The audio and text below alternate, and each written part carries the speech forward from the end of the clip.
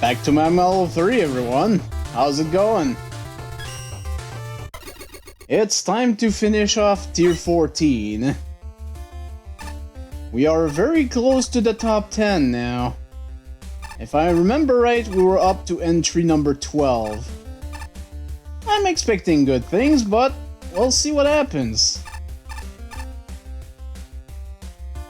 For the moment, I am... Jamaica, Jamaica, oi oi oi, Jamaica. What the frish? Anyways, for now I'm alone. I don't know if anyone else will show up, but... I mean, the channel's open, so whatever. Okay, so wide open. You know, like it's wide open, but it's Joe's. I'm guessing that's the joke. By Quentin. Score 79.40. 76, 77, 75, 93, 76. We've got 1 element, 4 tokens. Let's do this. And we've already got a path towards one of them. What's this all about? Q. Mr. Q. Who is Mr. Q? Note from site director. The organizers have labeled Project America as a failure and are shutting it down. Due to this site is to be immediately abandoned. Please be considerate and do not steal any valuables. Instead, return them to their rightful owners. Yours truly, Mr. Q.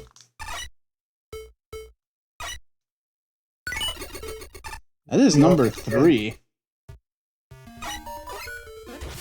Oh, and there is something else here. Also, hi, Mr. Q. Mr. Q. Yeah, I don't know what's up with Mr. Q. Oh, we've got new Joes here. Oh, Unshielded Joes. I got pulled in. Oh, hey. I've been dragged into this. Ah, yes. You missed a lot of new lore about Iceman. Oh boy, okay. Hello, everybody.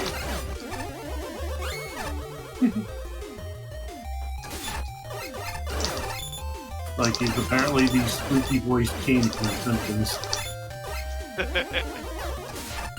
Hey, sometimes I can get my voice not to crack. Ah, there's a regular Joe, but he doesn't have a shield. And he apparently doesn't know that there's an Australia. I'm still in shock. I mean, Opie doesn't know that Saskatchewan is a province or whatever. Yep. What's a province?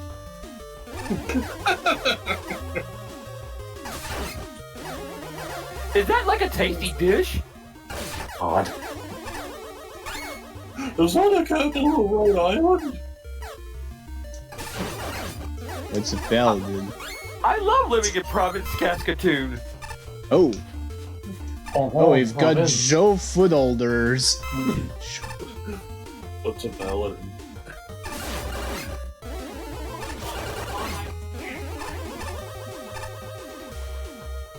And of course, the plushie is a thing of beauty. The only thing that can make it better is the Sprite comic Megaman costume. Yeah, unfortunately, the thing is, there's not one made specifically for Megaman 3 yet. So, I imported it from Megaman 2, but obviously a lot of the sprites are broken, as they're missing. Oh, jeez. I'm sorry, but not having it complete for this game is a crime against humanity. Although, what the fuck, Mega Man?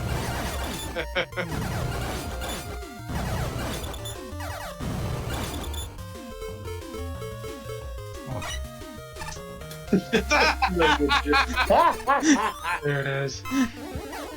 I mean, it's a thing of beauty. What the hell was that?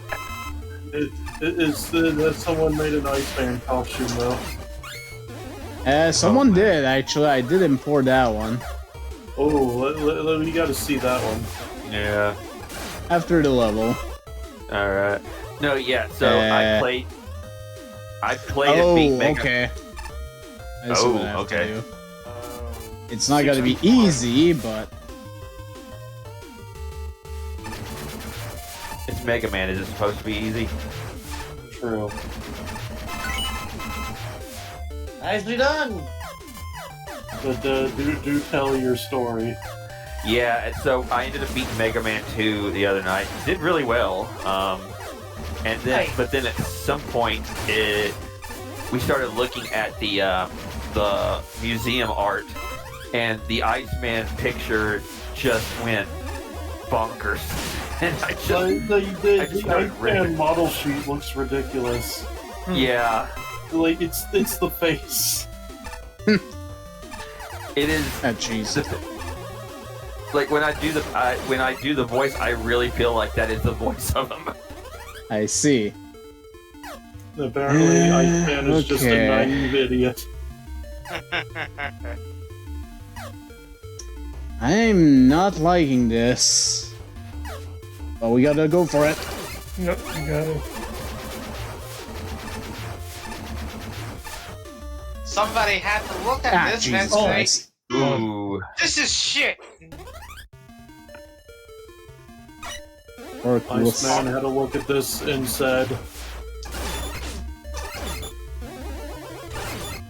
I'm noticing the shield attackers are also Joes. Iceman had a look at this and said, Oh, look at the pretty stars! I see the North Star! It's to the south right now. just like Australia. I still don't believe you. How about New Zealand then? There's a new one?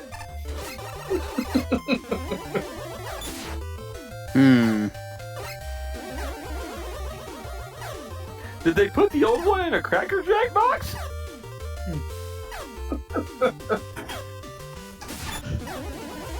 Does Iceman know where Saskatchewan is? I mean, he doesn't even know what a province is, so... Yeah, I know. Gotcha. It's near Vatican City, right?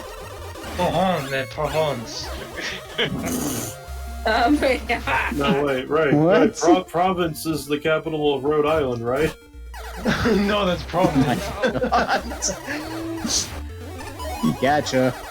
Have you been to Providence, Nova Scotia? Oh god. I mean, it is a province. Providence, Nova Scotia. It is a province, I'll give it that, yes.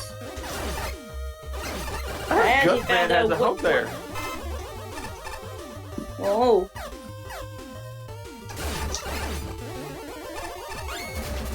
What the most dangerous city of Canada is. Okay. Next token over here. Road is land. Okay.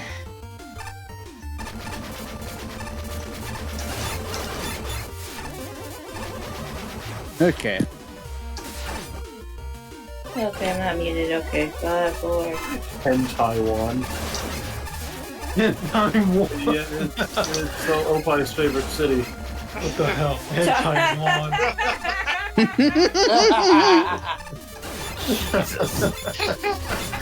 No! Oh, no. I was there for the Level. Hentai War. I was pretty close too. That's unfortunate. The Hentai Oh, yeah. War? And I Speaking was of- there. Did nobody see that Date Everything trailer yet? Date everything. It's literally a game that's coming out, like, Yeah, from It's Team somebody- 17. I've never heard of that. Yeah, Okay, because the the game game's where not literally out you- yet. it's not out yet, but it's being made by these, literally a gaming studio made by voice actors, but that's not the why I mention it.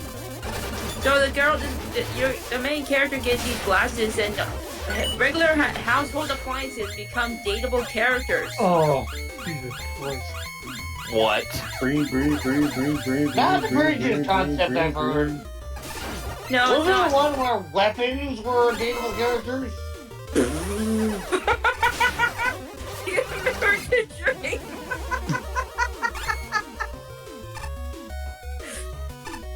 I'm gonna date a stapler. Like, I think some of the options Why that is called- this man dating a stapler? like some of the options was literally like a stapler. yeah.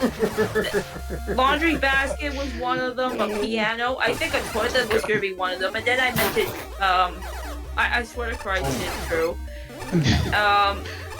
And I'm thinking through it, I'm like, wait a minute, isn't there another special kind of appliance that could be in this Oh god. Like, Opie, imagine that voice coming out of this face. Oh, did you come? Oh.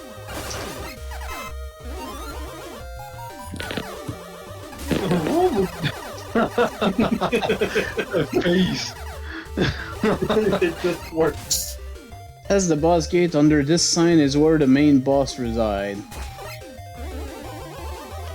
He didn't use a period. I'm taking I feel like Fair that should warning. be. I feel The like next that should be screen pass, an the emote. sign does not host the main boss, but instead an extra boss I added for fun that just rewards you with a token when you beat it. I mean, it's already IceTwister's icon. I thought Yeah, it that should got be an changed last emote night. Somewhere. Fucking that fit. Oh, goody.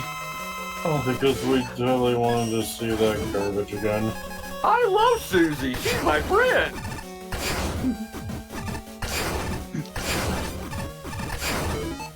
oh jeez. I met her in Providence, South Dakota. South Dakota? What? Yeah. South Dakota. You can't help where people live. I guess not. Before any of you judges say anything, this level was not meant to pander to Flashman, since I was planning this level before I even knew Flashman was a judge. No, this teleporter will teleport you directly into the boss room, not the room before it, because hacky solutions to annoying bugs are the way of life. Okay, if you're telling somebody that you're not trying to pander to somebody, that's a bit suspicious. The flag is red. Really, really red.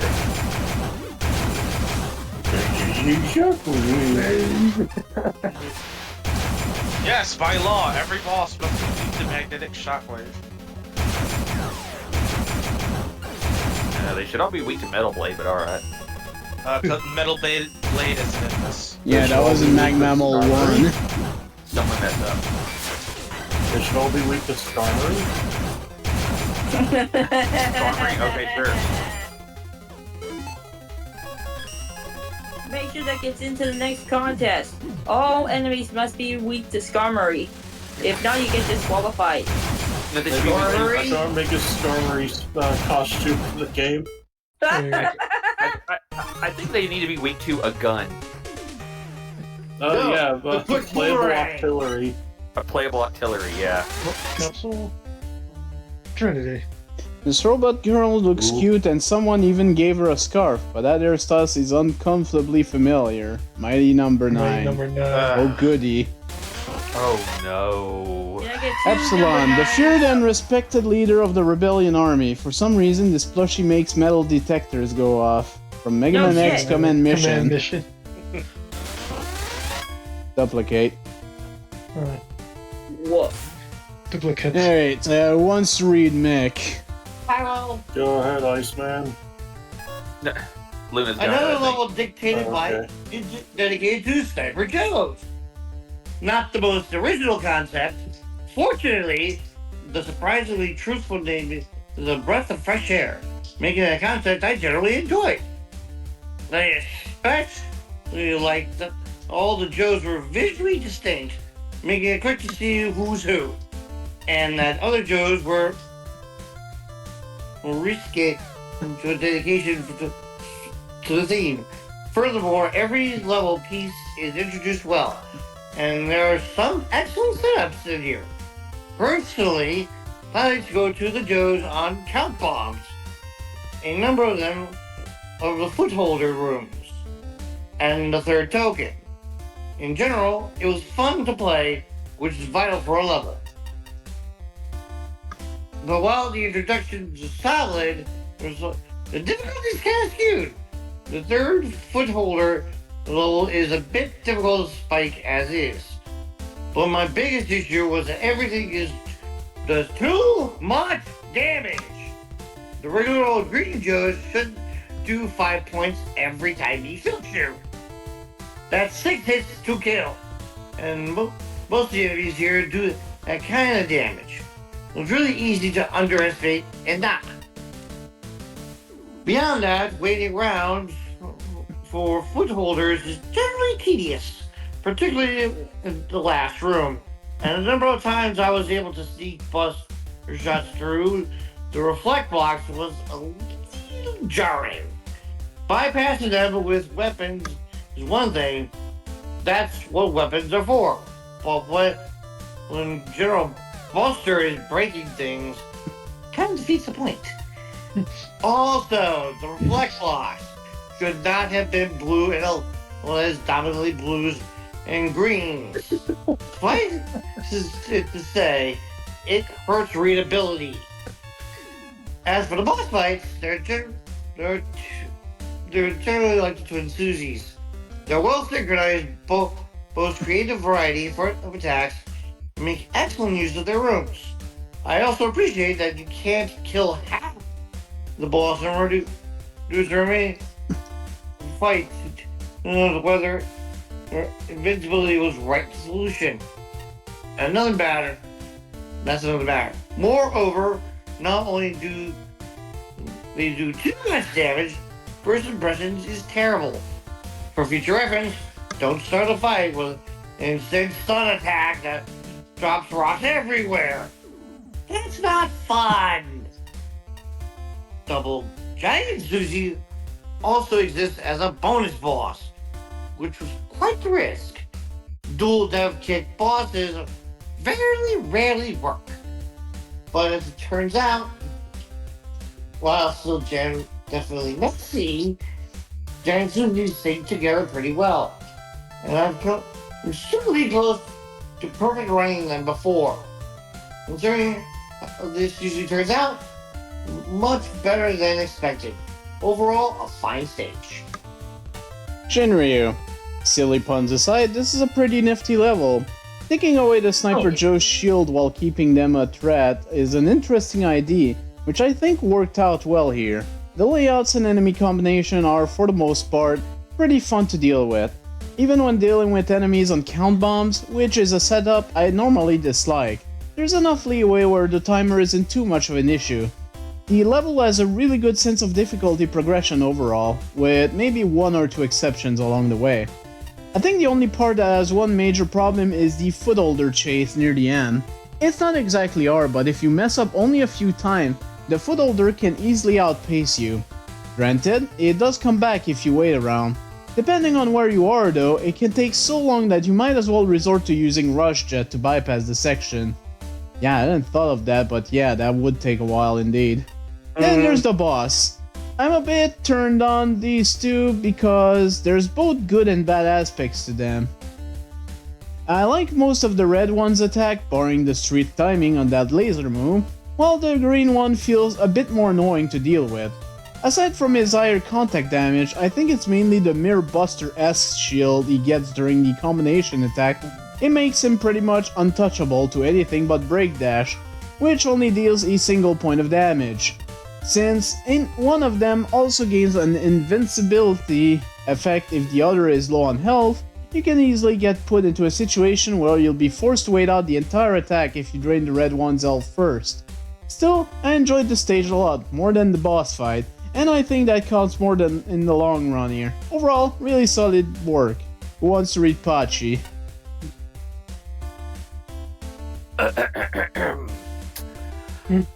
An army of one!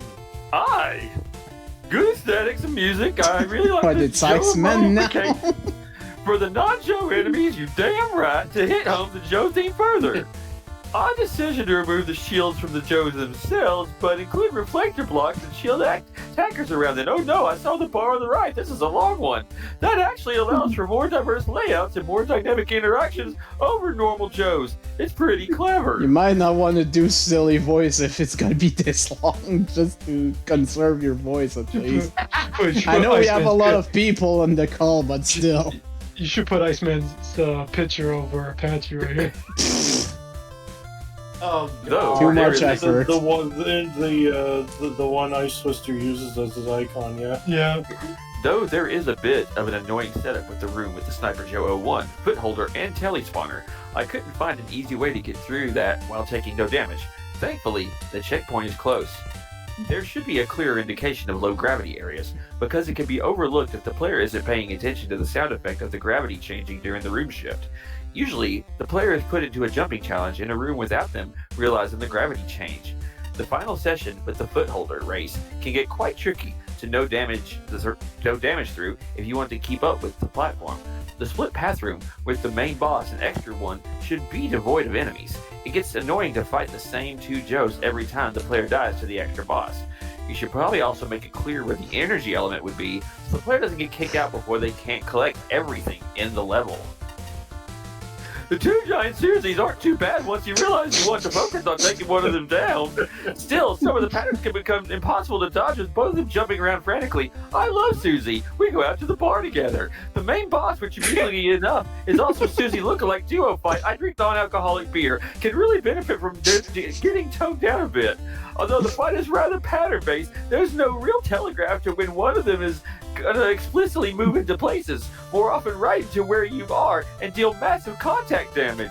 The following rock attack is especially compared to Megaman, that asshole, getting stunned indefinitely during it. You have to pray that none of the rocks are going to spawn. I love that movie on top of you.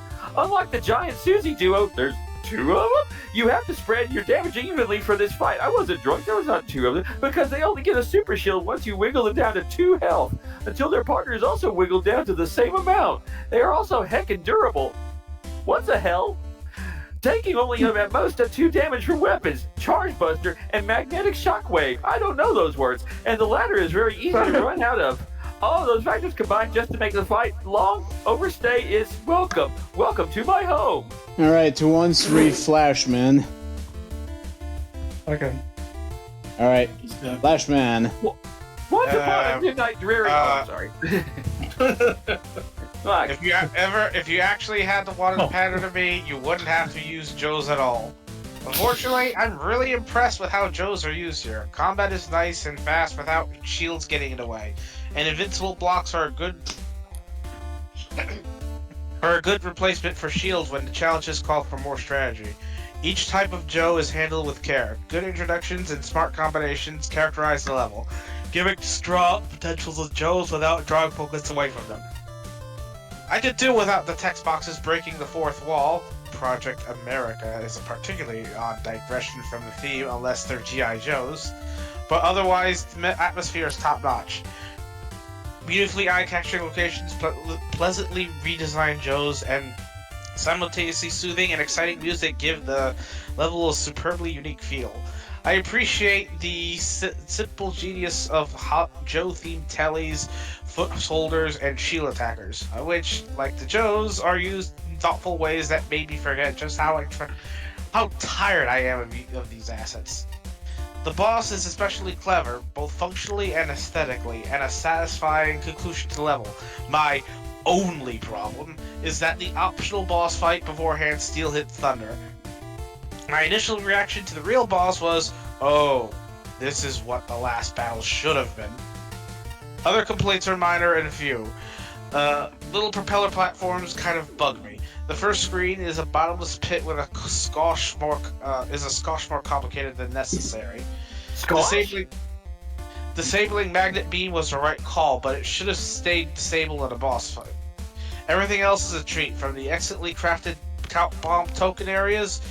The second one is awesome. To the final perfectly paced final stretch. If I ever had a lapse in dungeon large enough to make Here We Joe Again, a completely unnecessary sequel to Oh Joe's, I only hope that it turns out as well as this level. And a Spark. What a surprise! A fun Sniper Joe level. This level has a lot going for it. Very creative setup with generic gimmicks and enemies, and very much has its own identity behind it.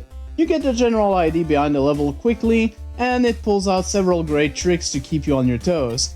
I thought there were a few rough edges that need to be pointed out though. The portions where you're chasing after a footholder, if you fall behind, you're either waiting a long time for it to reset, or you're using weapons, which is a bit irritating. Finally, there's the bosses. I wasn't a fan of the optional one, as it seemed a bit lazy and ill thought out.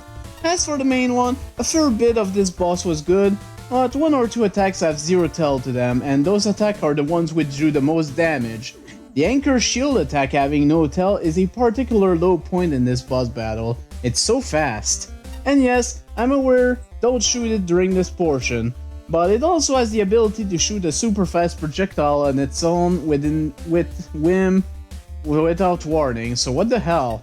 I also didn't appreciate how if you lower one of the pair's HP, it turns invincible.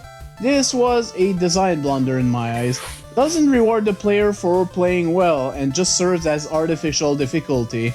Had these two things not been, well, things, I'd love this boss, but as it stands, I don't. Bosses aside, this level was great. I did really enjoy this one. Good job. Yeah, honestly, my only real complaint with this level, surprisingly, was just that final boss. I didn't even have a problem with the dual giant Susies one. Like, yeah, I came in with low HP, but it's manageable. That final boss takes too little damage, and yeah, does too much damage.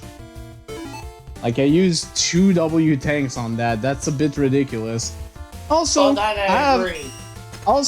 have more than 30 tokens, so it's time to get that final item before we go do a change of costume. Alright. Also, Princess is gone.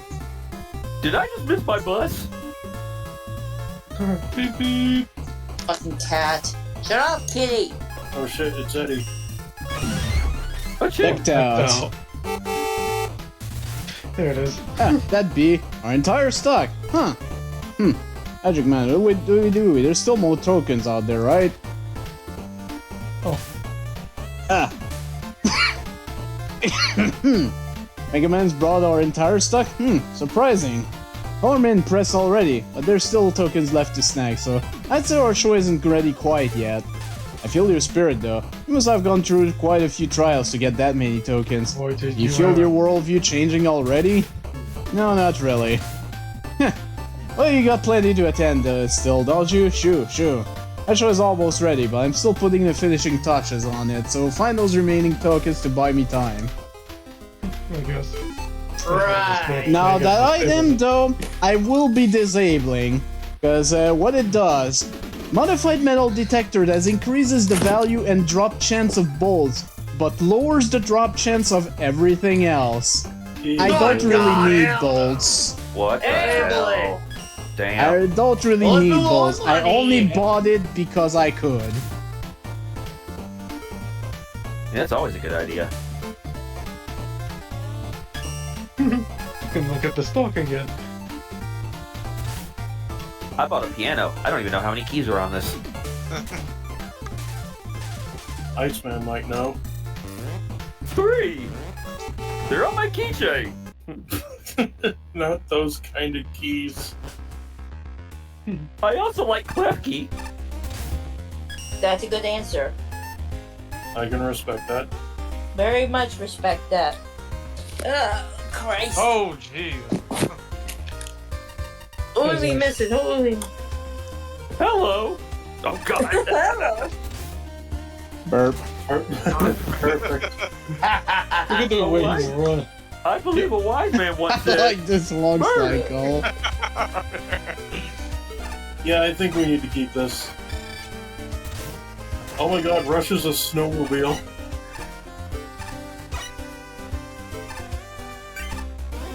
Good boy.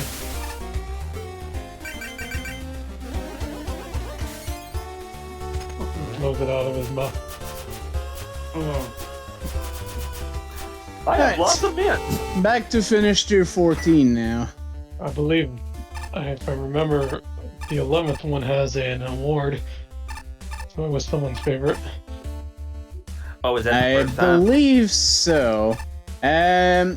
Actually, I think we've seen all 3 of Flashman's favorite.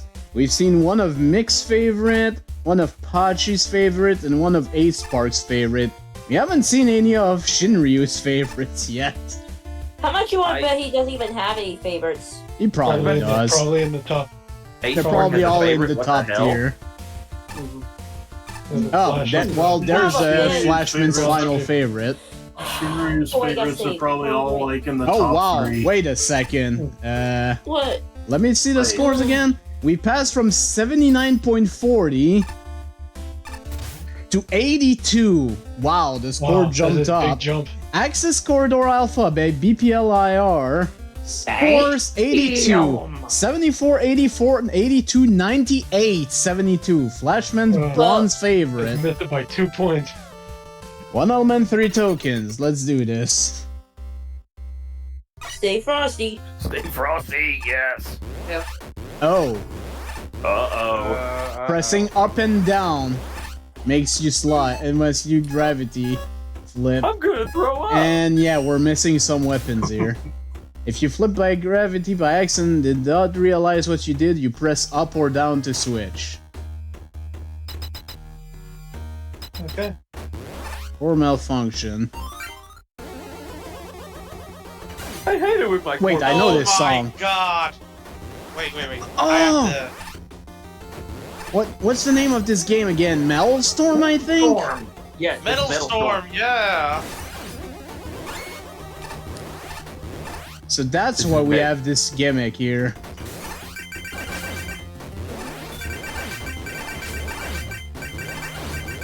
Yeah, the VVVVV before VVVVV.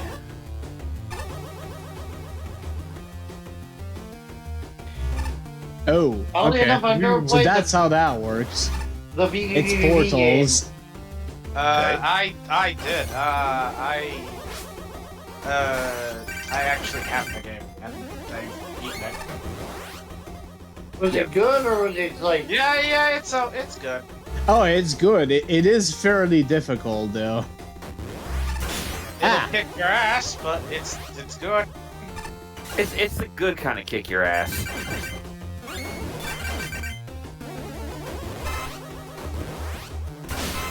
Oops. Oops. Oh. Oh. Okay, I did not notice that was a spike there. Stay frosty. Also, I am very proud that I have the Super Gravitron 1 minute achievement, which is like one of the rarest achievements on Steam. Ooh. I can imagine. What? Super Gravitron 1 minute. It's an achievement in VVVVV. Yeah, Nice. For doing surviving the Super Gravitron for 1 minute, which is really fucking hard. It is. Yes, and I got the 1 minute achievement, which is like one of the rarest achievements on Steam. Heck, Holy just doing the fuck. regular Gravitron during the main game is rough. Yeah, it's insane. I think I lasted maybe 17 seconds on that thing. So yeah.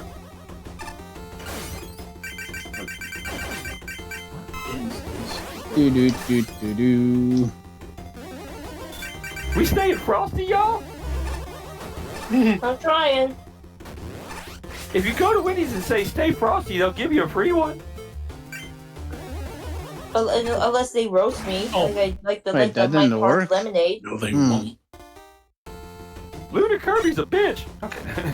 Oh, excuse me. No, you said it was a Wendy's roast joke. We were talking about that earlier. It was fun. Yeah. I didn't mean to be that. No, you're okay, dude. It was Iceman that's the dick. So you're fine. Oh, okay. Yeah, you're fine. Like Why can't we be friends? well, if you take it back, I take it back. what was I gonna say? Yeah, so every year Wendy's roasts a bunch of people, and one of them was Mike's lemonade or whatever, and the Wendy's calls it the worst tasting yellow sub drink still or whatever, worst tasting yellow liquid. Yeah. You You sent me that picture. I did. That was kind of fun. I know there was a video I watched it a while back. I can't find it. I have to figure out where that video is because there's a lot more of them that are hilarious. Yeah. Still the worst tasting yellow liquid. Hashtag National Roast Day. Yeah. Yeah. I actually don't think Mike's Hard Lemonade's bad, but it can't maybe. Yeah. That's a joke. Yeah. That's the joke.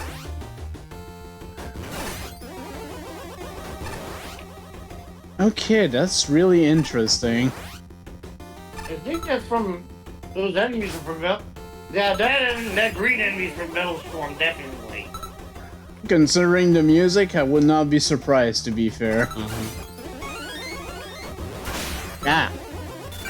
Yeah, Metal Storm seems to be one of those things where people who play Metal Storm really love Metal Storm.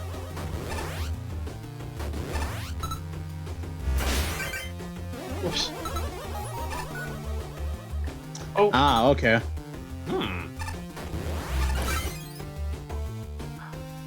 Oh, I like that.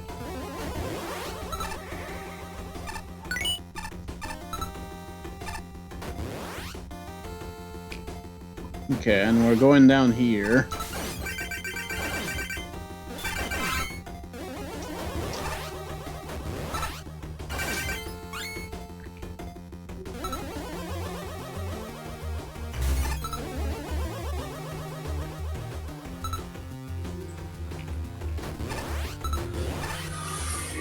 That fire. Okay. Oh. Just Okay, do yeah, there it this. It's really becoming a puzzle.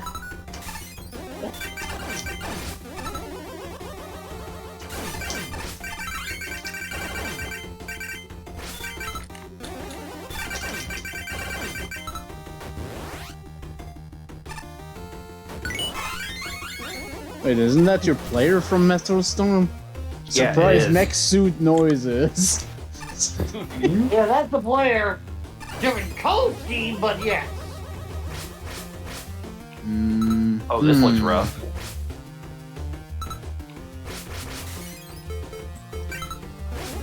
Looks tricky. Thank you, iframes. Yeah, I love Break Dash, or in this case, it's equivalent to Castle Rush. That's it. Not a bad stage. I really enjoyed this. That was good. Yeah. Let's see the Now boss here. now. And this is one of the bosses. Oh, I remember Oh, this. jeez. Oh, bullshit! Oh, Fucking 4 of these. What, 4 health bars? Holy No. mother. now I remember Right. what this game is. Well, Watching Reno play this game. Oh, he did? I didn't remember that. I believe so, yeah. why must I suffer like this? And each form has its own attack. I remember it was hell for him. I mean, Oh. it's a really difficult game. And of course, you die in Yeah. one hit.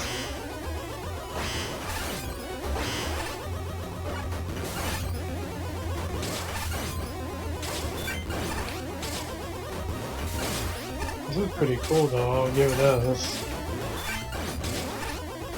Open this up Honestly, and he build does. it.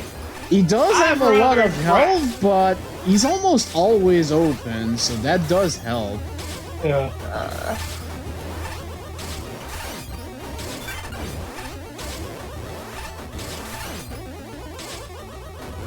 He seems the right amount of fair. Whoa. Oh, now he switches out. Oh. Yeah, he switches them all now. That's what he does in Battle Storm. You can't hit him while he's switching. Yeah, he's got shields up. He's got shields up on Switch.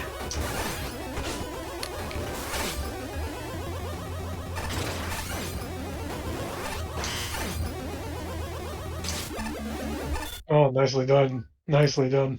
That was a really nice fight. I didn't even mind that it had so much health. Jeez. Yeah, the first time we looked at those health bars, we were like, oh my god. Yeah, I was like, oh boy, this is gonna be Oh, kind of a okay. thing. Duplicate. To be Oh my fair, God, that face. yeah, it is kind of thing of beauty. No, it should be the face he has, IceTwister as his avatar. Where the hell am I? And where did I get $20? I'm up to 401 of these plushies now. Oh, also I see one of the crabs up here. No offense, but I refuse to appear in your little marine companion. I don't want my data going public. You want something to catch? Look for something with an aquatic name. Something blue. Anything that ain't me. Alright, so let's have the commentary for Access Corridor Alpha, starting with Mick, who wants to read. I can do it. Yeah, I recognize these visuals. Alright, we're too slow. Okay. I know. Fine. Complete with at-will gravity swapping. concerning Gravity Man happened, it's not that unfitting. And with G-Rev system handles like a dream. The introduction is excellent, quickly explaining everything you need to know, and the level keeps things fresh with a small variety of gimmicks and obstacles. Particular props go to the screen warps that they're excellent ways to give or use from the level space, as well as avoid problems that would have with ladders. Sadly, the enemies drop the ball. Not because they're bad enemies. There's some real clever placements in the first walkers, the gimmick type enemies, the fire crabs and the green rail boss were outright excellent. However, the majority of enemies might as well just target especially the wheels. Getting around them can be slightly tricky at first, but they all die to charge shots. As a result, once I understood the kick, none of the outright enemies were threats. Heck, I didn't even notice walker robots got cannons. They just weren't as important as the green machines on the walls. The end result can be dull once the novelty wears off. But at the same time, it can be a relaxing way to unwind after a frustrating experience. That said, there's one section that's slightly not relaxing. Atlantis, the boss, is a significant expansion from the original. For better or for worse, the core issues that with the fight is its length.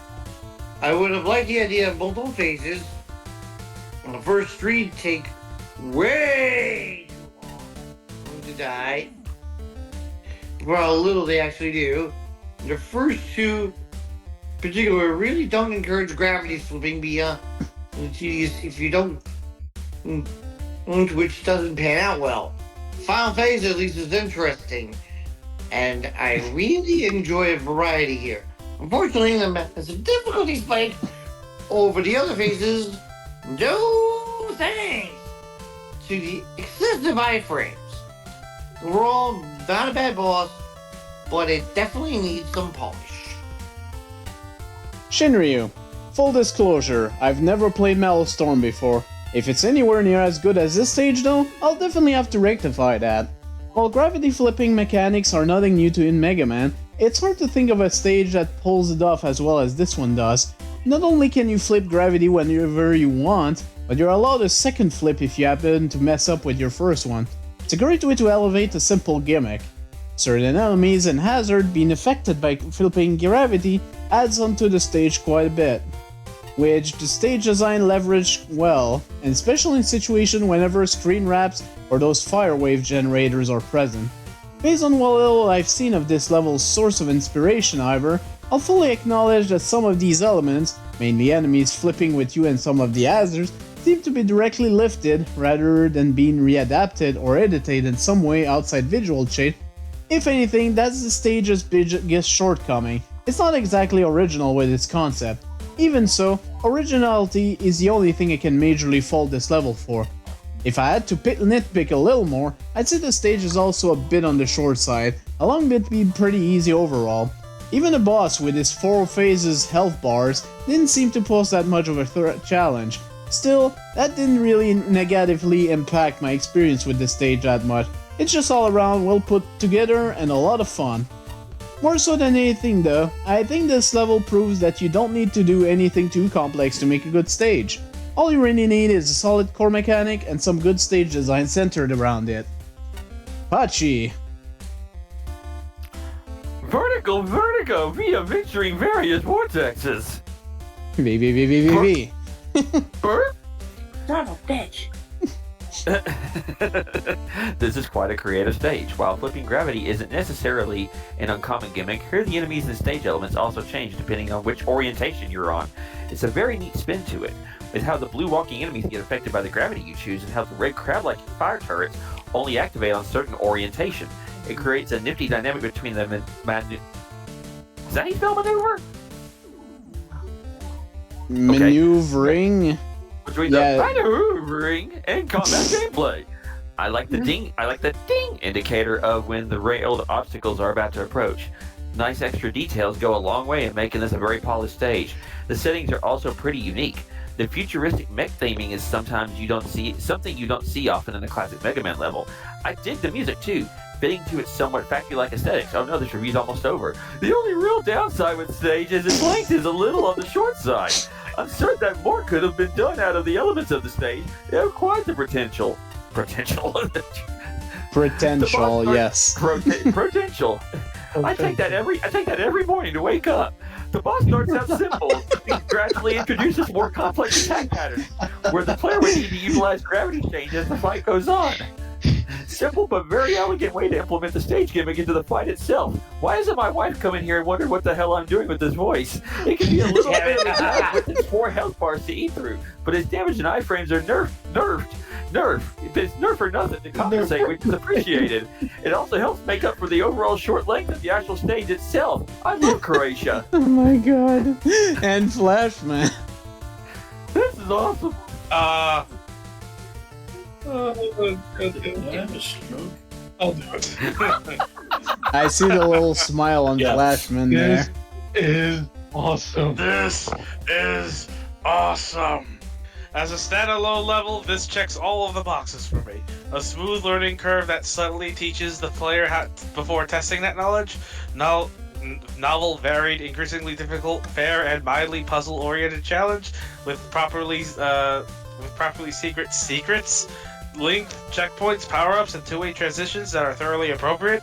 A boss with the right amount of health bars for trying what it's to accomplish. Check, and check-a-rooney. As a crossover level, this rocks my sockets. Metal Storm was the first game to satisfy the gravity-flipping hunger I had after playing Mega Man 5.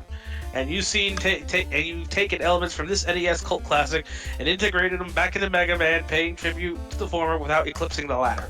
For me, the balance is absolutely perfect.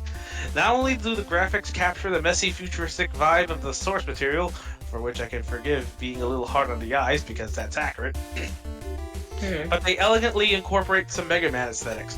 The enemy designs are outstanding in this regard. Similarly, the music sounds just Metal Storm, but cleaned up to feel at home in a Mega Man game. For once, I am completely on board with the weapon lockouts. They ensure the main gimmick is always relevant, and I appreciate that you've shown up front what you can and cannot use. The only faults I have that I find are technical ones. Boss projectiles should ideally disappear when the boss dies. If you time it right, and you can flip yourself onto the floor or cause line-guided enemies to fall off screen when they spawn. I am obligated to report these issues. I am not obligated to care about them. Seriously, thank you. I love Good that. for you. Seriously, thank you for making this level. Leaders from the Earth Nation will now bestow you upon a reward greater than any medal and more valuable than all the gold known to man. You've earned 11th place in Mag Member 3.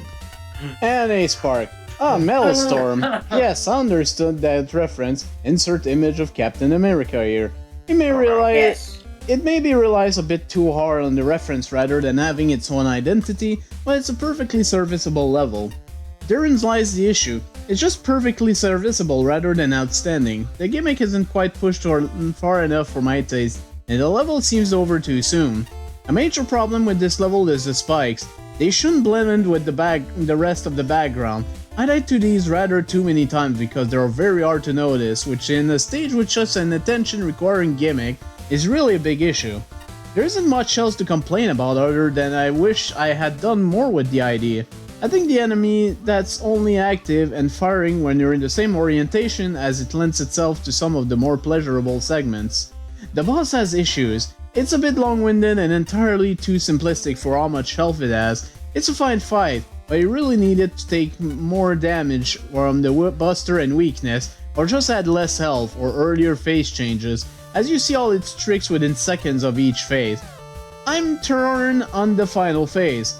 I like the hectic nature of it, but the fact it's immune to damage during transition is pretty irritating. You can eventually get the timing down, but it does cause the final phase to arbitrarily take longer than the rest. If the health management had been more streamlined in the earlier phases, this could have ended up a real top tier boss. Shame. Tokens were sneaky, but not unreasonable, so hi M308. This stage was kind of amazing. It was good. I have never played Metal Storm in full because I fucking suck at it, but yeah, it looks like a great game. And yeah, again, if the rest of the game is like this, maybe I'll try to get through all of it.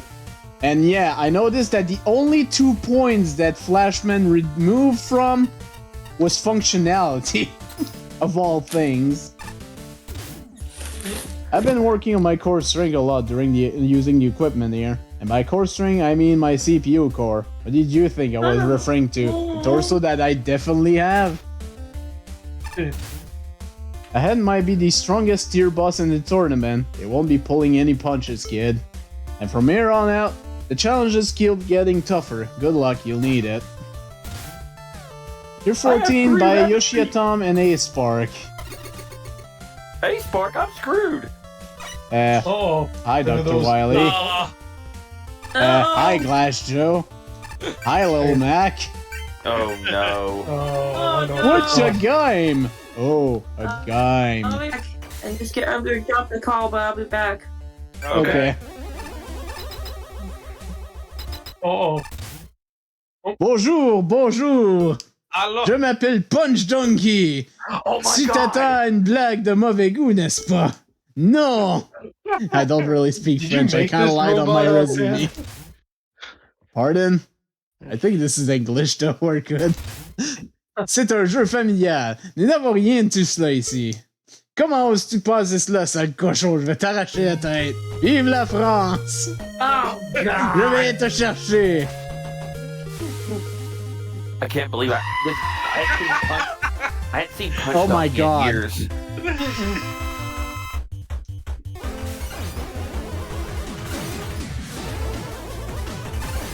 Dude.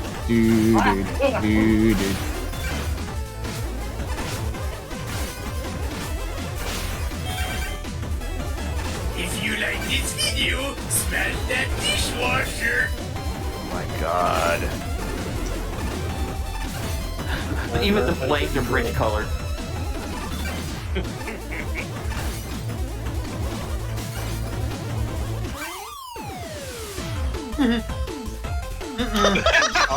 Oh, no way. No way. What the hell is he doing here?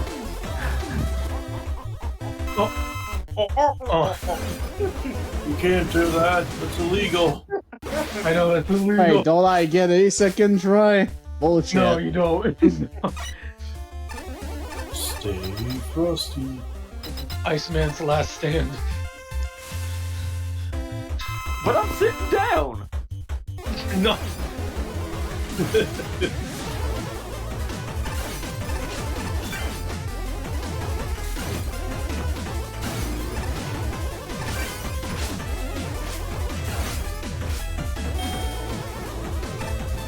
Punch Donkey is literally an old something awful joke, and it's become this now.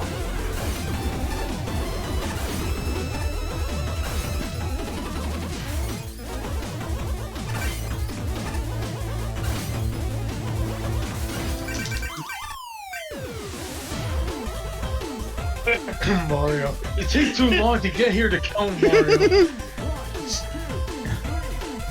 Can you hurry it up? I gotta go eat.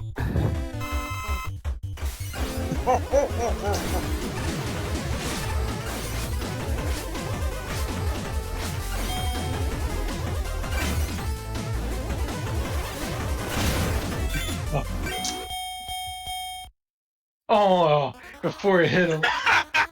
Ils sont fous, ces Oh my robots. God. Item Eddie Bounce Pad completed. Get your weapons ready. Oh my God, look at this shit. Oh my god, look at Doc Lewis. What was he doing in the air? Uh-oh. Oh. Oh my god. My God.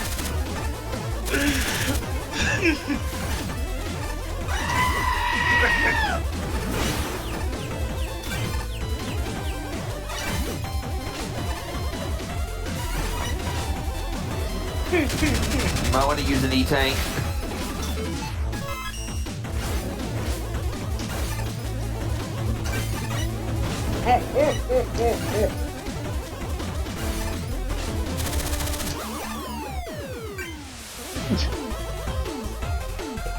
Oh, he's Oops, small. no, he's small. Hey, no, it's DKO, come on. Who put Mario in the dryer? Yeah. There you go. Nice. Well, okay then. That was awesome. That was good. Hey, Proto Man. Certain notorious gang use this gym as a hideout, but not every member is cut out for that life. Oh, Lilux seems to earn some money for a new life, and they have a special card to sell. Yeah, I've already gotten that. Okay, so the tier is complete.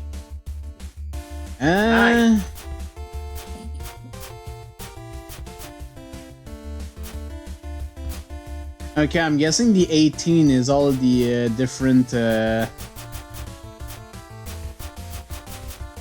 what's it called? The different items you could unlock from Magic Man. Well, the Tier 15 Festival, the cream of the crop. Time to conquer the festival. I'm jumping in this shit. Costume you're wearing. I didn't see it for sale at the shop. Did you bring it from home? Oh dear, oh dear. Means we don't have your measurement on file. Some accessories here might not fit right. It's fine, it's fine. Wearing a hat on your neck will be the next big fashion trend, I know it. Why did the payroll department ask me to keep track of who we hired as tier bosses? Shouldn't they know? I'm out here looking for tier boss teleporters, but this tier doesn't even have one. Heck, I can't even tell who's a tier boss when there is a teleporter. I'm just going to make up names. Oh no. Oh hey, Glassman. With grit, with determination, you're a true champion. Enjoy your visit to the top tier. I still get residual from appearing in a popular simulation a while back, so I'm kind of obligated to be here. Sorry being the first. Yeah, a reminder, in Magma Mold 1, this level Glassman was the first one. You guessed it, this is an express ride to first place. You gotta check out the other simulations too, they're all awesome. Who is Super Danny? I did remember something though. Let's briefly go back to the casino. Now we've beaten all the tier bosses. We should all be here. Flashing lights, prizes, spectacle. The only thing in this casino is missing is candy machines, and I'll be set for life. I saw that one of the machines has a game sphere as a potential prize. I have to win it. It was rough trying to get in here. They thought I was a kid in a costume. Can you believe that? What, do you think it's Halloween? I came here to gamble. I just so happened to look incredibly cool on top of that.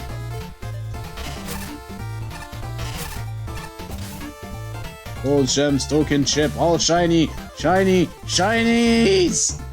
You want some precious shinies? Diarn! You need a mechanic? The sound you're making does not have a good ring to it. Leverman. I'd sent my application in to be a bouncer for this place, but they rejected me. Wanna know why? They said the bouncer bought had more charm. And when did charm matter for being a bodyguard? Look at me. I could rush through him in a millisecond if it became necessary. What's a bounder gonna do? Bound at you? Today's episode, we're testing if losing a game of chance 100 times in a row means you win big game next time. As soon as Duster Yeneman stops messing up on the setup anyway. First you won after 31 game, then 72, then 45. Oh my god. Come on, 94 losses in a row, just a few more. No, I hit the jackpot! Why does random chance have to be so unpredictable? Because it is. Hey, cheat man. The indignity of it all. What's a cheat man supposed to do in times like this? With Eddie overtaking the cheats business, there's nothing left for little old me to give to you. I like you, you know? It's a real shame. You're a fun partner and bullying target. But in the meantime, I'll just hack the casino machines to see how long it takes for them to notice. Repairman, it's you again. At least give me some space to deal with these slot machines I've been called in to fix, would you? I've only got the bright idea to stuff tokens instead of bolt into it, and now the internals are completely jammed. I can tell this will be a stubborn one. It's going to take more than just throwing repair blasts at it until it's fixed. Oh god. Huh? That's odd. The scanners are telling me that this bumper thing is organic. They grow here? Is this a weird plan? Maybe it's photosynthesizing right now and I'm bordering it. Kinda looks familiar too, but I should probably just leave it alone. Control man. I was curious after a fight and came here to see what else I could interface with. Found out the hard way though. That Magic Man was prepared. Everything here has an EM shield blocking signal. Hopefully no one else catches on. Can't exactly be Control Man if I got nothing to control. What's photosynthesizing? Bond man. Between you and me, I'm on a secret mission to take this establishment down. I'm in the information collecting phase right now. Getting dirt, hearing whispers of high places. And once I make my move, you'd best get out of here. It might get violent. An all-out Casino Royale. Oh god. Mirage Man. If it isn't Megaman, I have to take you again. I can see many of the other tournament participants were interested in pep talk. No problem. I'm glad I could honestly perk you up, honestly. I'd be surprised how many people just decide not to listen to me. It's frustrating. I can relate to that, but no matter. My job will be finished soon. Then I can get back to my usual tricks. Perhaps I should trick someone else into hosting a costume party. And then I can finally enter and win. Haha! Choice Man. I heard a lot about this establishment, and after making the trip here, I must say, I think if this place was under my management, it would be a far superior place. Like, please, did I kill them to add some gold flourishes here or there? Wee! I love being the roulette wheel, this is the best day of my life! I like that. If it isn't Mega Man, I'm not surprised to see you here. Alright, didn't you say you were going to quit your job after we fought? Is that why you're at the casino instead of anywhere else? Well, I was thinking of going to a burger joint or something, but I heard a lot of people hang out here to blow off steam. I ain't sure if that's a good thing, but here I am anyways. Once this whole tournament blows over, I'll be looking for a new way to spend my time, but for now, if I blow a gasket, the worst thing that'll happen is that I get kicked out of a money-sucking palace. Replay, man. Ah, another stranger. Another opportunity to test out my ability. Prepare yourself for my ultimate attack. Ah! You're remembering all of my most embarrassing moments from your whole life now. You think about them all, don't you? They're torturing you, ripping you apart, replaying over and over. Tell me that you did think about them. Please, or this whole spiel will be pretty embarrassing. Saw, man. Places like this make me nauseous. Everything is so synthetic. A world of plasticine is depressing compared to some Mongol lumberjacking. You ever think about how often they clean the carpets here? Daily, I hope. Must get nasty. That man. I thought I could escape the paparazzi by blending in with the crowd here. But when you're as fearsome as I, it's difficult to escape the glances of the people. I can't imagine how pressure being a tournament finale is, however. As exposed as I feel right now, I can only imagine Cerberus Man has the same feeling tenfold. Soundman. I was skeptical that this place would live up to the rave concert, but I'm impressed. Flashing lights, spinning wheels, colorful passerbys, now this is a place that I can vibe with. You think the manager would allow me to do a set here? I think if you tried, you'd probably get thrown out. Either way, that or it'd be totally drowned out by all the electronic noises. Maybe you're right. I should head somewhere a little quieter, like a library or something. I'm sure they'd love a little bit of leveling up. I don't know about that. I heard that casinos were dangerous places, so I came here after I got knocked out of the tournament. This place is boring. Where's the action? The enemies? The explosions? All people do here is gamble.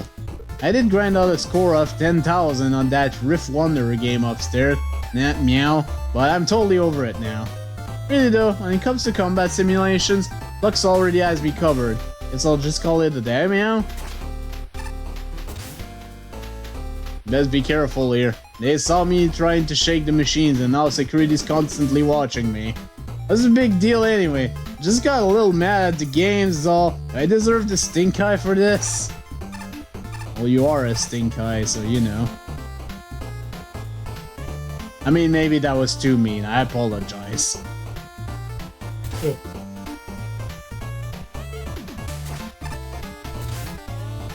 Hey, it's you, ain't it? The one that ruined me streak back in the sewer. Why, oughta. You're lucky I'm taking a break right now. I'd pound you in the carpet.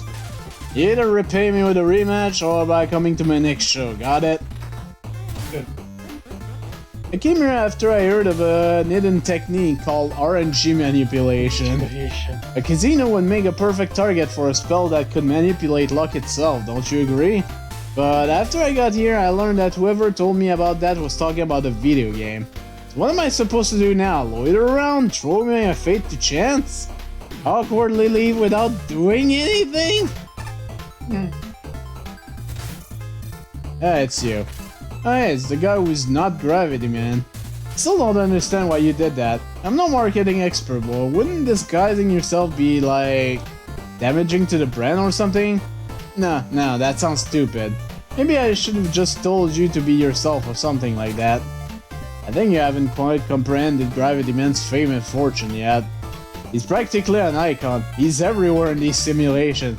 And you know what they say, imitation is the sincerest form of flattery. I think about it, I do see Gravity Man way too often. Maybe everyone just really likes flipping gravity or something. This is next level, the colors, the lights, the games, my sensors are going crazy. The only way this day could get any better is if people stop mistaking me for a stack of poker chips.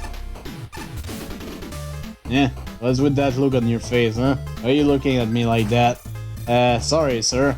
I just wasn't expecting someone so intimidating to be hanging around here. Are you just visiting to play the games, or...? No. I work here. Do you know my name, guy? Take a wild guess at what my job is.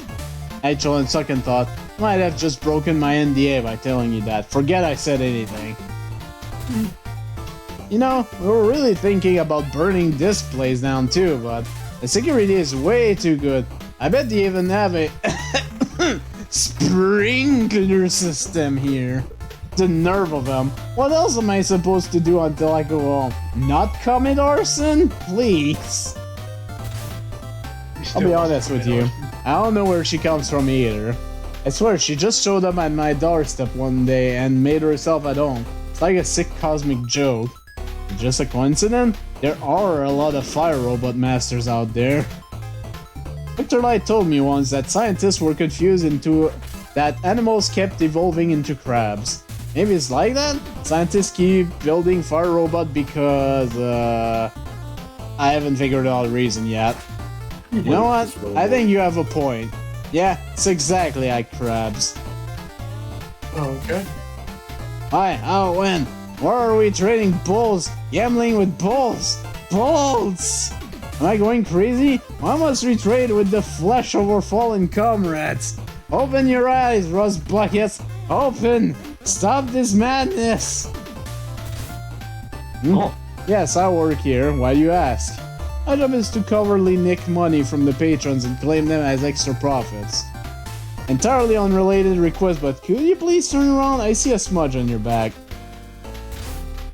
J'adore le solitaire! Of course. Oh, you got a costume. Yeah, I'm still aching after getting punched off that snake block by this stupid mule. I quit the referee job for a good reason. I know I should have said no to Will's offer. And again, maybe this is my comeuppance for dumping all those horses into pits. Oh my god, it's a Rauka reference. Leave Yoshi alone. Oh gosh. Dr. Vinegar? Vinegar. Don't worry, this plushie is 100% stable and won't explode if you punch it. Doing so only causes it to vocalize fun facts about condiments. Dr. Rockman Infinity.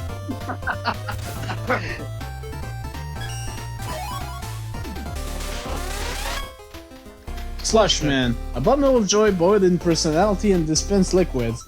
Perhaps a bit too cold to be hugged though. From Megaman 3. Hello, did I see something called vinegar? Yeah, Yes. Dr. Vinegar. Makerman comes with a large spool of ribbon to act as filament. Unfortunately, it can't print items for you. From Megaman 3.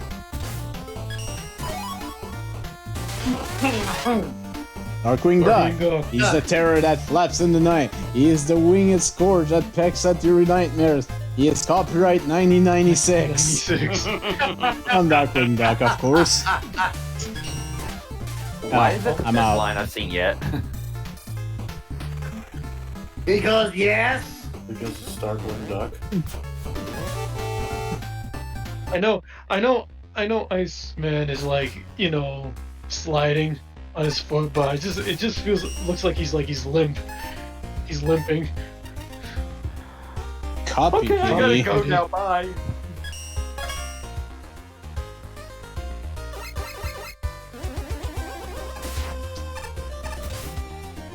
Helping people is my shtick. Find some other shtick, you reflective sheet of glass. Burp.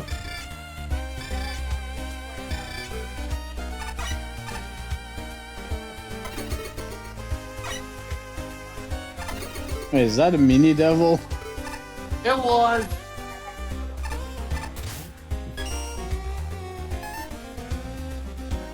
I think there's several left you can get. My wife just walked in wondering what the heck I was sounding like.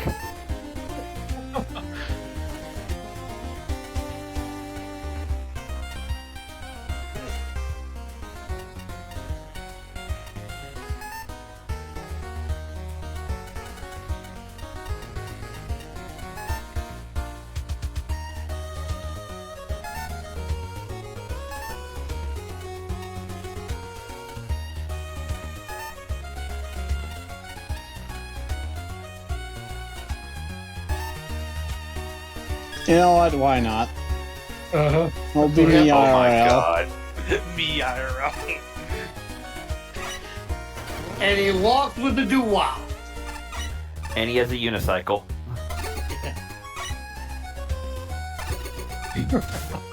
It's me. It's me. I'm pretty sure I've named a Pokemon that.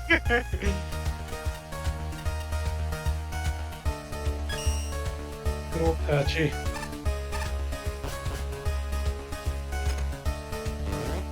Well, Patchy to the needs- final tier we go. Let's go, Patchy. Oh hey. This is dangerous. You can't breathe in space, that's why I wear a helmet. Wait, are you wearing a space grade helmet? I can't tell, but we can't take any chances. Come try my helmet on. Nothing will do you wrong. Oh, there you go. Huh. Don't worry about me, I'm holding my breath. I'm more worrying about you. I'm worrying about you'll make a mistake. You could crack your helmet. Spin too fast, push the whole thing, and the top comes off. Your tube could pop. The window could kaboom. I think if you spin. Oh,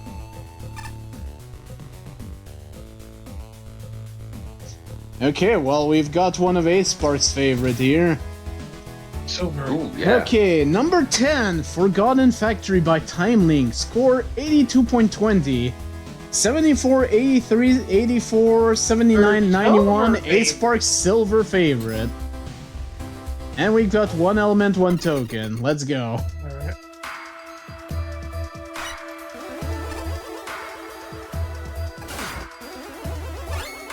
Welcome to the top 10. This is an interesting song. It sounds kind of like the factory in Donkey Kong Country a bit. For a second, I thought that's exactly what it was. Yeah, same.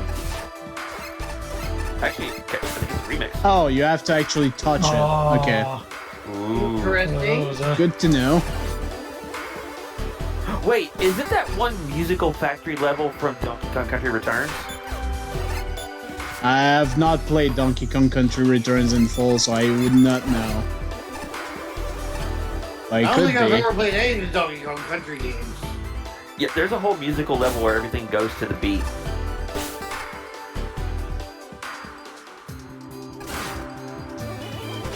Ah, damn it.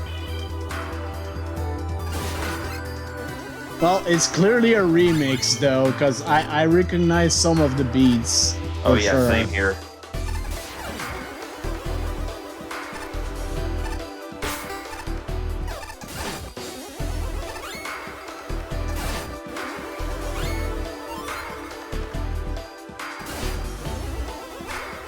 This will be fun.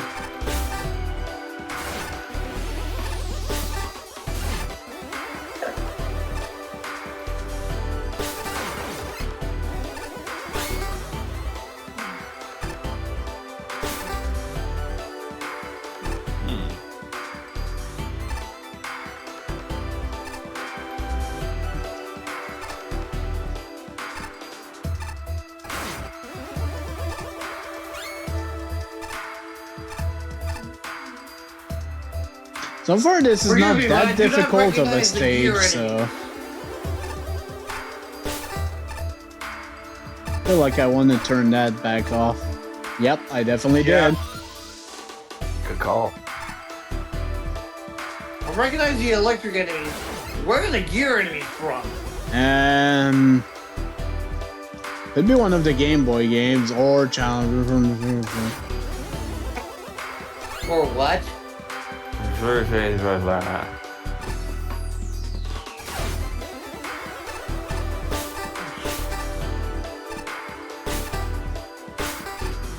Ooh.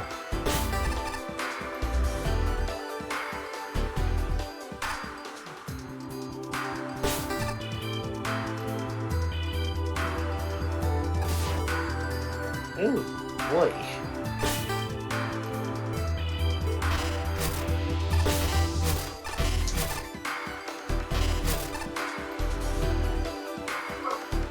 Maybe we're foil? What?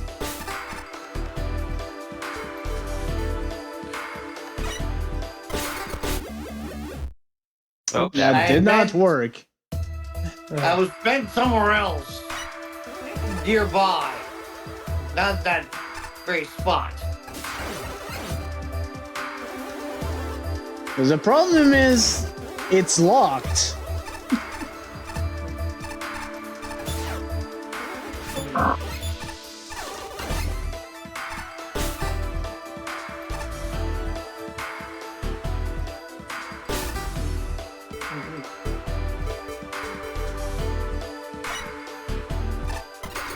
Yeah, like that. there you go. Okay, what's up here? There's the token. And it's coming towards you.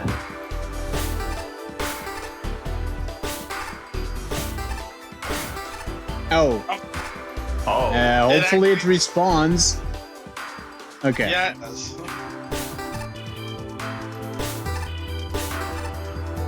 If it touches God damn any- it. I don't know if it touches anything. I won't find out like this. Let's see. Yes. Yep. So I did have to hurry up there.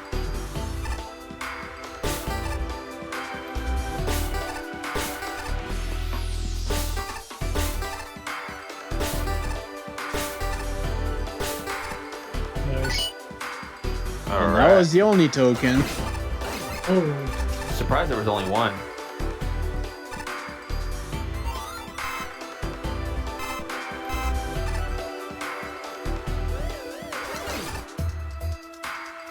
Oh, okay. I probably need to get caught, yeah. okay. it matters too much, but I want the money. No ghost, that's my money. My money! My money. And yes, Steel They did took tell my me that money. No ghost, that's my money. I only had $37.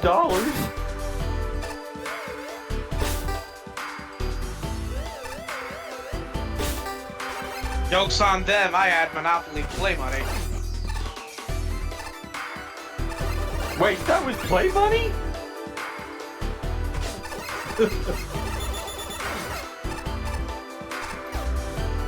No ghost, that's my money.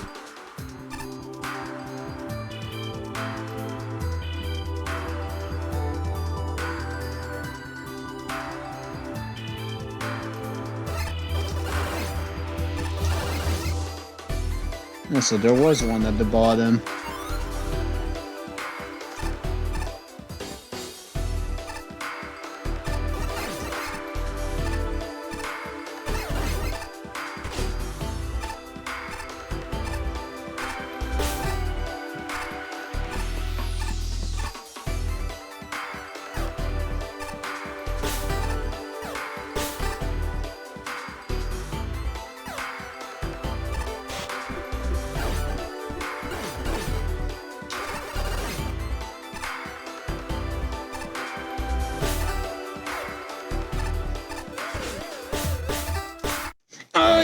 Oh, that's rough. That is mean. I kind of noticed that way too freaking late.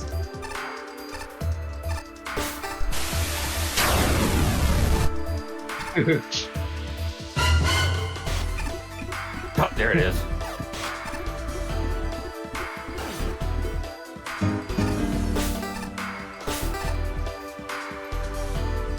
Just getting all the deaths out of the way, aren't we? Yeah, pretty much. Been a while since I used a soundboard. I couldn't remember which sound was the proper one to use. Oh. Oh. Oh. Oh! Ah. Uh-huh. Oh! That's mean! This just got bad real fast.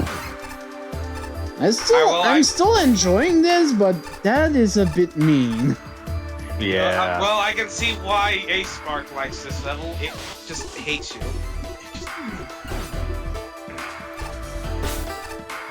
Crawling in my skin, the wounds will not heal. Here is how I fall!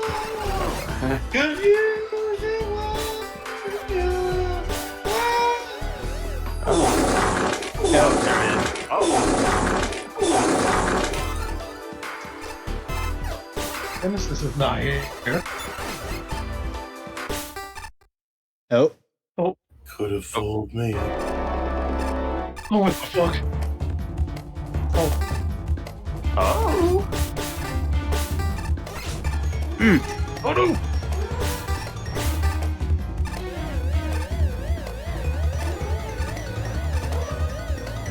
Now you don't need captured by him.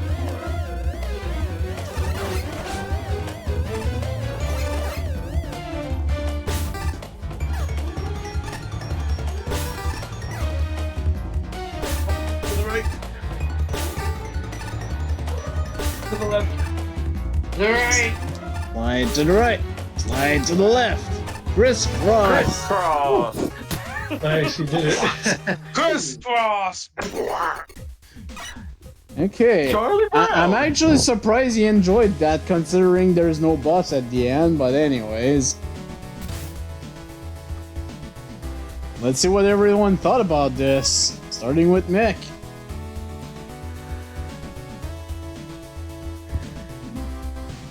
I wasn't expecting much from my first impression, but this level pleasantly surprised me. Most of this is owed to the main gimmick. Reminds me a lot of Colorman.exe's dungeon, which is a battle network, and I consider appealing. Simple concept, not a lot of wow factor.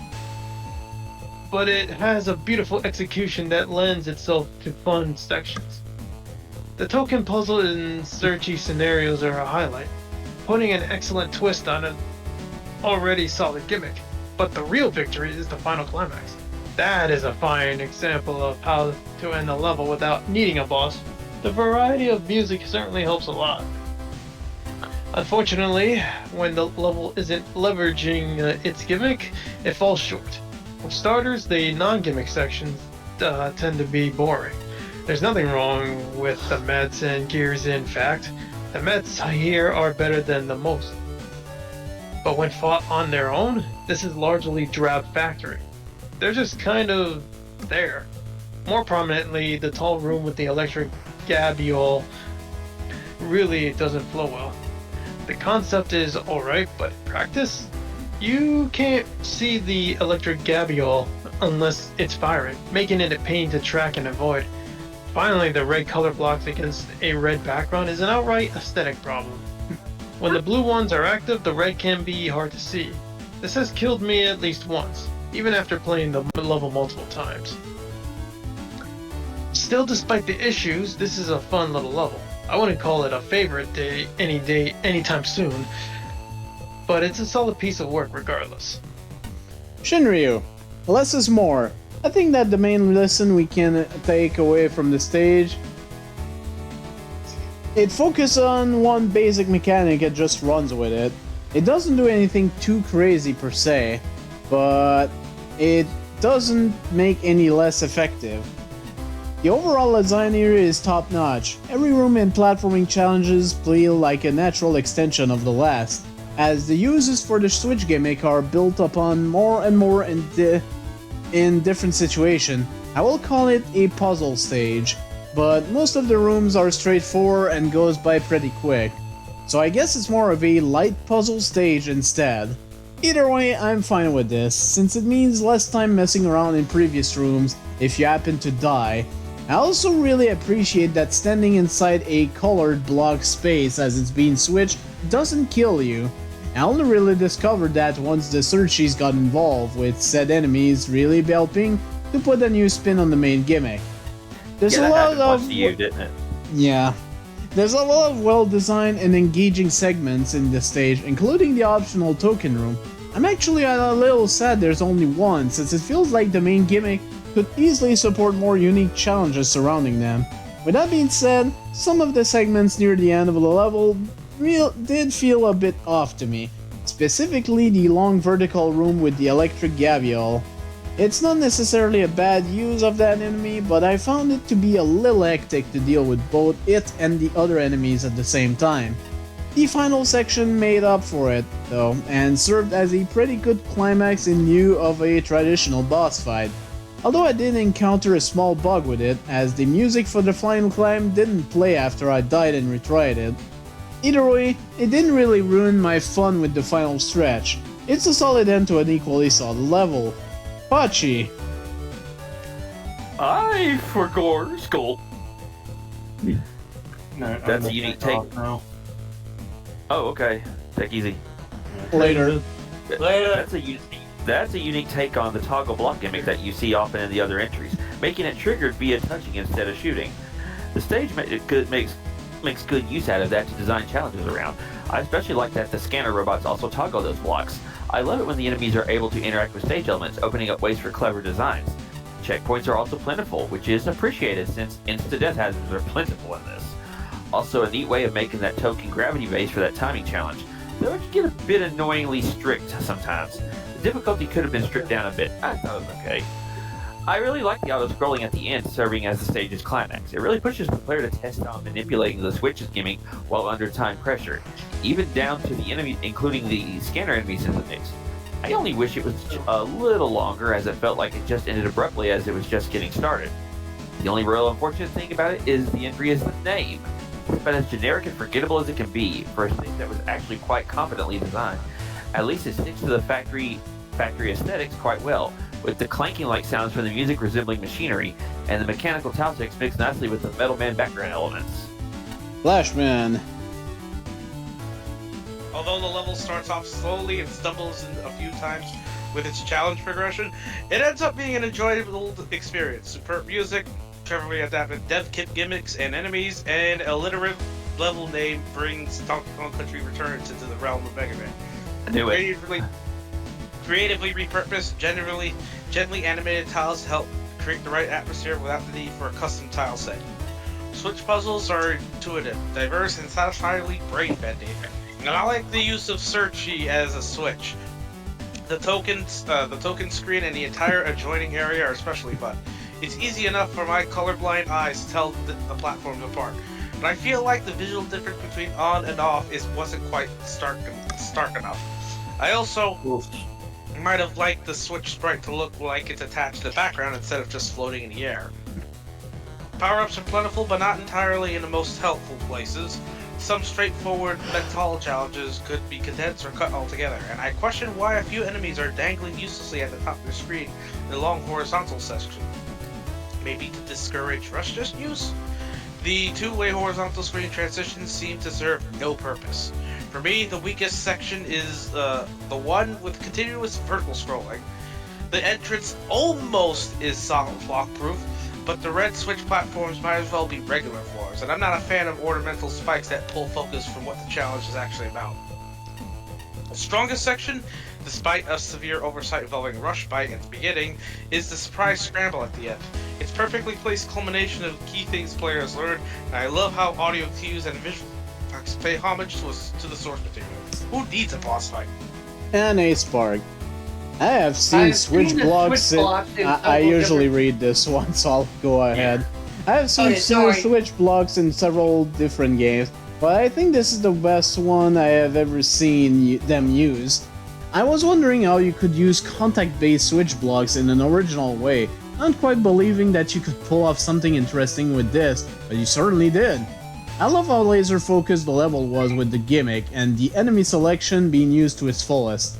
The checkpoint placement is ideal, as it can be quite easy to die from mistiming. I felt the difficulty progression was nearly perfect. It definitely got more interesting as the level went on and surprised me fairly often. The one token in the stage was a great timing challenge, and although easy to mess it up, it was also easy to reset. The main negative in the stage is that there's no real team and its aesthetic fairly generic. I would have loved a bit more personality to the stage. I did unfortunately encounter a soft lock due to how the blocks physics are handled, since they do not exist if they would appear on top of the player. It is possible to get yourself stuck in large chunks. This could have been fixed by shunting the player out of the blocks.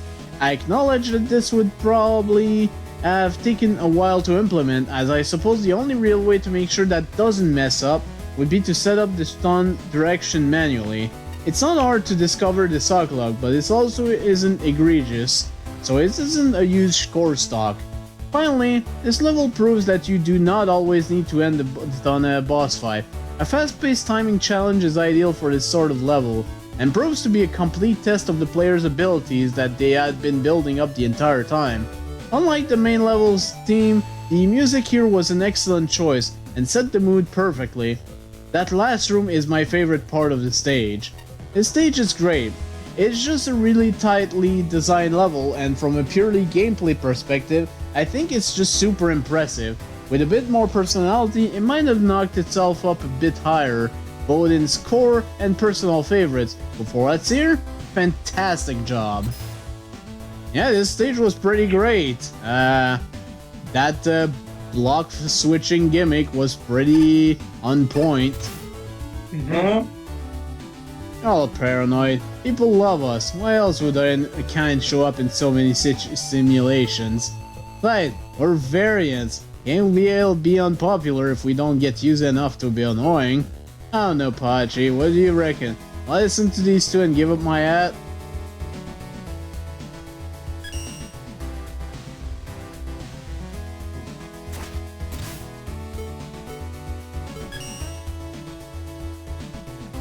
Means that much to y'all, I can't readily decline.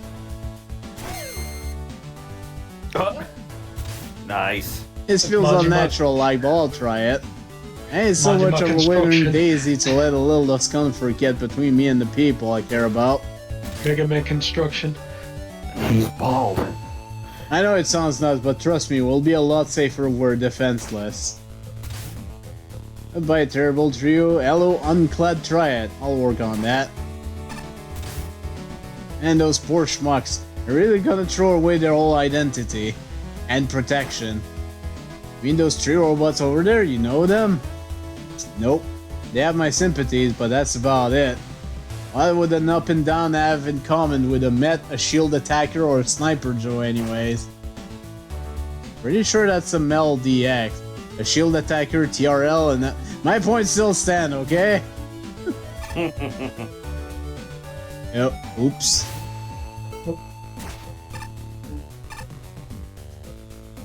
There goes the hat.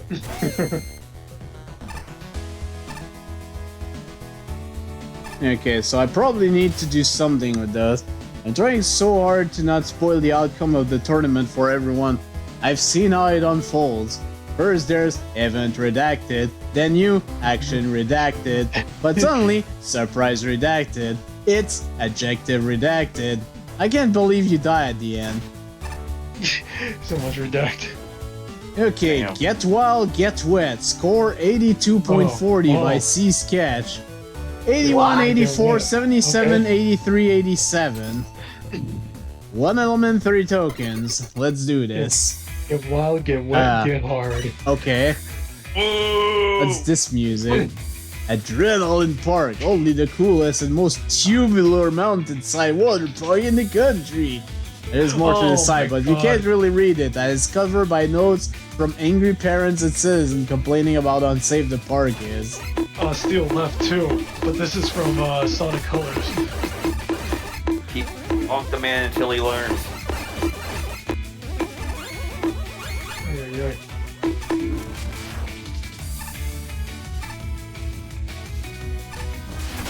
Ah.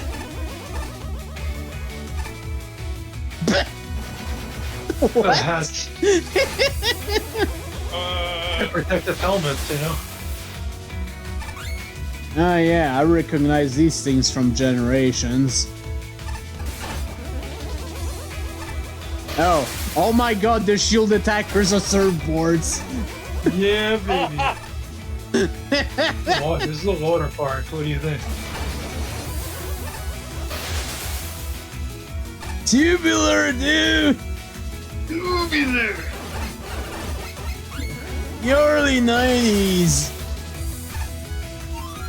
Early 90s, bro. Oh, that does not die. Nice. I'd like to announce I can't swim. We have to get wet, and here we are. We're in the underwater.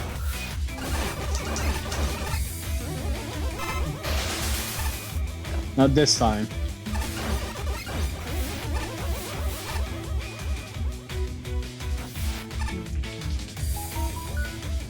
Oh.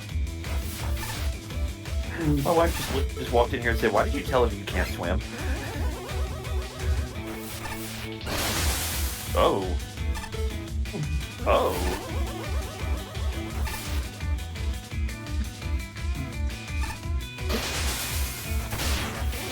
Oh shit! Oh, that looks like it hurt. It did. Hmm. Oh, you have to. What's annoying is those fucking things, man. Shit. Can you blow them away with tornado blow or no? Tornado. That's Oh, a no. nope. Shit. Alright, I'm going to head out for now. I'll see you guys later. Alright. Later. Later. Take it easy. Oh shit.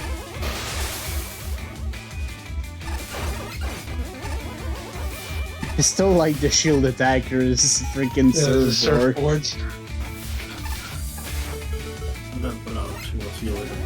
See ya. Alright, later. Later.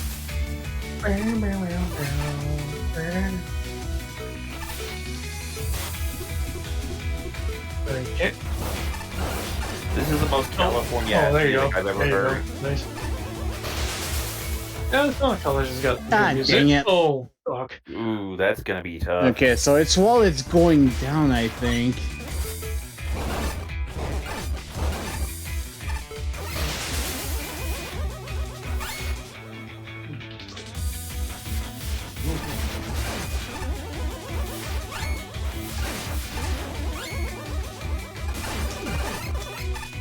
Gotcha.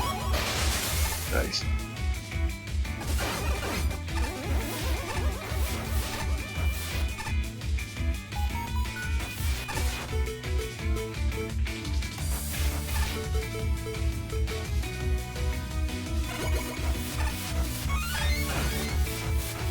Oh, that also works. Okay. Oh, that's actually something you can use on the Pokemon. Yeah, that's what I'm thinking I might have to do here. Okay. Just get rid of you fuckers first. Yep, there you go. Right, Okay. there you go. Make it easy for yourself, man. Ooh, that looks rough. There you go. Oh. Patchy head. Oh, truck. Here comes truck. Oh. There's a water slide. Oh, the jet. And we've got a jetpack section. Of course. Makes sense. Oh. Based off that hit game, based off that hit Gotta game, watch, Captain Novelin. watch for tokens.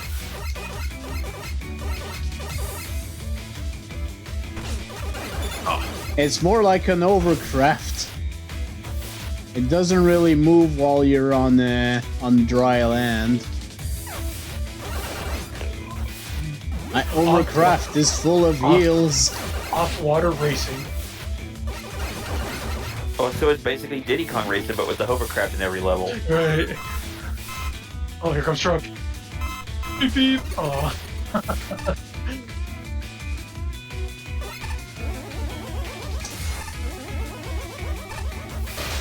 Eddie struck surface. Nervous. It's a surface. God damn it. Eddie's Microsoft Surface. Oh, you have to be quick.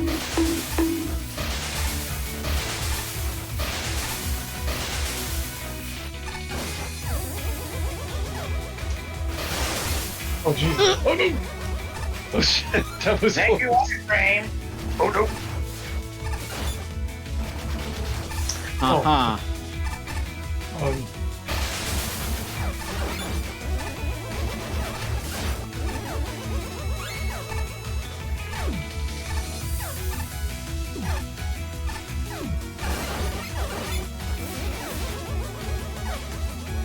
Oh, Okay, I see. okay, I got it.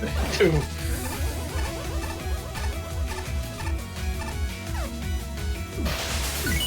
Nice. And then zoom. You can slide over that, can you? Or better safe than sorry. Okay. Yeah, that's a pit down there. Oh, that's a pit. Yeah, you. Yeah, that would have been pitiful if you fell into that. Oh dear. Oh. You said that. Hmm. Yeah, that would have killed you if you. Check. Unless you got the checkpoint now. Oh. Whoops. Try again. I want to do over. No, you don't. Oh, okay, this one goes too high. There you go.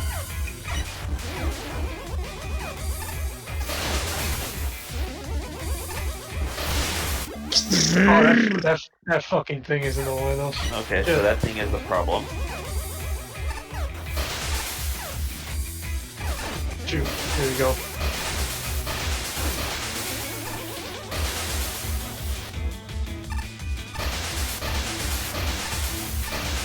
Good dodge. Nice. Got it.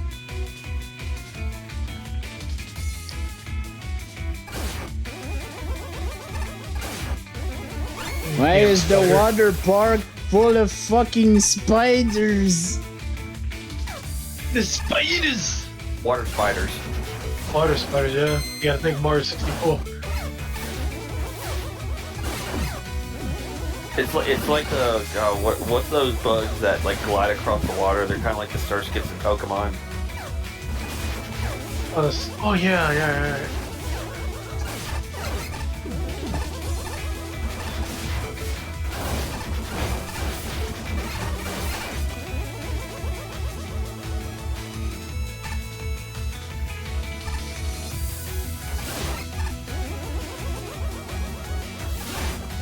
There you go. Okay, how does? Oh, you got the.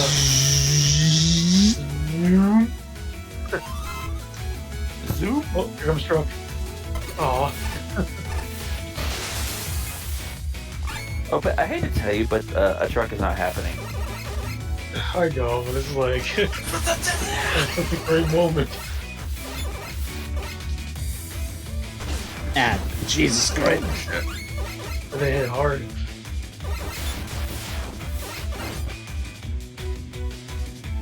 Oh jeez. Ooh. Oh, yeah. Oh my god, it's like the freaking boot from Mario 3. No way.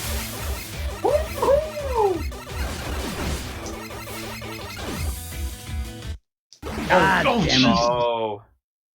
Should Wait, your hovercraft be able to take a bike though? How the fuck?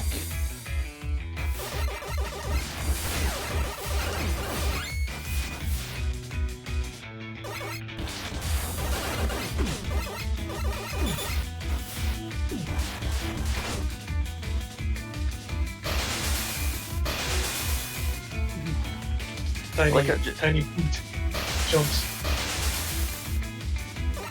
Just like Final Fantasy X, you're taking damage from a beach ball.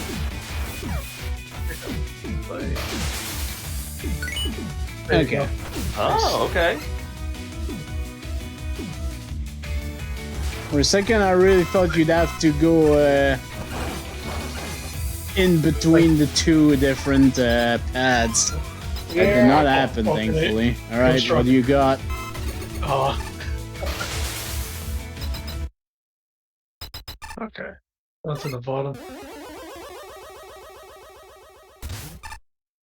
Yo, Butchie, how are you enjoying this awesome day at Adrenaline Park? Totally tubular, right? Journal, man. This place is awfully dangerous. Are you sure Wild didn't reprogram the robots or anything? But Adrenaline Park has not been compromised. It's been running just fine. Business as usual. I'm shocked you'd call this park unsafe. Oh, there's robots dropping missiles, your beach ball holders have assaulted me numerous times, and your bumper boats have very little leg space. I think this park breaks all of the safety laws of the planet. What? As Adrenaline Park's mascot and public relations director, I have absolutely no bias when I say Adrenaline Park is the safest water park on the planet. I'd bet my life on that fact. Now that you say that. Here comes the life bet. Oh. Oh, wait. Oops. Oh. This is the Adrenaline Park. If you are hearing this pre-recorded message, it means what we never hope. But honestly, always expected has come to my pass. God. Adrenaline Park is finally crumbling to the ground. We recommend all guests who want to escape as fast as possible. And if they make our home safe, visit our digital merch store. Adrenaline Park staff signing off. It's terminal velocity from Sonic Colors too. Why was there something to the left? Oh my god, this is so great. Hey, look I at didn't- your I didn't know this shit. Oh. Well. Well, back and to the left. Alright. Oh, the music. Oh, the music's back. Oh. Mr. Adrenaline. Adrenaline Park wouldn't be what it is if it weren't for the smiles of its customers. But the smiles of the customer wouldn't be what they are if it wasn't for the people behind our attraction. For that, we can take engineers, basically the people who are credited for the stage. Adrenaline Park wouldn't be what it is for today if it weren't for all of your efforts combined. Thanks for helping me make this dream a reality. And hey, number 9 is really good, so good job.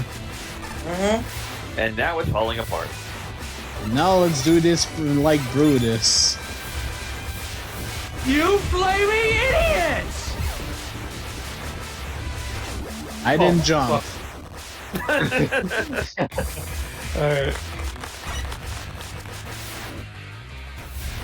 Third time's the charm, maybe.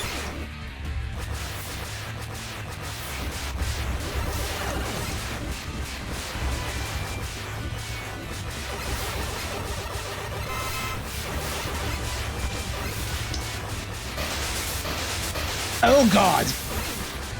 Jesus! Oh, those spikes. Oh, man.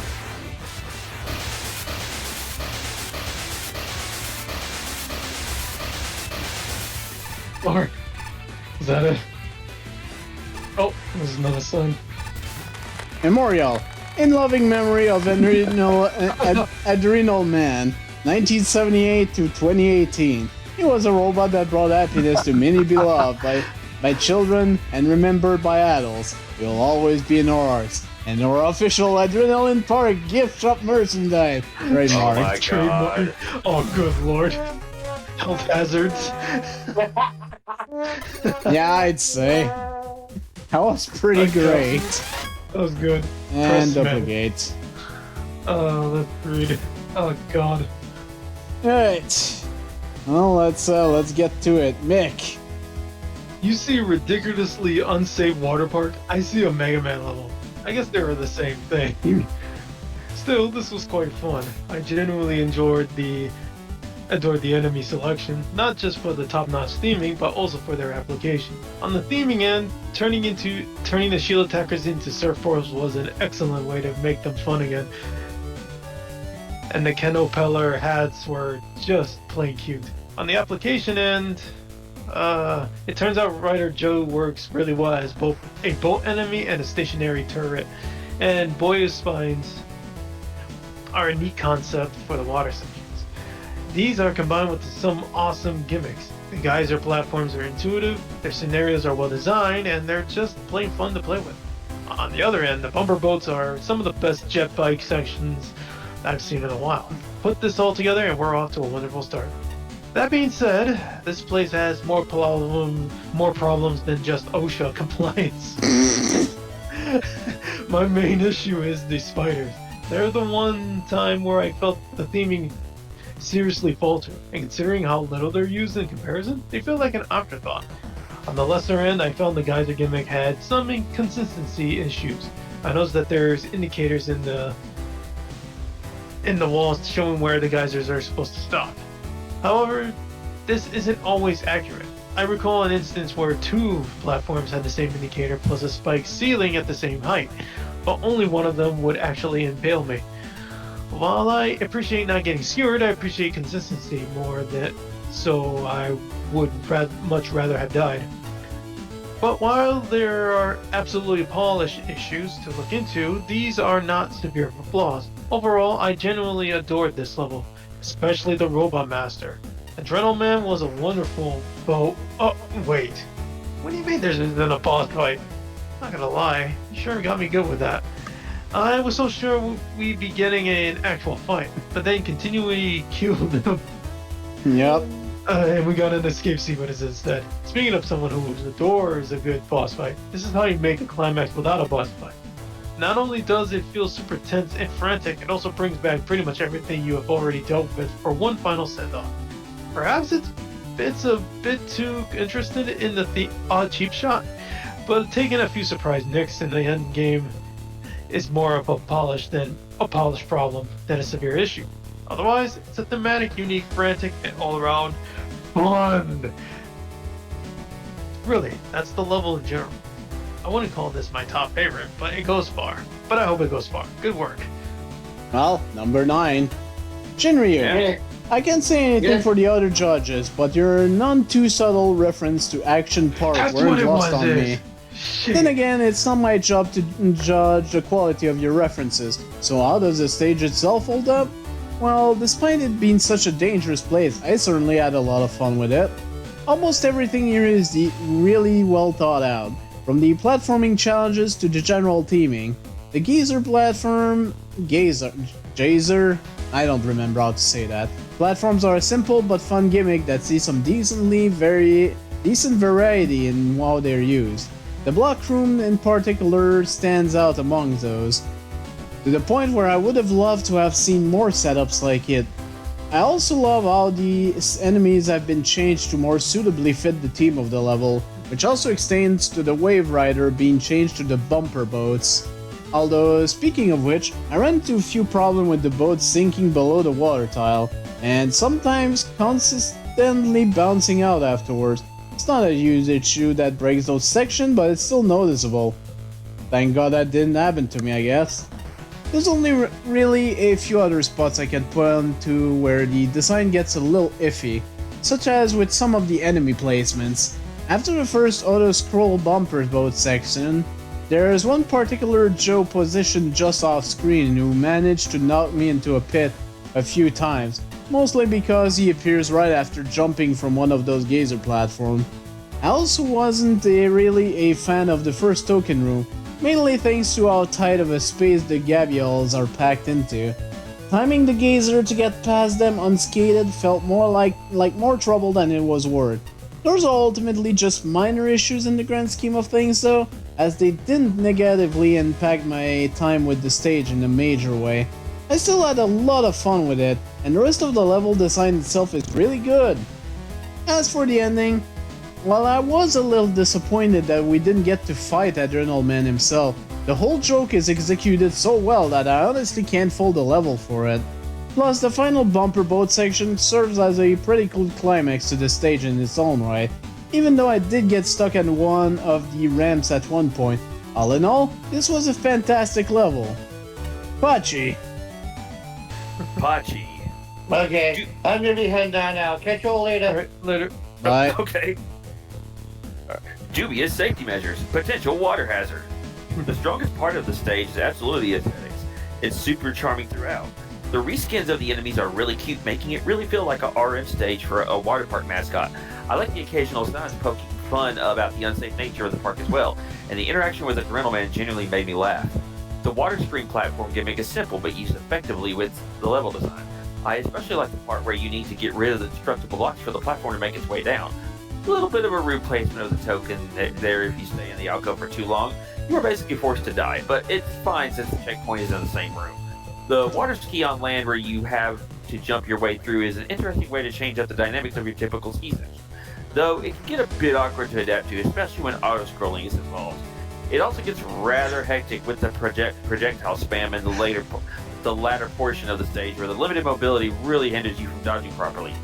That fake out with the boss is funny, but it's a shame we didn't get an actual fight out of it, and instead get another section with the water ski. While it serves fine as a finale, it's quite a missed opportunity for a proper boss fight. You had the character design for this after all. I walked through this level, I know, I'm patchy. Flashman. Give me a second. This level is so much fun. I love the premise, and the story unfolds with a sense of humor. That's right up my alley. I appreciate that the credits, which so often disrupt the atmosphere, are treated as part of the level universe. I can't help but smile when I hear the infectiously happy music. I like the boat sections, and I especially like the geyser platform gimmick, including how the background subtly indicates how far the platforms will sink and rise. Great attention to detail.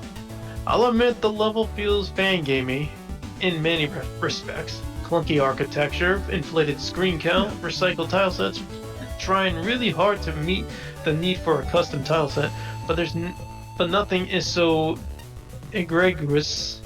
Sorry. Egregious, yeah. I got it. Egregious. Close. Oh, why I didn't read that like that. That it leaves the fun out to dry. Load times are moderately long, but they're bearable thanks to the audio kicking in before the visuals. I don't mind that I can't quite tell what one or two of the otherwise really cute custom sprites are supposed to look like. I can forgive and even enjoy how ridiculous the boat sections are if I proceed without bothering to get in the boat. As far as intended challenges go, my only significant critique is that the vertical box puzzle room could be a little more intuitive. Otherwise, I like that quick reflexes and careful planning are equally viable strategies throughout the level. I approve of there being an escape sequence in lieu of a proper boss, Introductions are handled really well. Challenges arcs are just the right length. Every enemy earns its paycheck, and generously distributed power-ups are ensure you'll stay alive long enough to die in a platform mishap instead of in light combat. Hey Spark, radical dude! This level had some great ideas, visual, musics, and overall, it's a fun place to visit. The stage has a lot of love, care, and attention to it here. I dug it. The reskinned enemies were also really cute. There's quite a bit of instant death here, but some really well-placed checkpoint rendered this a non-issue. My favorite gimmick here might just be the water spout. It's simple, sure, but it's easy to parse, even with the individually different setups. Well, I think from a mechanical perspective, and rather different in function. I still knew the outcome when I landed on them. There's a lot of variety with just this alone. I think the wave bike segments end up occasionally brutal, but it's not enough to knock it down for me. This was among the first level I've played, and at the time I got the feeling I was going to run into the Combustman gag from Megaman 2. The idea of that filled me with dread and annoyance. Dread annoyance? Oh boy, yeah, bugger. It is the one time this joke, where the boss is unexpectedly instant killed by something, landed. The one time this joke actually landed. Why did it in Combustman land? Because I didn't see the jokes coming. They were surprised, but that joke is dead, buried, not just pushing daisies, but also crushed into oil at this point. My word, can I never see that joke again? Bloody buggering hell. Okay, so even if this joke hadn't landed, you still had an actual climax and a fun one too. That makes up for and functions as the stage's boss, which I'm giving you a pass here, with some points thrown in for good measure. Overall, this is one of my favorite entries in the contest. Good job. Yeah, this stage was pretty neat. The whole aesthetic and everything was on point, and for me at least the joke landed with the boss. Just he taunts you, you think you're gonna fight, no, he dies. I mean, they pulled up the health bar and everything, and then whoop. Don't tell my boss, but I skipped work to watch the tournament. My twin is covering for me. Oops, there goes my hat. He's got a...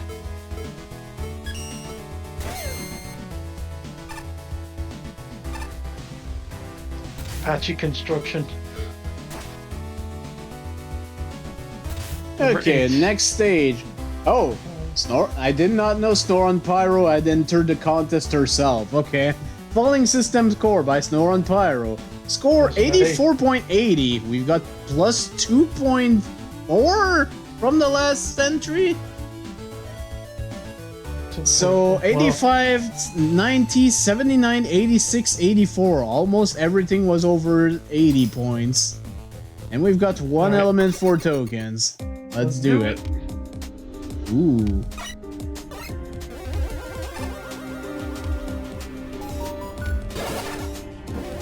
What the heck?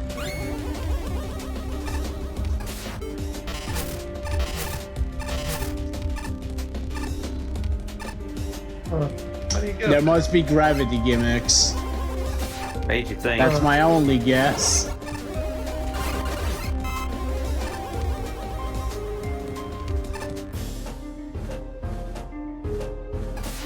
Oh, it's Transistor. Oh. Okay, cool. Ooh. I have not played that one yet.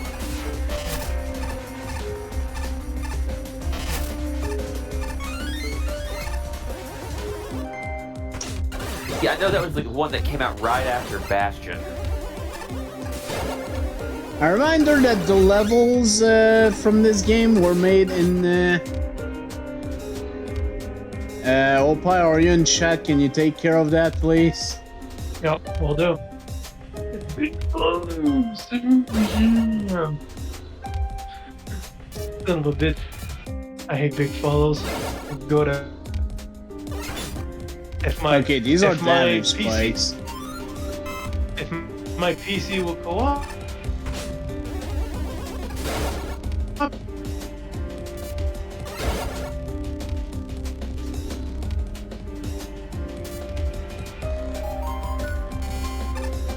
Hmm.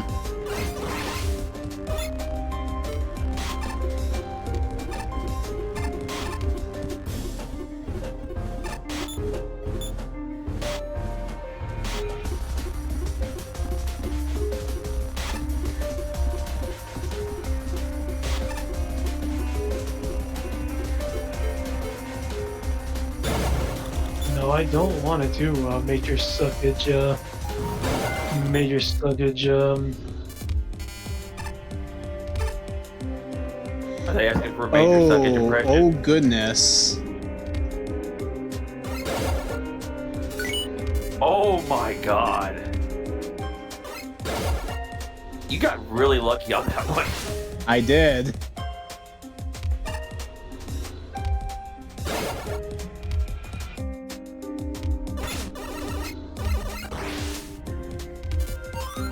Okay, checkpoint. Okay, these just outright stops the gimmick.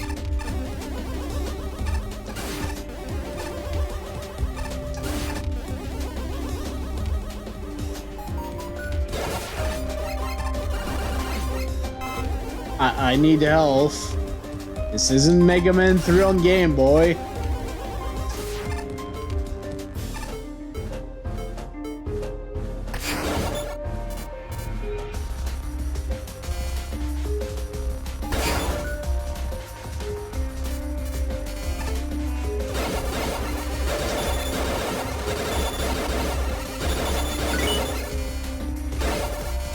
Nice, nicely done there.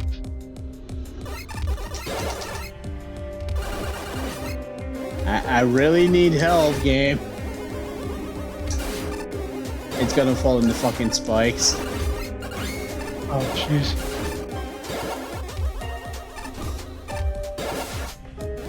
Hmm. Oh my goodness.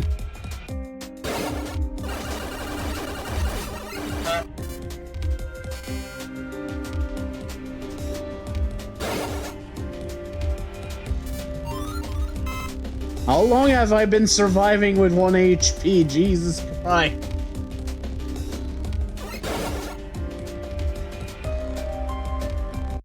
Okay, there we go. Oh, you jinxed yourself, man. Okay, that's. I mean, I was fully expecting it to happen because I was trying to rush. Because, yeah.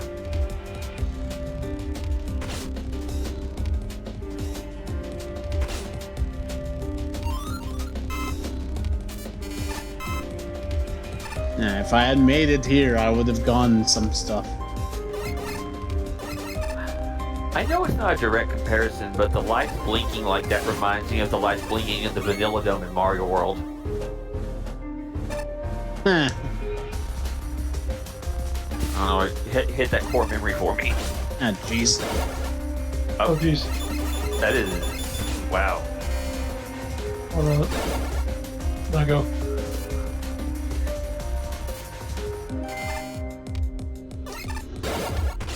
Ah. Ouch. Oh.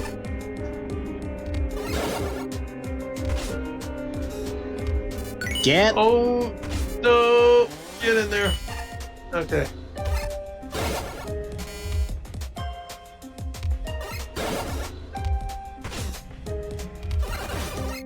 Just go. Just go.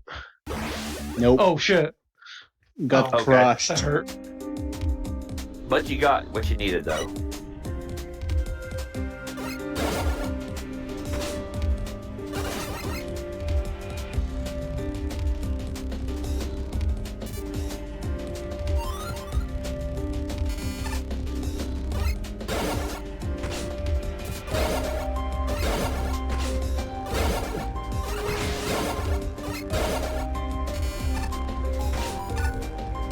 Oh, shit. Go fuck yourself. Oh.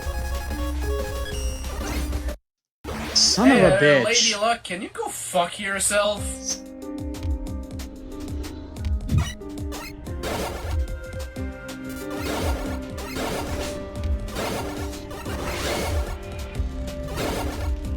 Straight up. with 100%, with 1,000%. Oh. Okay.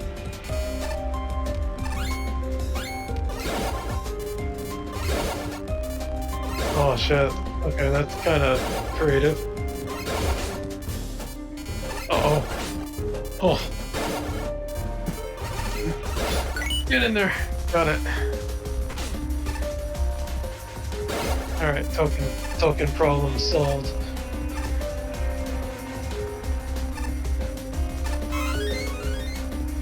Oh, nice. Okay, I know these things are moving. Huh.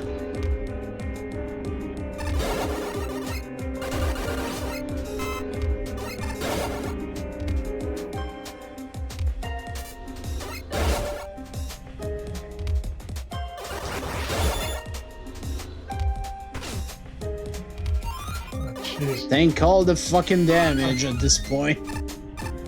At least there was a one up there. Oh, scroll!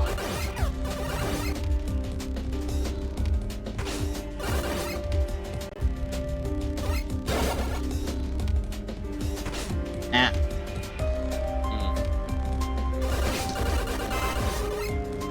Yeah, that was a little... Oh, watch your head. Jeez.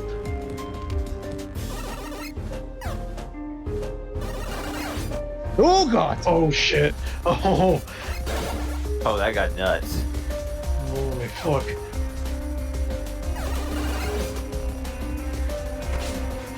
Oh, they go the other way too. Shit. Oh, the door. Get me in there. We made it. Checkpoint. Alright. Okay, so I'm guessing this is gonna be... Oh.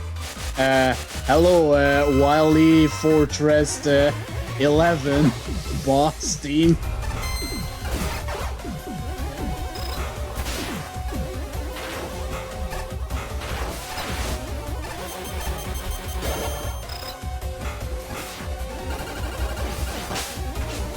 Oh, jeez.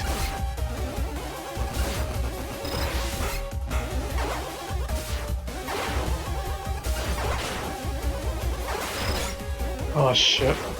This one's going nuts. Oh. Can do a pen. Yeah, I can probably do the Buster Duel this thing. Yeah. I just wasn't at full HP when I came in anyways. Huh.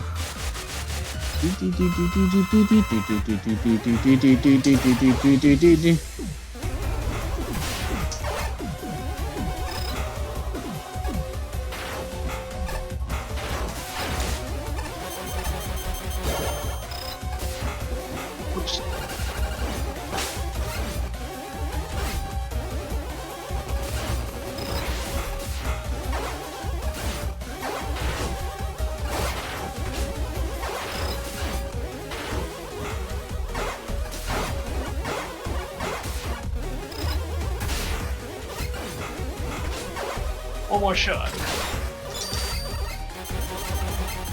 Oh, he's got another phase.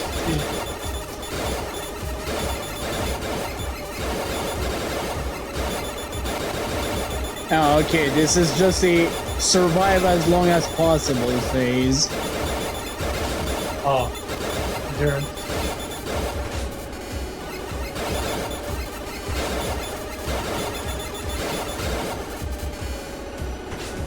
Oh. Oh, fuck.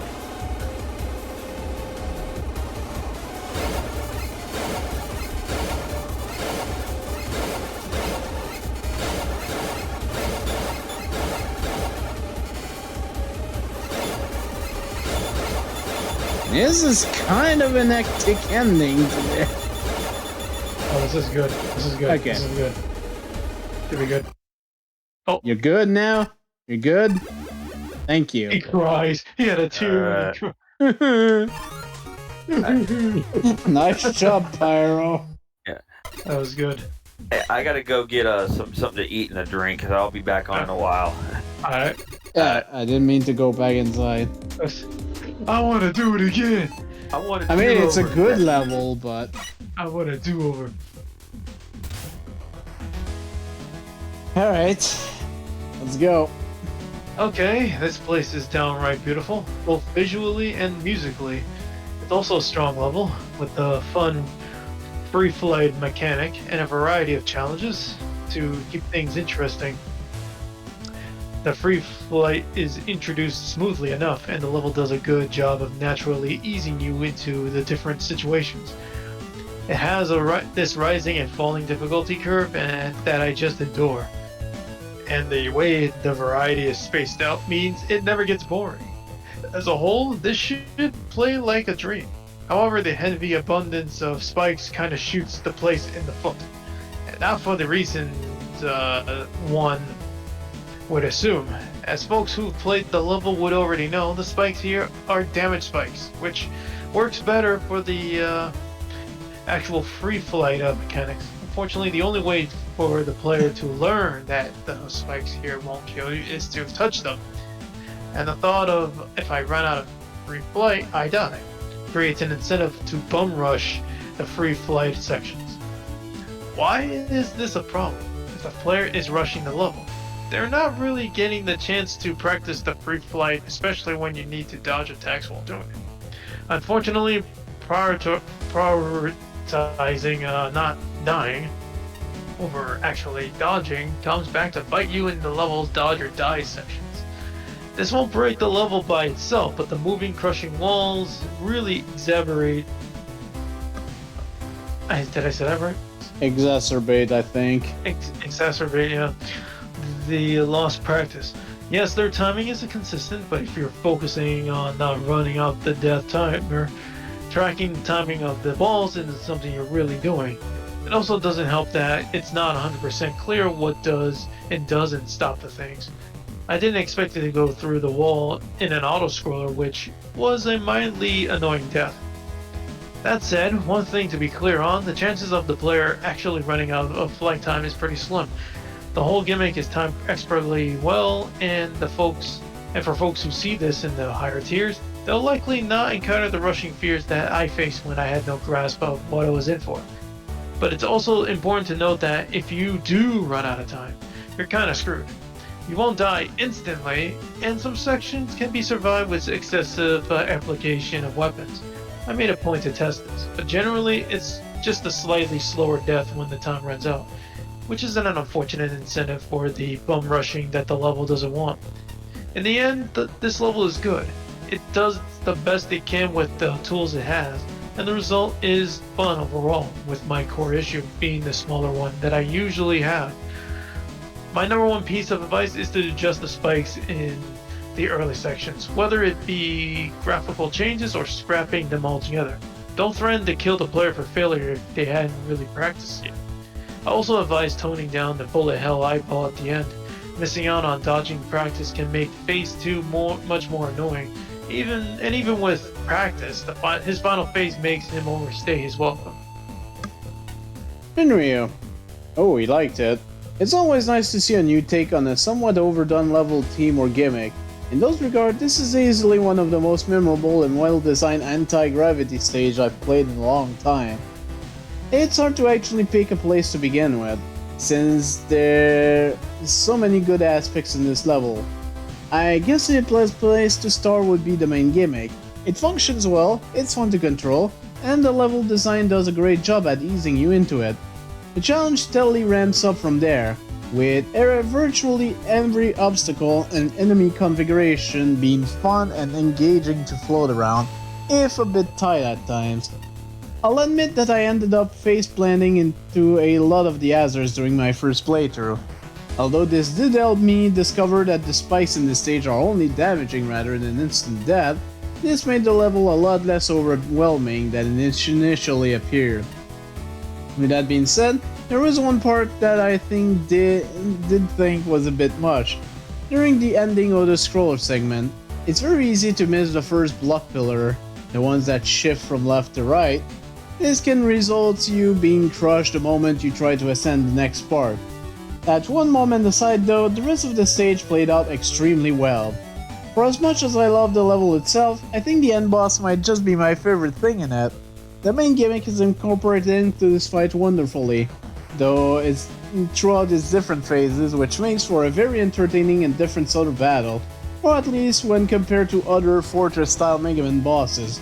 The only rough spot I encountered here is during his Desperation survival phase.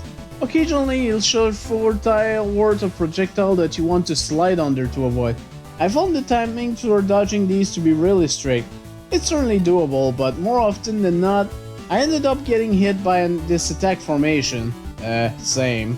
Overall though, that's just one rough patch in the grand scheme of things. Absolutely amazing work with this one. Bachi, critical error and cascading. Neat and unique central gimmick with the orbs giving you temporary flights, and the stage definitely uses it to its full potential. Combining them with Mario-like spinning fire bars and fast-moving blocks serving as obstacles, making for a pretty fun stage to blaze through. One problem is that there's too many variants that give out their own specific duration of the flight. It can be hard to keep track of how long your flight actually is in the heat of the moment, with some orbs allowing reusage faster and some not recharging at all is another inconsistency. I'm not sure if there are any graphical distinctions between them. They can also get triggered by special weapons, where in some parts like the auto-scrolling section you will probably run out of flight at the wrong moment if you decide to toggle those orbs with a different timing than the level that was designed around. I appreciate the spikes aren't instant death in this one, because there is definitely an abundance of them here. Being crushed by those very fast walls is still instantly deathly, though. The boss, which I assume is the system core in question, is pretty cool with the incorporation of the flight gimmick designed around some of its attack patterns, though the boss can shift around so quickly that it can be hard to land shots on it. Also, the final phase can probably do without the constant firing sound drowning out the boss music, which is already way lower than the stage music. Audio mixing. Flashman. Before recognizing the clever trick to entering the last token area, I noticed I was this close to getting there using the anti-grav buttons in the shaft below. This obvious, infuriatingly precise solution, technically and eventually worked, but the incredible aggravation damaged my ability to fully enjoy this level. When I look at the meticulous care that went into every single screen, it makes me realize that I was an unobservant dunce. Still, I can think of ways that confusion could have been avoided. Wish I could shake off the residual frustration from my first playthrough, because I otherwise hold this level in very high regard. The atmosphere is outstanding, graphics are characterized by detailed simplicity, and the soothing color palette. I love the relaxed intensity of the main music, and the boss music is a great siege. Segue, I think actually. Segue. Like the vehicle. Although the anti-grav buttons rely on color recognition, at least I can tell them apart. Yes, I like the vehicle. Sure. Segue. The Segway, yes. I know. Shut up. Keep reading. Segway. Fresh. No. I have complaints, but not many. It's annoying that buttons are so often hidden behind the health bar. It's a jarring surprise that moving walls can pass through huge solid objects. In the long run, weapon refills would have been more useful than health at the last checkpoint. The boss, which doesn't strike me as a falling system core, could have done without a prolonged encore of Magmal 2 Spiked Wall Man. However, the enemy roster is a perfect fit for these gimmicks, and every asset gets a chance to shine without overstaying its welcome. The learning curve is exquisite. Each challenge reflects a keen understanding of what players have learned and should be expected to demonstrate. It's a thrill to have a total freedom of movement, counterbalanced by expertly measured time and constraints, and a bit of sharpshooting. The Mario-style fireball wands work well in this environment, and auto-scrolling is an excellent way to finish the level. This is a top tier level, and I'm annoyed that I don't love it. And Spark. I like this stage quite a bit. More than a bit, actually. It's one that I think lends itself to replayability, mostly due to being fairly easy to learn, but difficult to master. I dig that. It's a rarity that any stage in these contests make you want to scratch the competitive itch or better you're playing, but this does. It's that switch activated flight gimmick. It's very unique and fluid, and I tend to get the most enjoyment out of a well-designed mobility gimmick, and this stage does not expect too much of the player to see it through. It sees enough use of the challenge to challenge the player and builds upon itself just enough that the one real bright spot is the final climb. One final grand challenge putting the skills you learn to the test, and an excellent cap to what the stage has introduced. The side token challenges were also rather neat, and often required weapon usage, but it was designed such that it causes the player to figure out what and how to use, which is my preferred way of making force weapon usage feel earned, and not just use these obvious things to progress. I might have preferred introducing the crushers in the main level first though, rather than in a side room, but that's a nitpick. It's also graphically very pleasing. Pretty tile set, details, animation, and parallax help the level come alive. Despite being one of many mineshaft levels in the contest, this one has a unique look to make it stand out. I do wish the new gimmick activators were a bit more obvious to see. I found it blended in the tileset a bit too much, which does hurt parsing what's going on during the really hectic segments, meaning some areas require more visual attention than the dexterity skill. But I have one part I really wasn't a fan of. I just do not like the stage boss. Its problems are twofold. No time is devoted to any of its early patterns, so there's no real chance for the player to get used to them. So both parts of the first phase might as well not exist. Do one easy to dodge attack, move on, never see it again. Or maybe the player bungles dodging some of the other attacks, but it's already moved on. Well, no idea what it ever did, so I guess I'm only learning what on earth happened to repeat that. But what I really found lacking is the final phase. You don't fight it, you time it out. At best, I despise bosses that time themselves out for reasons I will explain later. But is dodging at least fun? I felt this also missed the mark. This whole phase feels like it drags. It's a confusing light show, and frankly the entire thing felt super unnatural timing wise. It's one of the few places I felt like I was fighting against the gimmick physics rather than mastering them. Failed dodges or mistimed often led to you being comboed with almost no feedback from the player's failure other than the health bar ticking down. Despite what might be some clever pattern dodging, it feels like the player has no agency in beating the boss. And I didn't kill it, it just died, by itself, after a long sequence of not actually fighting it. That's to feel bad at best and an anticlimax at worst. 2 health bar actually feels about right for a boss like this, but not as implemented. Maybe throw the final phase as a shorter attack cycle through the fight. Reuse early phases again so the player has to pay attention to attack styles, rather than tossing them out as single shot attacks. Too much going on and none of it sunk in. And while I do not hold this against the level or boss and is not a factor into the score, oh boy, this feels jank with the accessibility control. It is not your fault, as these were not in the game at the time of level designing, but just a post playthrough suggestion to others that find themselves needing them. Turn them off, or at least for the boss.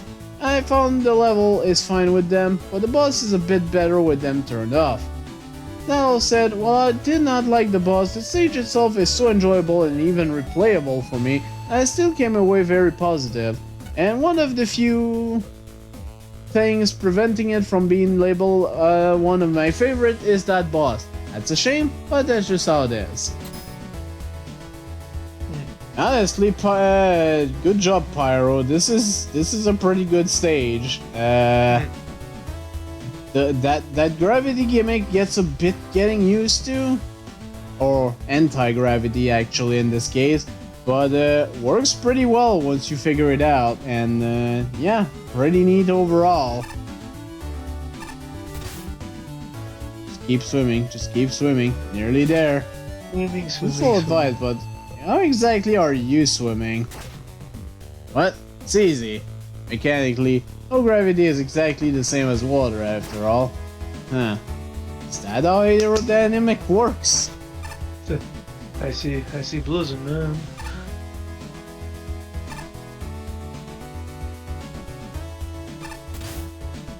It's nice and cold out there in space, but not too cold thanks to this tiny hat. Are you cold? I got it spare. Oh, that's cute. Look at that.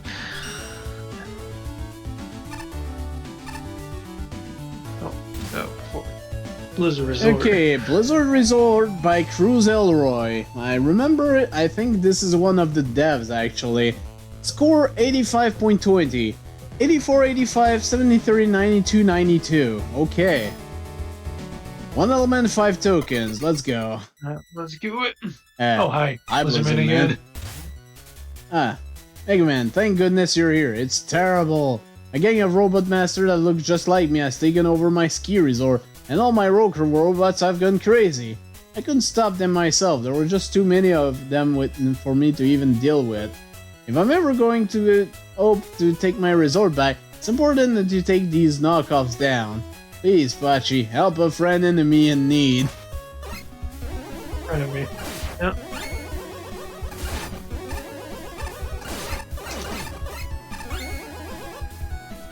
Nice little theme here. Oh, okay. That's cool. So this is what happens here. Oh. You even have a little snowy effect in the backdrop there. Yeah. Very nice.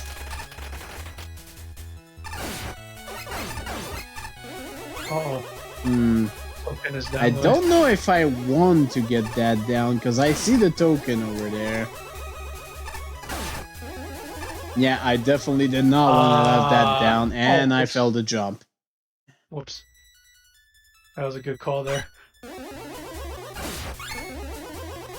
Okay, do we have anything disabled? We do not. So magnet beam it is.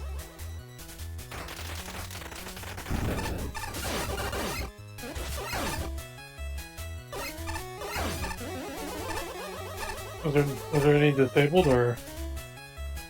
Nope, no weapons are disabled. Okay, cool. It was just magnet being that shit.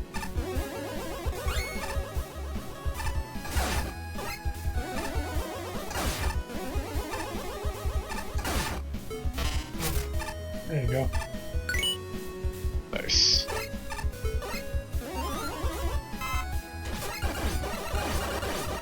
Oh! Oh! Oh! Oh, this is my god, neat. it's Yoshi's Island. That's cool.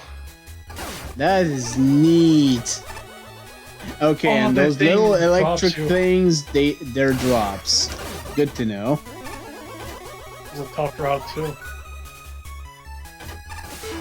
Oh, okay. Oh, Buster only. Oh. Yeah, good. Oh, fuck. that was my bad. Yeah.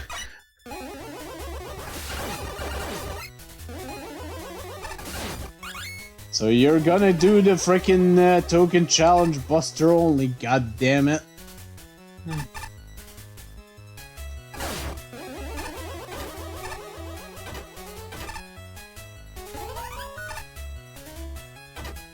Oh, there's actually something here other than just the token.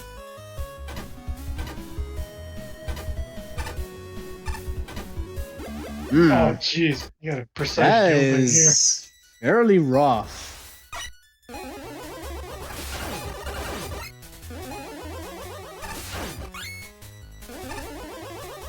don't know why I keep bothering with the penguin.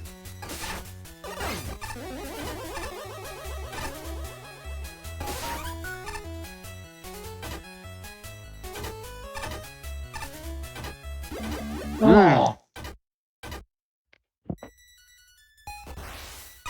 Have to wait a bit, or? 'Cause I feel like if I wait too much, I'm just gonna fall down and die anyways.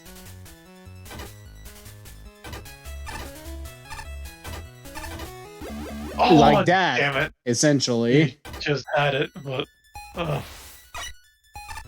That is kind of rough. Then again, this is a token challenge, so fair enough. Yeah. You don't like that. I like the little notifications that it's like, it's Buster only.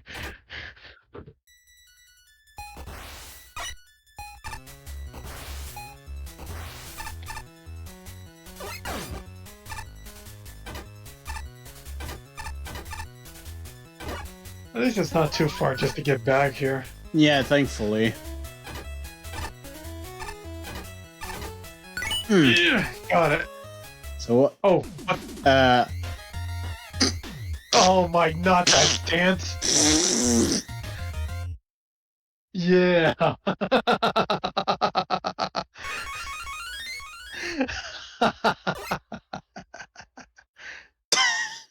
That was awesome. Can we do see it again?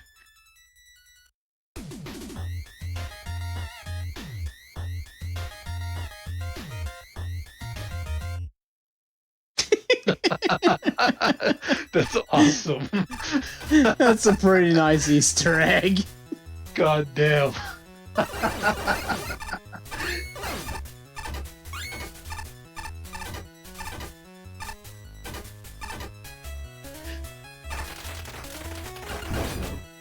Oh, okay.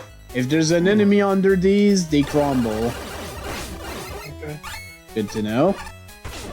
Yeah.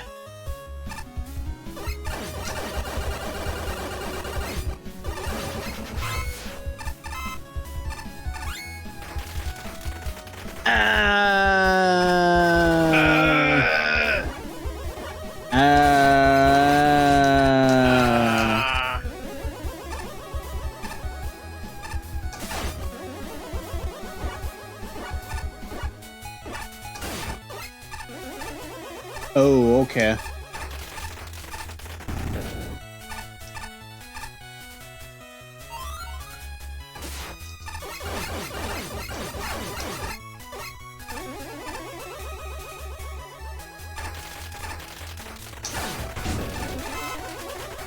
Alright, hurry the fish up.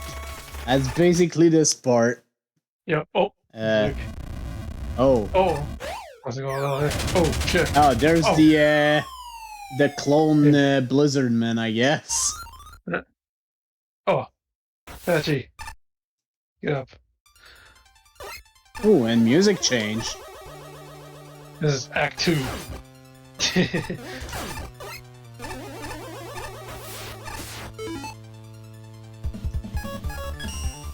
Ooh.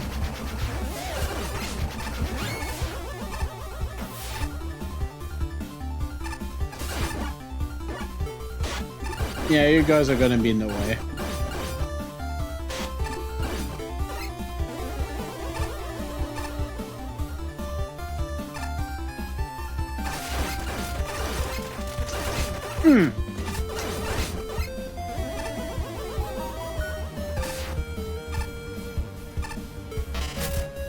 Okay, Buster only challenge? Yes. Alright. Oh, I see. Oh, shit.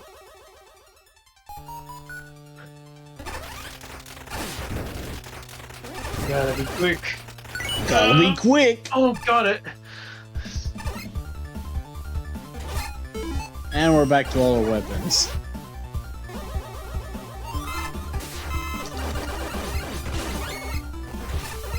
Okay, so we have ski lifts underwater. Sure, why not? Yeah, sure, why not? Even fishes need transportation underwater. And oh, the jump did not register. There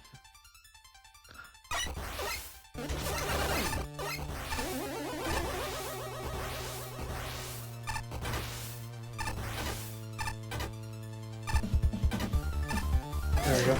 Yeah. Ah. Okay, I see the last token over there.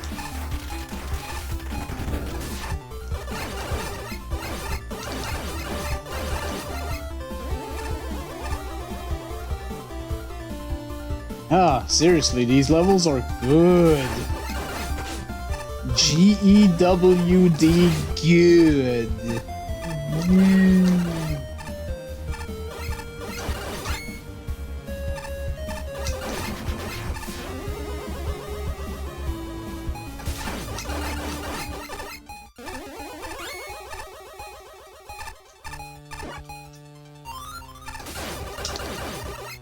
Or ski lifts. Okay. Oh shit. Okay, at least you got a checkpoint though.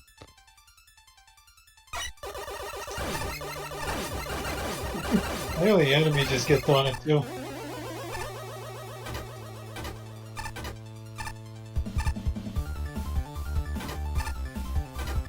Yeah. Oh, too early. Shit. And those are death spikes, okay.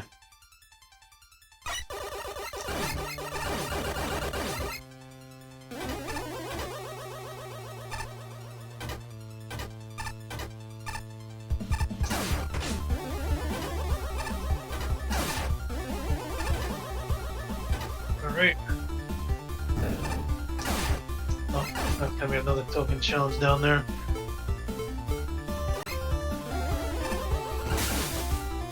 Aha! So you can break this with break dash. And I'm guessing that's what's intended here.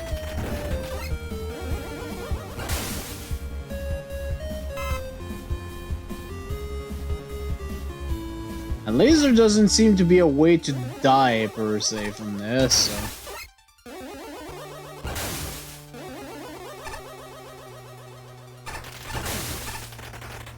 Ooh, get in there. Alright.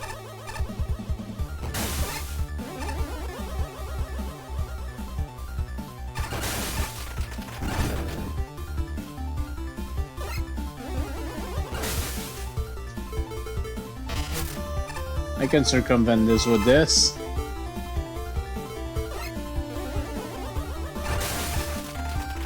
There you go. Nice. Nicely done, me. That's myself in the back. Very good. And there's the CE. Oh, Okay. that was a weird sound. What's going on in here?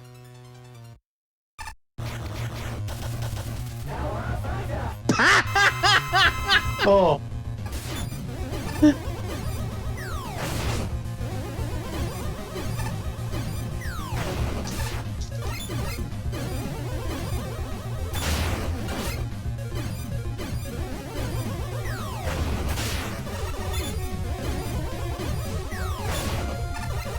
Oh, jeez. You really don't have that much time to hit this guy. Okay. Oh. You got a pattern, huh?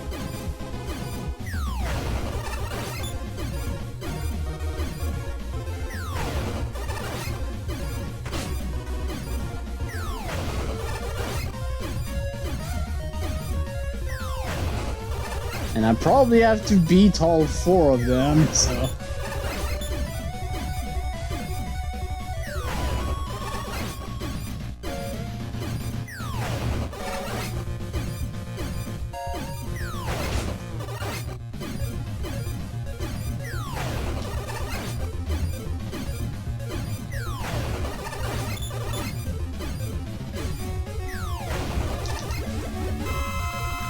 Nice. Oh, jeez.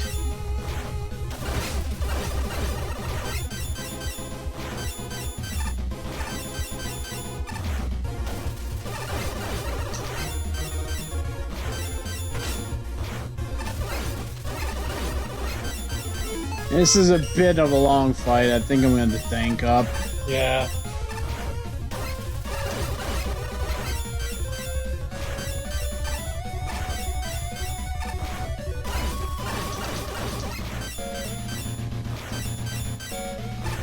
And watch as I suddenly take no damage. Oh, I got 4 of these motherfuckers. Okay, these 2 Or regular Blizzard man. Gotcha. One just spams the attack and the other just does the ball.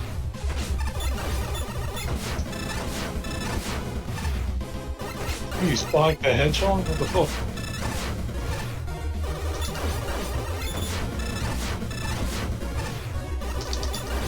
Hey. There you go. Oh, come on. Wait, we're not fuck. done? Not... Oh. Oh no, they're gonna fuse together? What the fuck? Oh.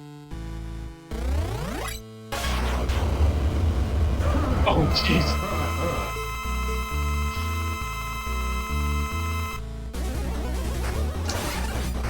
Okay, at least, okay,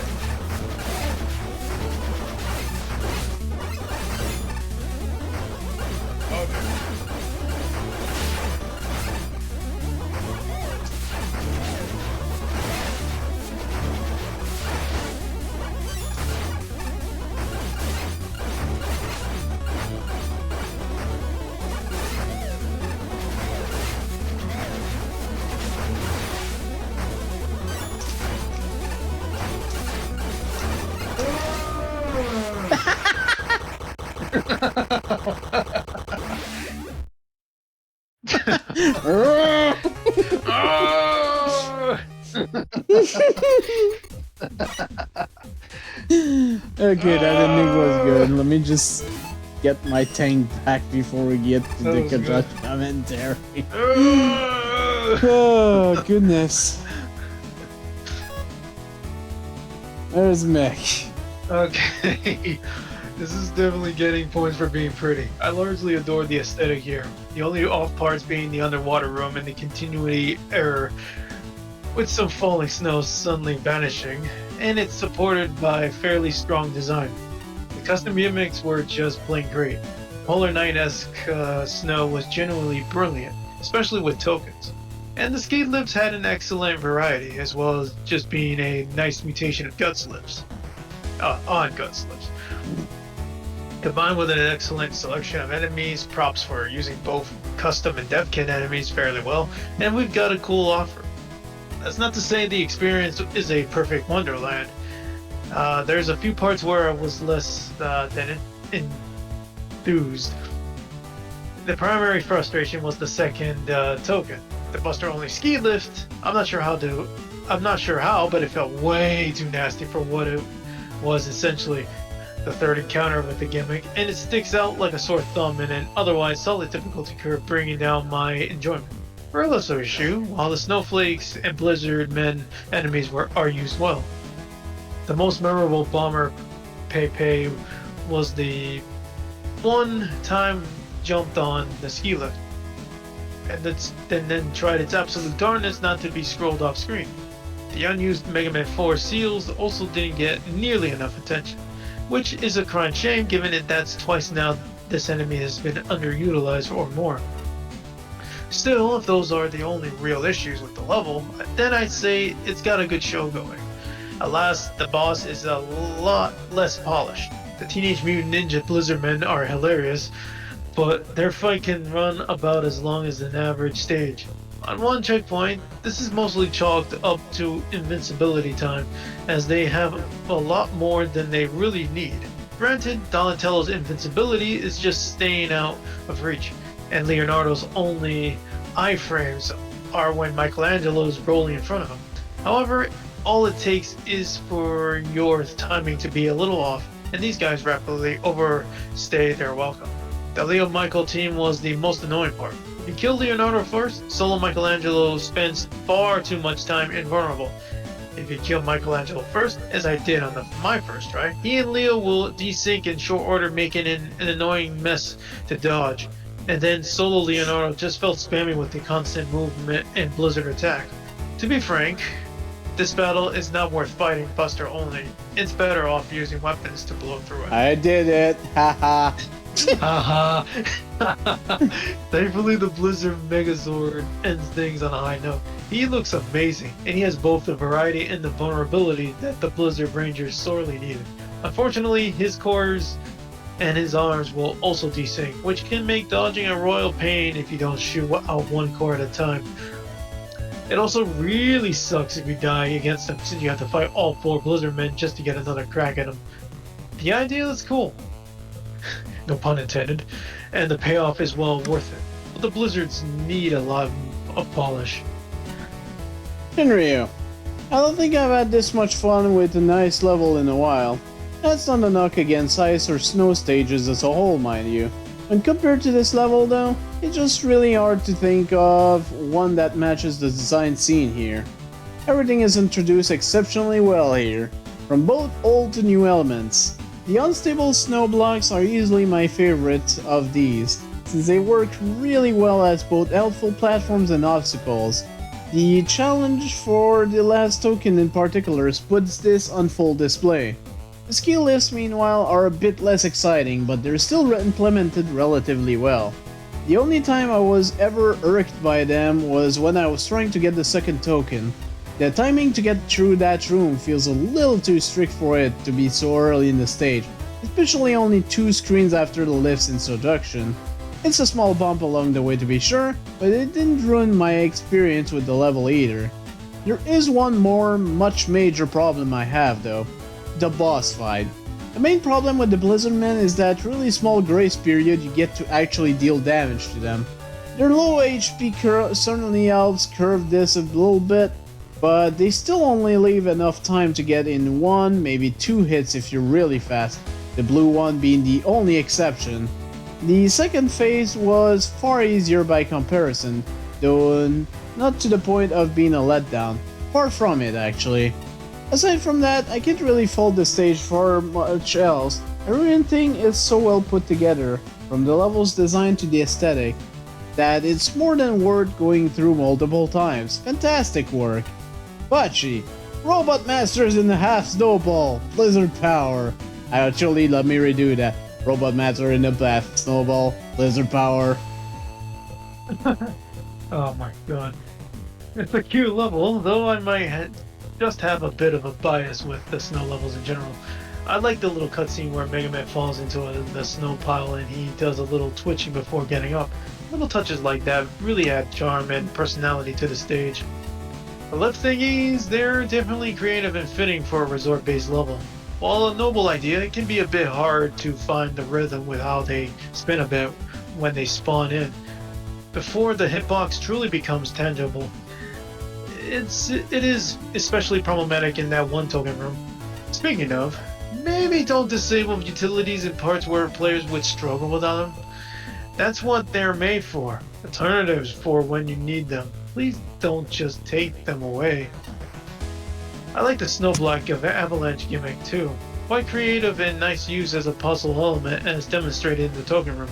Overall, just a very unique snow-themed level from these creative gimmicks alone. And the stage makes some pretty good use of them throughout. The caveat though, the not so teenage, not so mutant, not so ninja, then definitely not turtle Blizzard Man at the end. It's definitely quite an endurance of that fight. The first 2 men are very learnable, but then the last 2 men are just as a button mash mess. What makes it worse is that one goes berserk if you kill one of them too early, making it even more chaotic having to adapt to one more distinct pattern on the fly. I would have put a checkpoint in between the 4-phase fight and big form fight. I just had no patience left after dealing with the non-trivial preliminaries, excuse me, only to have to do them all over again after dying to the big guy fight. Yeah, I can understand that, honestly. Flashman. Within seconds, you had me hooked. Gorgeous graphics with a stupendous snow effect. I'm a sucker for snow. Pleasant music, a charming premise communicated through fun NPC dialogue, and a series of warm-up challenges that prepare for the player well for what's ahead, including a mild puzzle in the form of a nicely telegraphed token challenge. The first stretch is perfect, and the rest of the level strives to uphold that standard. Ski lifts are such a clever addition and handled intelligently. Smooth introductions, extremely clear breaks in the track, and satisfyingly difficult usage. The squid fight is awesome, and the token challenge is an exemplar of weapon limitations done right. The cutscene around the midpoint wordlessly keeps the story moving. The new challenges in the second half shake up the status quo while continuing to build on the first half. So good. My complaints are mostly minor. A couple setups, such as the one with dual attacks too close together, could use a touch more polish. Challenge arcs and checkpoint placement aren't quite synced up. Two-way transitions are used inconsistently. Most notably, the puzzle progression for the last token isn't terribly smooth, and it's very possible to get stuck despite the thoughtful power-ups and pass-through platforms. I often criticize bosses for having too many health bars. This one's an exception. The intro is a good laugh, and it sets expectations for how long the fight will be. Arguably, the second form is too hard to hit, and the third form is a little brutal, but the special weapons and the spit of practice transform the fight from slightly tedious to fast-paced fun. I like the replay value of the third form, and I love the surprise finale. The variety, story intrication, and total fairness of the boss makes it work. Fantastic level. And a Spark. Oh, this is such a good stage. A very cool stage, as it were. I let myself out. An immediate highlight for the get-go is just some excellent atmosphere, music, and graphics. It's gorgeous. I can't praise enough just how much the stage nails in the aesthetic department. There are some rather frequent mixed pixel issues at higher screen resolution with the snowfall, which could be something to pay attention to in the future, but this is a nitpick. The two main gimmicks to the stage, the snow blocks and ski lift, rock really well, and the stage continues to build on both of these assets the further it goes in. The nature of the ski lifts, though, especially makes this a difficult stage overall, and rather heavily reliant on instant death for its challenge. Let's face it, the player's probably only going to die here due to bottomless pits, but good checkpoint placement really helps mitigate any frustration factor. It's easy to just slap this constant checkpoint down to solve this, but this stage strikes the perfect balance. I have to remind myself that Megaman 11 wasn't out when we were making the dev kit, so I'm glad to see that the spread enemy gets to show up here. It's a nice reactive enemy type that relies heavily on the player finding ways around their counterattack and a natural fit to the stage. I also really enjoy the token challenges, although that first token is just mean, owing to lack of easy reset. The rest get to fall back on checkpoints. The level also ends on a rather unique Teenage Mutant Blizzardman group, and this fight is fun. He's hard, and at a whooping 8 health bar ran the risk of being utterly miserable to fight, but smartly these health bars are almost just for aesthetics purpose and phase transition, thanks to all 5 Blizzardmen having really dirt poor defense. This is a good way of utilizing a mechanically large health pool. That said, the third phase of the boss against the Leo Blizzard and Mikey Blizzard isn't the best. Mikey Blizzard spending so long in an invulnerable state is just a bit tedious. Doesn't sink the fight, but drags on just a bit too much. The final phase is utterly chaotic. It took several attempts to actually find a rhythm to it and decipher what was going on, and prior attempts just felt like a damage race. Weapon shreds the boss though, and after a few replays I see what the phase was going for, but as I said, the fight is overall fun and unique. With more tweaking to that third phase, we'd have a contender for one of my favorites. And ultimately, the entire level is one of my favorites level in the contest. You've done a spectacular job there. Well done. I'm kind of mixed about that final fight. Oh, hi, Flashman. Welcome. Yo. Hi, Shinryu. Welcome. Oh my god. Yeah, we've been going through. We're getting to the end soon. I'll be Looking there at the here. original Hodgkinson model numero uno, the first of the flying combat staplers. I can't believe they made more than one of me. Okay, yeah, we gotta go up here with the elephant. Oh, Hello, Paul. and Mario. Oh, Paul, I'll never forget you. I'll never play in low gravity again, my poor friend. Boom, straight to the moon. Oh, poor thing. Also, hi, Constantine. I always thought that I'd be super Hi, into Constantine. having parasocial fans, but now that I have one, my reactions are mixed. I get it. Hardman respects me a lot. He and I, we see eye to eye. Challenge is the spice of life. And you know, I'm competing in the tournament right now. We can have a nice lunch at the dinner after I win. Yeah, you're not winning. Oh, hey, Flashman. Just a Water level by In-Universe. Score 86. 85, 79, 84, 93, 89. It's just the water level, nothing Yeah, else. and we've got another bot. 1 element, 5 tokens. I'll take care of that shit. God damn it. Oh, you got it. Thank you, Sorry, nothing. Sorry, nothing. What the hell is it? I still remember, I think it was Shinryu's, oh, hey, it's one of the enemies from, Megaman and Base. But I remember, I think it was one of Shinryu's, reviews in, like, Tier 2 that had just sorry nothing in it.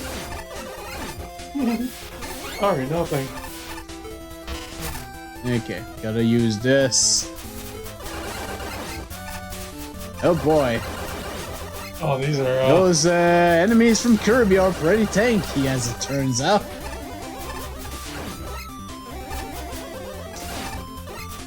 Oh, this is from songs from Kirby, is it? It could be. It would make sense. Oh, gotcha. Yeah. Gotcha. Oh, shit. Hopefully those are not death pits. Yeah, I would Oh, imagine it this is- just brings us back to the bottom here. Damn, that means the enemies are gonna respawn.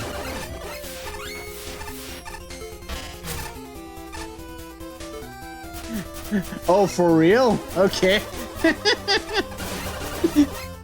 That's kind of amazing.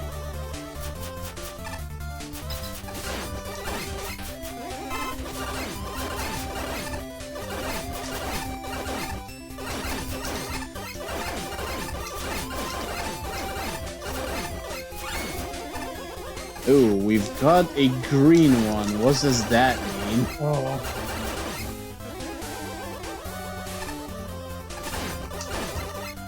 Oh, okay. Oh, it's less tanky than the other ones.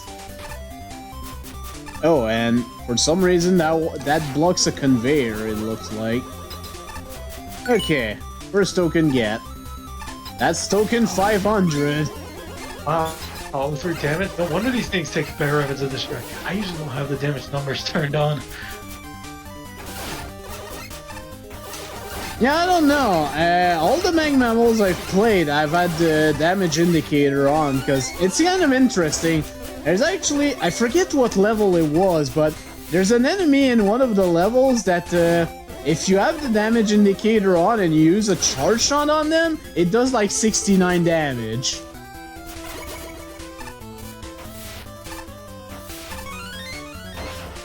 Oh. Ooh, infinite. Infinite water shield, technically.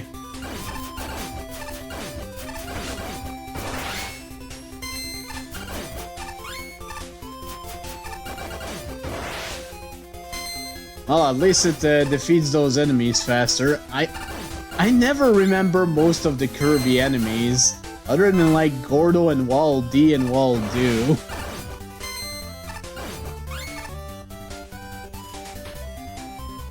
Okay. Oh, okay. Oh, this gimmick. It's this gimmick from I think it's Megaman and Base as well. And well, we invisible. partially do see it. It's not quite invisible, thankfully. All right, Bruntobert. Oh God. Hmm. Oh.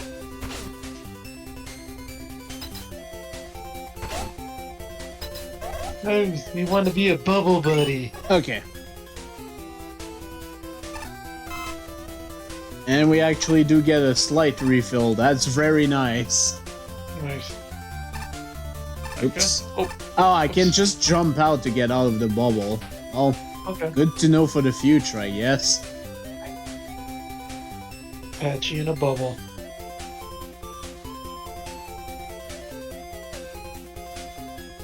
Careful.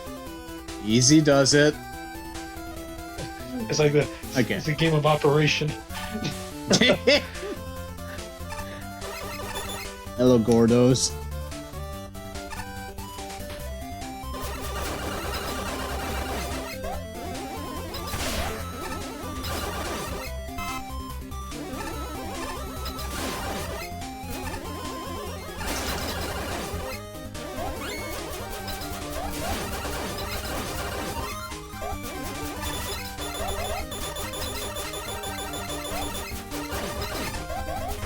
Yeah.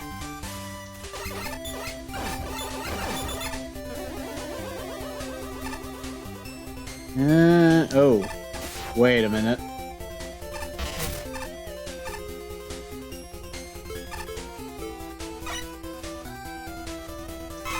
That does it.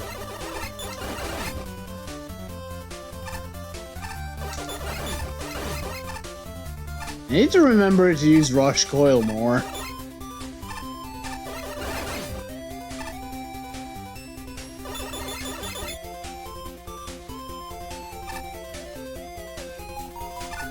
Aha.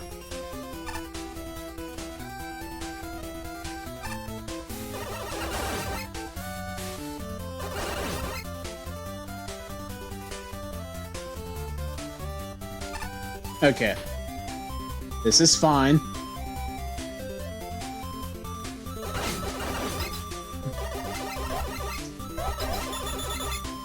Just go.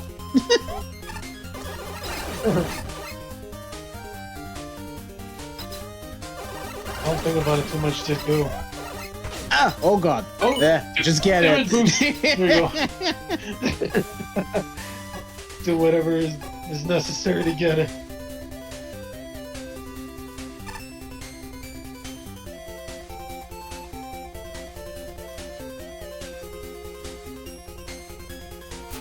Yeah, okay. Careful. Oh Jesus! Yeah, that'll Damage do. boost. Oh, that one.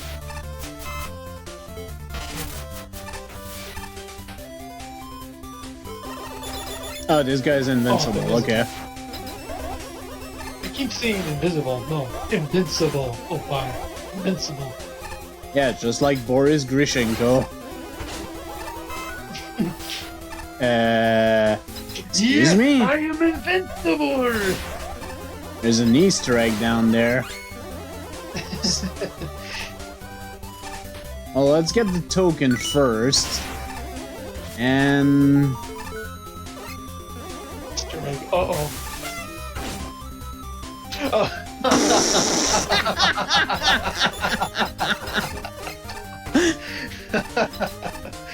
God damn it. Neat.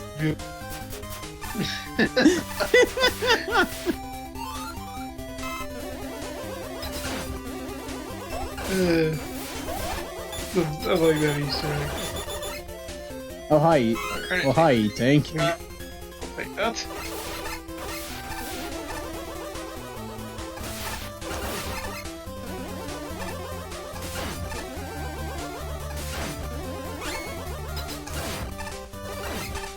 So far, a really neat level, I gotta say. And another Easter egg. Oh.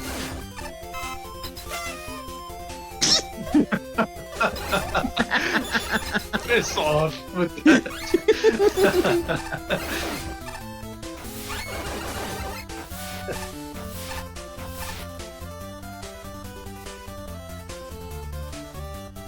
Definitely putting the down value to when I play this. A soft landing there. Okay. Oh, there's the other token. Yeah, I'm just gonna nice use jump. this.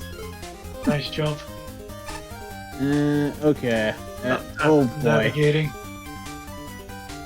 Careful navigating.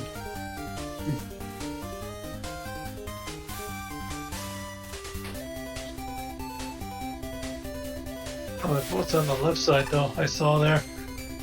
Yeah, we'll probably have to navigate this whole thing first, though. Okay. Oh god. Oh, I touched it. I don't know if the Gordos gets rid of it, but I'd rather not find out. And they don't Doesn't look seem like it. to, but... Yeah. I should pick green. Okay, and these are damage spikes. I'd Oh, rather God. not get hit by the damage spikes. But here we are. Yep.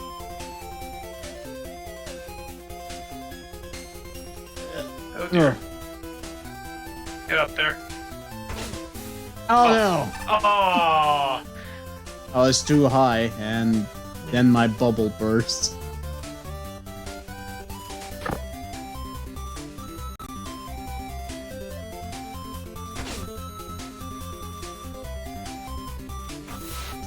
Ah, damn it. There we go. Oh, I hesitated. there's a door there. That's my bad. It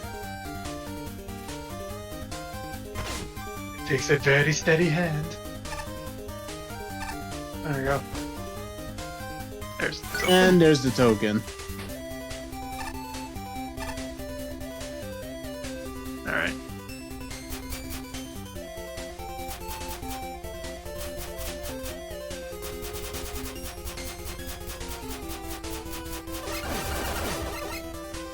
Okay, let's wait for the Gordo to pass. And there we go. Rock. There we go.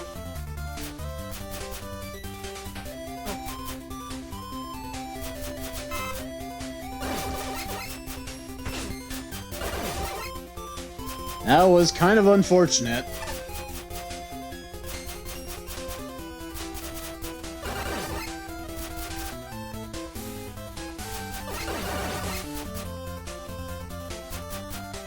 Oh, there's the door. Nice jump. And full recovery, sweet. Alright. Oh.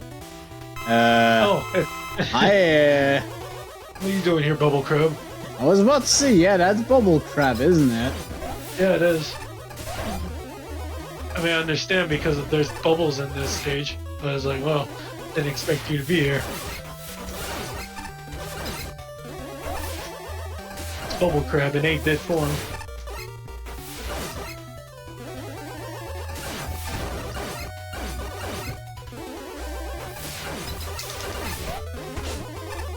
Ah, he hit you with boogers, man. He's got a flu.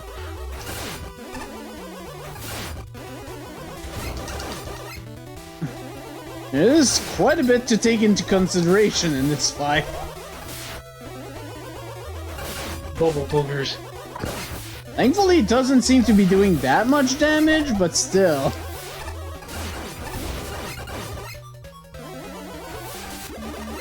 And there we go. Alright. Nice. Alright. Pretty nice Very good. stage overall. Yeah. Purple Meteor, Meteor. wanted for terrible acts of violence. This intergalactic fugitive is now your pet rock. If found, call 1977. Right, Maniac Mansion. Sure. Alright, well, here's the judge commentary for just a water Oh, level. no. They're gonna hear my awful read. Hey, Just think I of know the that this naming is scheme. just think of the this is fine meme, you'll be fine. Think of the children. Hey, I know that naming scheme. I guess that's not going away anytime soon, but despite appearances, if this were truly a just a water level, it wouldn't be very interesting. But instead, the level supplements standard water shenanigans with a bunch of bubbles and an uncommon set of enemies. For the enemies, this was a treat to see Shellin or Sewermaker hanging around, especially since Sewermaker got the chance to swim around a bit. On the silver side, Sillier side. Yeah, Sillier. I didn't expect Kirby enemies in a typical water level, but Gordos and Glunk work really well as obstacles. Finally, the missile-dropping water bug rounds them off as a good side challenge. As for the gimmick, the bubble mechanic is a highlight of the level. It handles extremely well. I appreciate the ability to increase and slow your movement, and the stationary bubble jumps are a nice twist into something new. There's also water too, and I appreciate how the spikes are sorry, I lost my are a nice twist into some. Oh, sorry. I lost my way. I appreciate how the spikes are both very obvious and tend to just be damaged spikes. Their terrain is appreciated. Did I mention there's also water? With a strong set of gimmicks and enemies, I'm glad this has solid level design to accommodate them. Everything is introduced remarkably well, particularly the bubbles and yellow glunks, and the level maintains a constant growth and variety. Keeping things interesting, I wouldn't say it's perfect. I found the water bugs a little underutilized in the main level, though Bubble Crab is a big help. The ability to break bubbles with jumping isn't smoothly introduced, and the token challenges tend to screw up the difficulty curve. However, even together, these aren't very big issues. The level is overall a blast to play, with fun ideas and a solid flow that I largely adore. To top it all off with a pretty aesthetic, a beat with a few misplaced tiles and a semi-glitchy boss doors, we've got something real solid. A beat, oh pie? What the fuck? A beat. I'll be. I'm sorry, I can't read words, man. I'm sorry. I'm not good at English. It's your first language. I know, but it's my second language, and I'm better in English than you are. What the fuck? I can't. At least I don't pronounce my ship missile or. In general, this level is Screw you. That's all I have to say. Yes, you might need to come in here in English. In general, this is top notch. It doesn't have a ton of wow factor, something it's well aware of given the name. But what it has a solid design and a lot of fun ideas. As far as water levels go, this is pretty freaking close to best in show. Oh, Constantine, oh hi. Hello, thank you. Now this right here is a really well put together stage. I've always really liked water levels in the Megaman series, or at the very least the potential for what they could offer. I've always thought they could easily distance themselves from the usual stigma that water levels seem to carry. In those regards, this stage definitely escapes stigma. Starting off, the presentation for this level is wonderful. The overall aesthetics here are nice, with the background and tiles being limited to a cool color palette, though not to the point where it becomes monotone either. As far as the stage design itself goes, there's some good pacing with its introduction to enemies and gimmicks, and then ramping things up a bit from there on. The bubble segment in particular are easily my favorite parts of the stage, seeing as you have a pretty good amount of control while in them, and can even shoot without popping it. They're handled way better here than when Tenguman stage tried something similar, that's for sure. Agreed there. If I had to bring up any issues though, it's that maybe the stage is a bit on the easy side. None of the spike in this level seems to be instant death, which I'm grateful for, but it does detract some tension from most of the bubble segments. I'm not going to knock that against the stage too badly, because I still find those segments to be legitimately very enjoyable. Other than that, I was also a little confused about giving us the option to have an infinite use water shield. I keep forgetting to use that.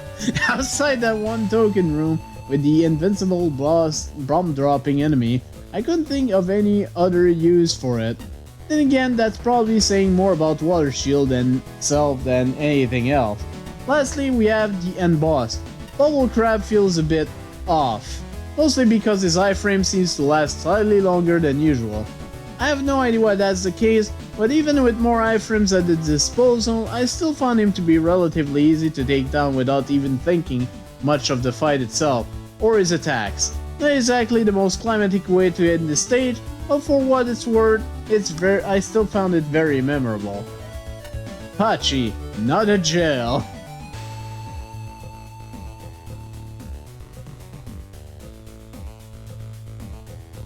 No one's reading. Honestly, the name caught my attention, Okay, coming in thinking it might be a parody of just an ice level. It's not. It's way better than that level. It makes use of the gimmick very well. The creative bubble usage and the side challenges with the tokens especially are the highlights for me. The end with the stationary bubbles you need to hop across is my favorite part of the main stage. It's such a unique take on the bubble gimmick. Though, I have to say, the controllable bubbles are a little awkward when you don't really have the option to move down. Pressing down only halts it in the same elevation. The camera also jitters that's not capital, a bit while doing precision movements, notably around the spikes. I also noticed that there are strange decimal damage values in some of the enemies. Doesn't really affect gameplay, just kind of weird? The boss is an interesting one. It's more of a horde management battle, where the main threat is the water skipper enemies that are being dispensed at an increasing rate. When the water gets lowered, it's actually more helpful than harmful, as it makes it easier getting rid of the skippers. I do like to point out that I appreciated Shinryu's review centering mostly on the water aspects, given that his name is Shinryu. That's true. Flashman. If attention to detail is the difference between a good level and a great one, then I can safely say that this is a great level. Look at how the background gets darker as you sink deeper into the water. Look at the directional arrows that make the bubble introduction even smoother. Look at the conveniently fast exits from the token challenges.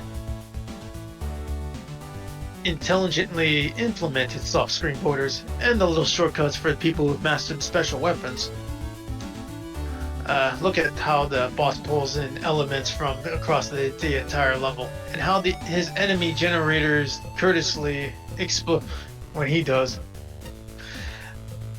The big picture is equally deliberate. Buoyant music, eye-catching graphics, and an organic architecture that establish a firm sense of place. Fair, meaningful challenges that continually teach and then test the player. Damage spikes instead of regular ones, perfectly placed checkpoints, and timely power-ups. The blend of Kirby, classic Mega Man, and Mega Man X in the enemy roster works surprisingly well, and nothing overstays its welcome. Except maybe Glunk, who is entirely too sturdy. Things I'd change: faster load times, fewer two-way transitions, and easier second token, hidden beautifully, but too difficult too soon. A clear exit from the last token, and the ability to pop bubbles while riding Rush Bike. Also, why do we need infinite water shield?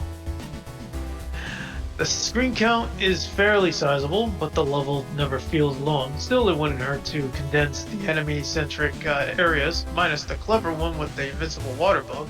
They're a nice palate cleanser between the bubble sections, but I'm here for the gimmicky goodness of navigating creative obstacle courses. The maneuverable bubbles live up to their potential, and I love the twist with the stationary bubbles. The last stretch is especially superb. Overall, this is thoroughly professional and just plain fun. Hey, nice Park. The care and detail that has obviously gone into this level elevates it far from being just a water level. Little things such as moving through the background when traveling through pipes, and the many layers of parallax scrolling create an element of depth and life to the level. Even the use of slopes on curved edges give the stage a very polished and natural feel. The same care goes into how things were introduced in the level. Enemies were initially demonstrated before they were a real danger, and the gimmicks, particularly something as complex as the bubble, had to be understood to be able to progress. This was conveyed in a simple and effective way, leaving no room for confusion. The stationary bubble was also a really effective reuse of the existing assets in your level.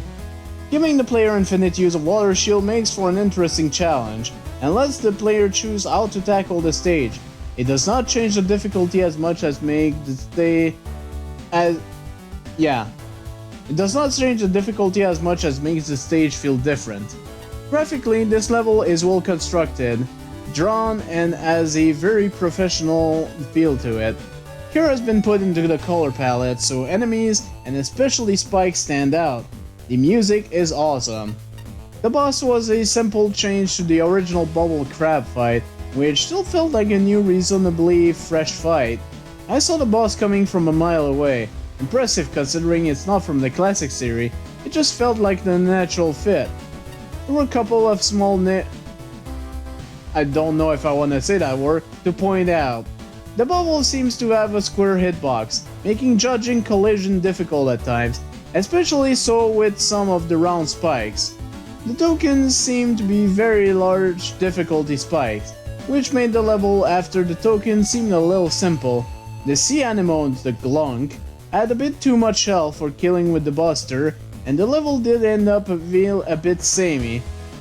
That's the weird part, they didn't have that much health, they just take like 0.3 damage from the buster for some reason. As the background and color scheme never change. Despite this, these are very small points that do not significantly harm the level, and overall this is an excellent submission. Yeah, this level was pretty cool. All the gimmicks were pretty well used, and honestly, I personally was not expecting Bubble Crab because, you know, it's not classic Megaman boss, but he somehow fit well here, which is a big plus. Now, I do have to get some more water, so I guess I'll do a quick BRB so I can do that. Yep, Give me a moment, and I'll be right back. Yep. Ooh-wee.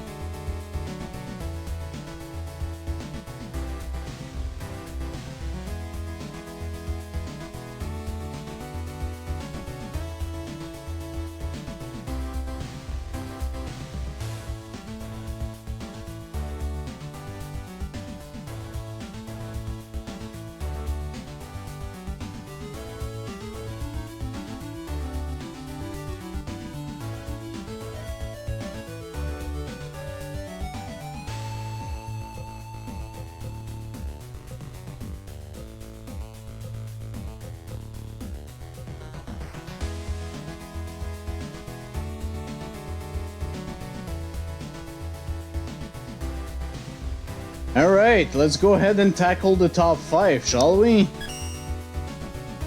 But first, Flashman's here. Even an old misery guts like me can't deny that this tournament is fun. I wish I could stay in this moment forever. Oh wait, I can. Oh.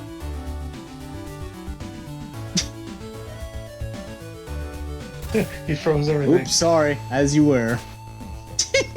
Turn that off, Oh. Flashman. Wait, what is that? Oh! Pop quiz! Where is my mouth? Answer correctly or die. Oh. Did you check the lost and found? Oh. Oh. Oh. Thanks. Consider yourself in Pell. Have a nice tournament.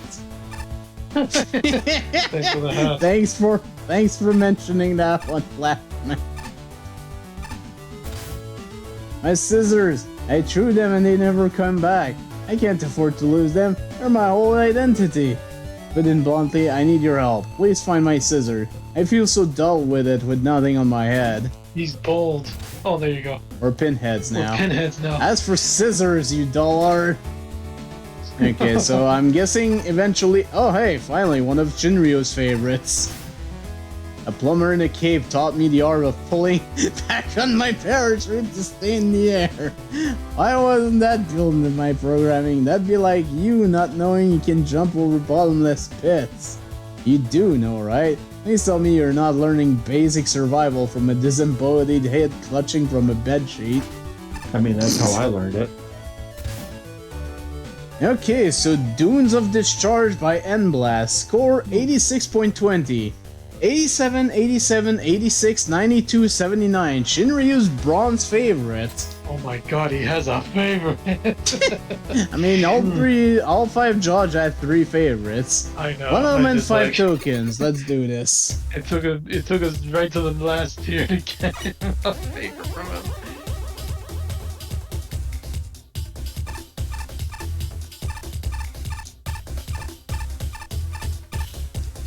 Okay, this music is kinda nice.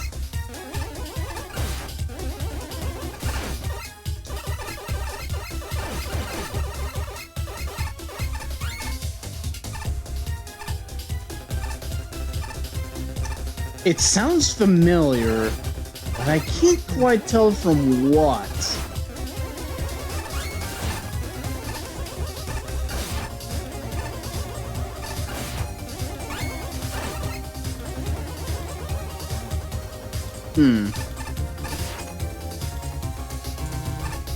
Okay, no, that's nothing.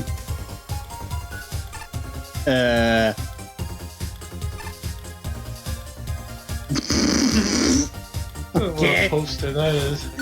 Oh god. Oh, there you go. Maybe there was something over there.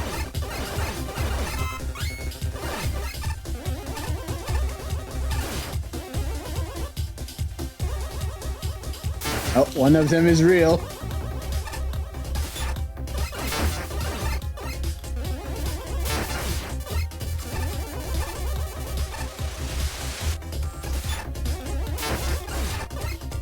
Huh. A timed sheep block. Interesting. Was not expecting that.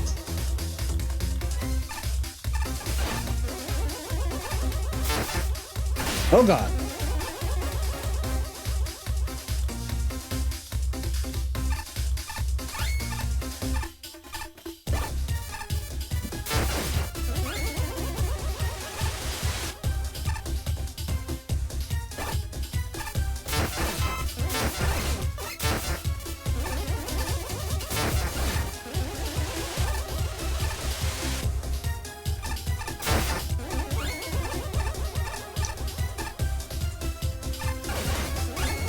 Oh, Jesus. It's fine.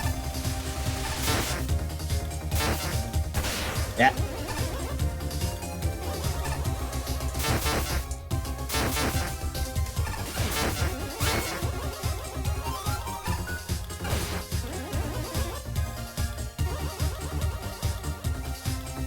Okay.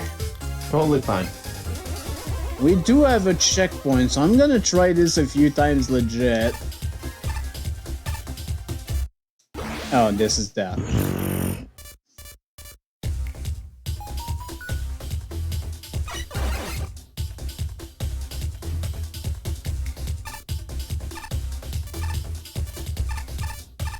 Yeah. Did not slide in time.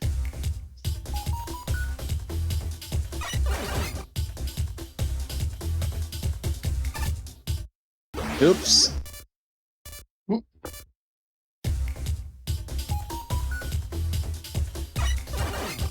At least when the token challenge is right next to a checkpoint, I don't mind just trying a few times. No, I'm just messing up the first jump. It's not good.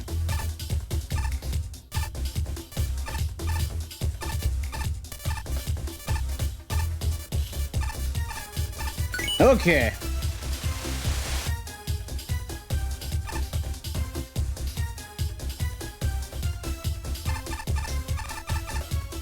Alright, y'all, I gotta get at it. I'll see you later. Later. Oh my god, there's a lot of beetle there.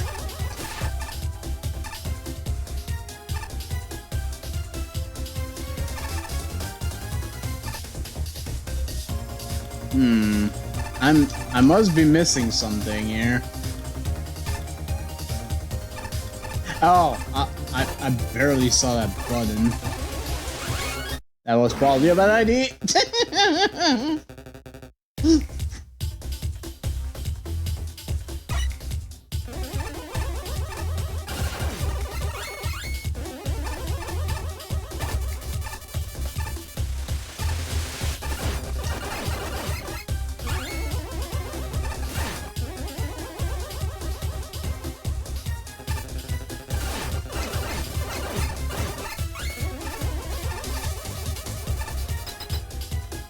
Okay. Oh. They have different patterns now.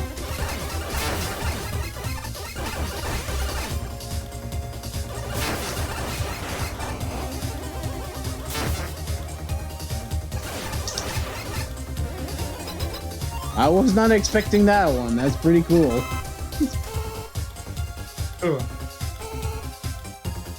Okay, we can pass on that safely.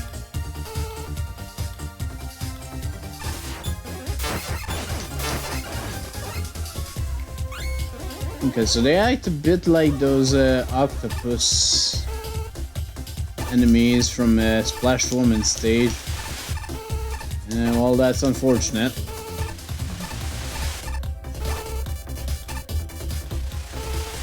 Okay.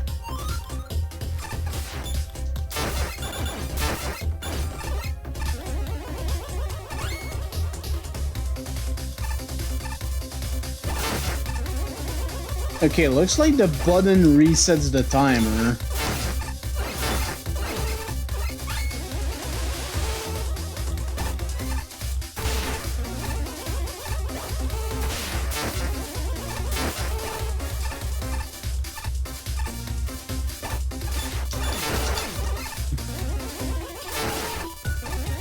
Hurry up! Terracotta pot, copper sheet cylinder, metal rod, Baghdad battery. Initial discovery. Found together in modern Iraq, these artifacts were dated from either Parthian or Sasanian empires, reigning between 150 BC and 650 AD. While the origin and purpose of these items remain unclear, researchers hypothesize that these function as galvanic battery cells. Experiments theories. Experiments have shown that folding out components together and filling them with acidic electrolyte, like grape juice, can indeed produce an electric current. While these are more hypotheses about the true purpose of the battery, in 20XX more archaeological research is still undergoing near this facility, trying to uncover more historical mysteries. A museum. Oh. I think that's the... And this one breached out. It's free, oh no! Oh. Oh, there goes my my heals. I guess. Okay. That's pretty cool. So the electricity going on the sand creates what I assume is a glass shard. That's interesting.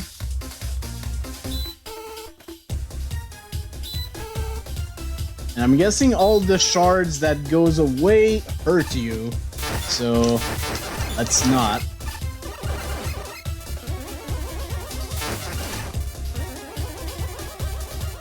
Now to wait. Oh god. Wait.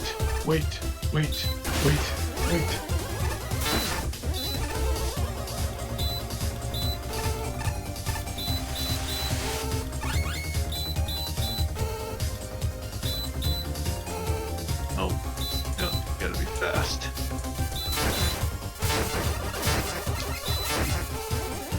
Oh shit. I don't think I've missed anything yet. 36. Oh god. This is gonna be a big one. Yeah, you gotta go.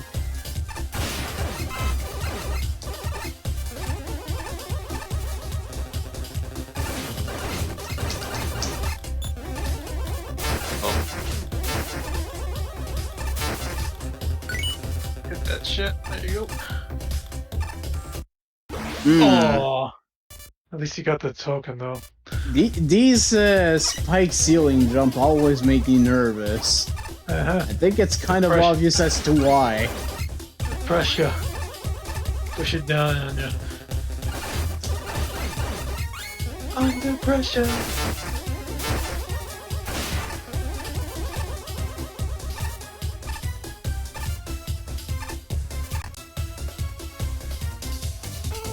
I'm still going. Oh, and the timer is still going.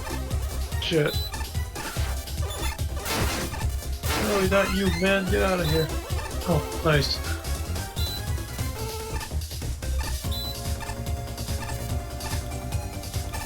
Oh.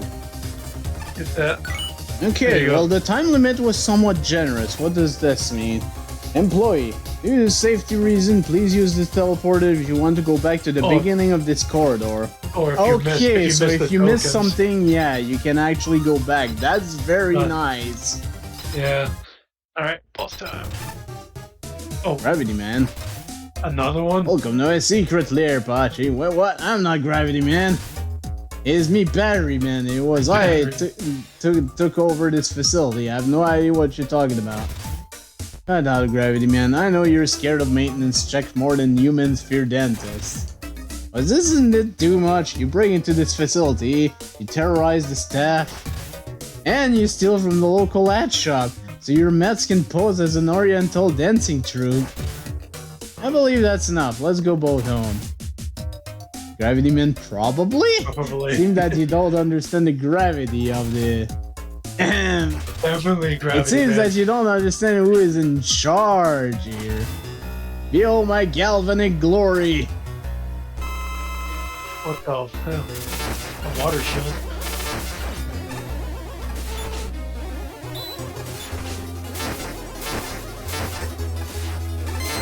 Oh shit.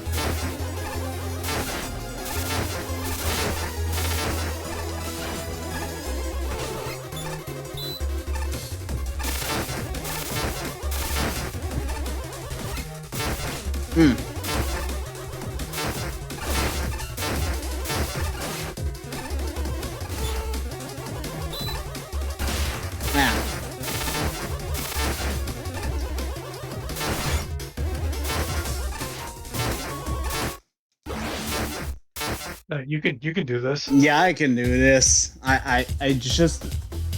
This was a trial run. This is the real one. That doesn't count. Okay, and nice. The text is skipped on retries. That is very nice.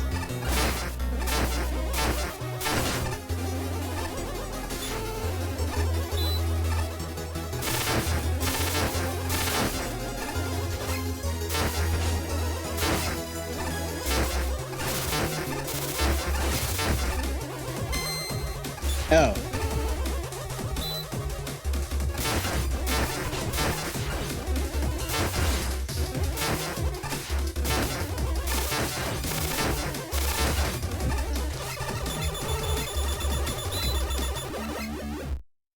And alright, the particles actually go out. Sweet. Electric Boogaloo. Yeah. Oh, goodness. Okay. Oh, there's the commentary for Dune of Discharge. Nick. Now this is a fine level. Not only is it expertly designed, but the concept of combining desert and lightning gimmicks is something I haven't actually seen yet. Basically, every asset is used well. The electric mets are an alright enemy, but they make even better invincible obstacles. The button blocks are an excellent twist on cheap blocks, and the way they're used is nothing short of excellent. And I really enjoy the combination between quicksand and elect beams, especially as a nerd who knows how glass is made. This is combined with a really fun design curve, slowly introducing and building on various assets, until it culminates in an awesome final challenge. This was just plain great. For some personal highlights, I really like the bracket-shaped room with the blocked off dance mats. This was their best Jesus Christ. That. Give me a sec. There we go. This was their best showing as an obstacle enemy, and it was so satisfying to dodge them all. The Altered, Suzak, and Phoenix are much more than fun than the originals.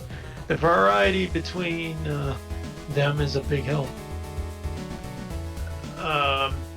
Both of the longer button block rooms were incredibly fun. I especially liked how you use tokens to reward exceptional play. Map props for backtracking teleporting. Players would appreciate that.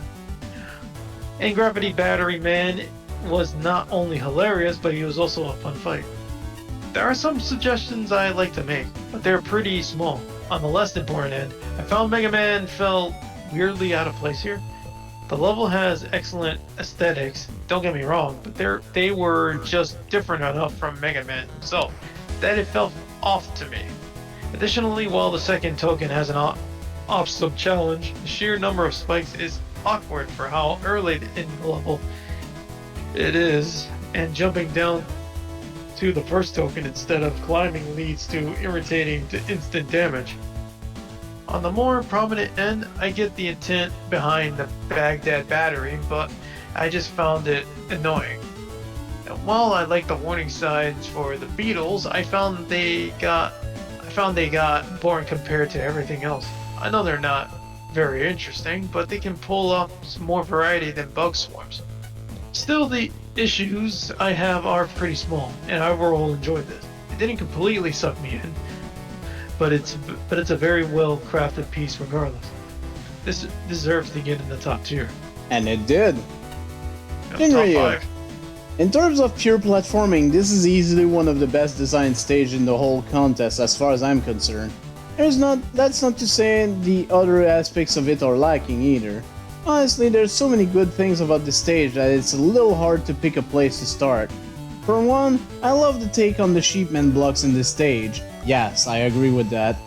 They're used as block both time barriers and in race to the finish type scenarios aren't necessarily new concepts, but the elongated timer on them allows for much more interesting room layouts.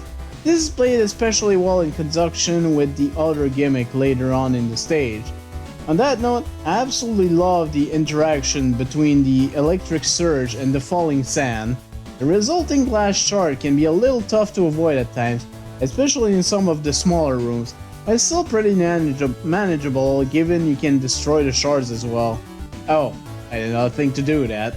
If I had to nitpick though, I guess the only thing that I dislike about the stage would be some of the setups involving the Baghdad batteries.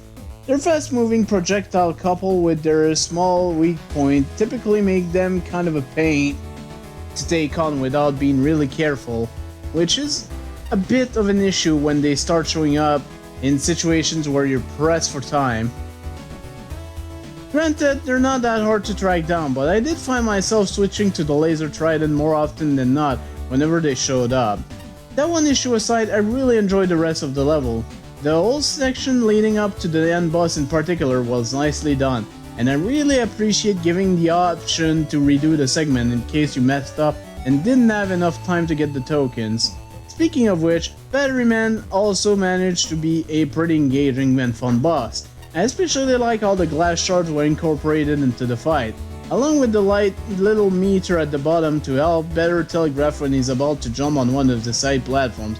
All in all, this was a very easy choice for one of my favorite levels in the contest. Fantastic works.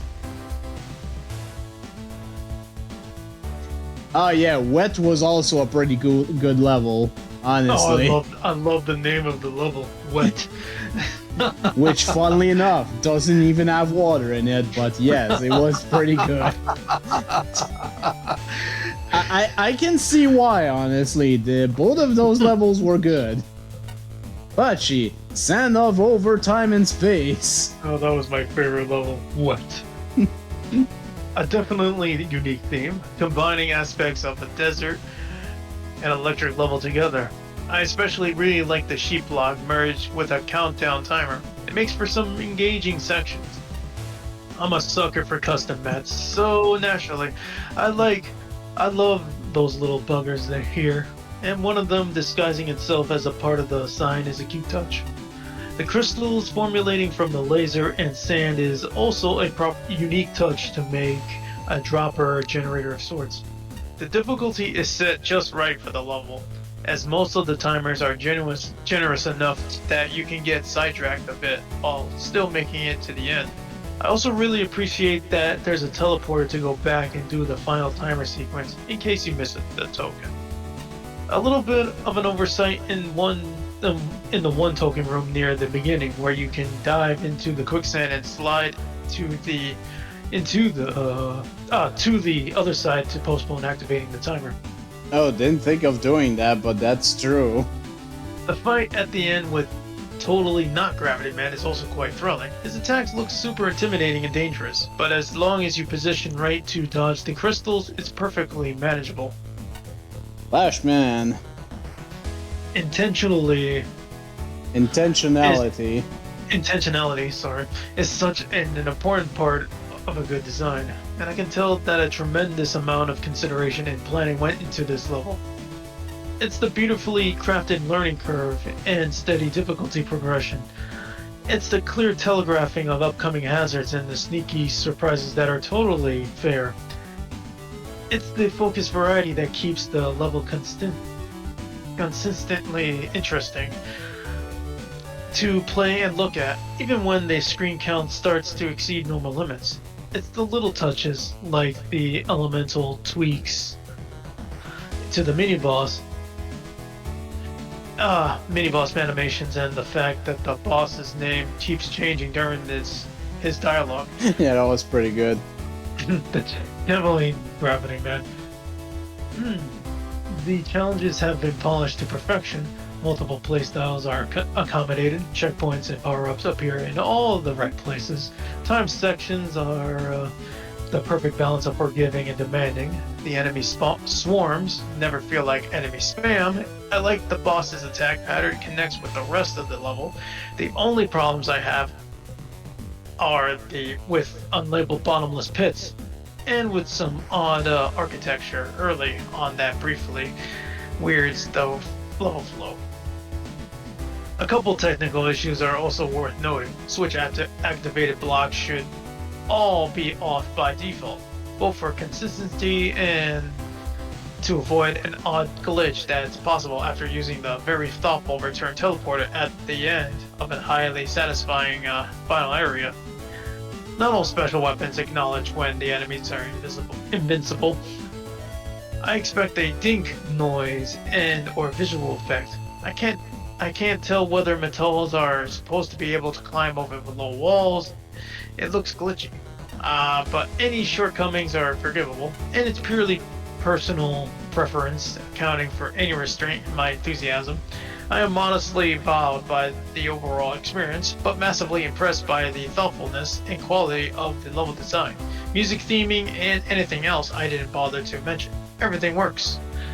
Indeed. And a spark. First off, something I expect of the stage did not land as well for me the second time when I finally got to play it. This is another notable stage where Loyana initially played as a proxy. but that would be unfair on me to change it now when clearly my initial thoughts reflect positively. I honestly don't know if this is just a thing where having another person next to you helps things land or not, so I'm going with my initial thought when it comes to that, and this will be noted as such. Almost all of the foundational aspects of the level, such as the theme, gimmicks, and most enemies, gel together really well. The re-implementation of Sheepman's gimmick was the best bit of the stage and feels like such an obvious improvement over the original ID. I'm surprised I've not seen it before. It fixes all of the issues I had with the original gimmicks in one go, and makes the stage well above average just by its inclusion. The other revisited IDs work really well in this stage. Using sand as a vertical platform is a gimmick I've always liked, and just changing the attacks of the mid-boss makes it feel like a whole new fight. A fight that seems so often in this contest, but this worked. The tokens room were fun and all different, even building on a sort of lore to the stage. The last quarter of the stage brings everything together nicely. The final time section, although obvious, ramps up the tension well and flows most of the time. Battery, Gravity, Question Mark Man was somewhat unpredictable, but nevertheless felt like a fair fight. The one exception was the pink electric shot, which seemed both too fast and was impossible to predict when it was being fired, as it never seemed to aim correctly. I thought I understood it when watching Loyana, but in practice even I struggled. However, I always liked boss fights that bring in stage assets, so reusing the dropping glass was a nice touch. The two new enemies let the stage down a bit. As soon as you fail to kill the meta enemy, it becomes very frustrating to deal with it as it accelerates so quickly and doesn't quite work with the terrain, clipping over blocks it shouldn't appear to. The Baghdad battery was particularly annoying, given how charge shots were ineffective and you were often given very little space to deal with both the attacks and the opportunities to hit it. Finally, the teaming in the level felt a bit generic, and seeing the electricity involved in the stage would probably have made it feel less so. Despite this, the stage was fun to play, and that thing is the most important thing. It is, in fact, a good Megaman game. Finally, the honor. My memories said it landed. I remember laughing. I remember the museum got a hearty laugh out of me. A rare accomplishment. And I didn't when I got to play it? I don't know why. It's in the notes. Maybe at this point in judging by myself, I have seen so many unfunny situations that my sense of humor has melted. I'm going to go with my past self in Loyana and say this stage is funny. Yeah, this stage landed pretty well for me. That idea with using timed sheep blocks is pretty innovative, honestly. Just overall a very good stage, and that final confrontation with totally not Gravity Man was funny as well. Yeah, junk block chat. Look out below.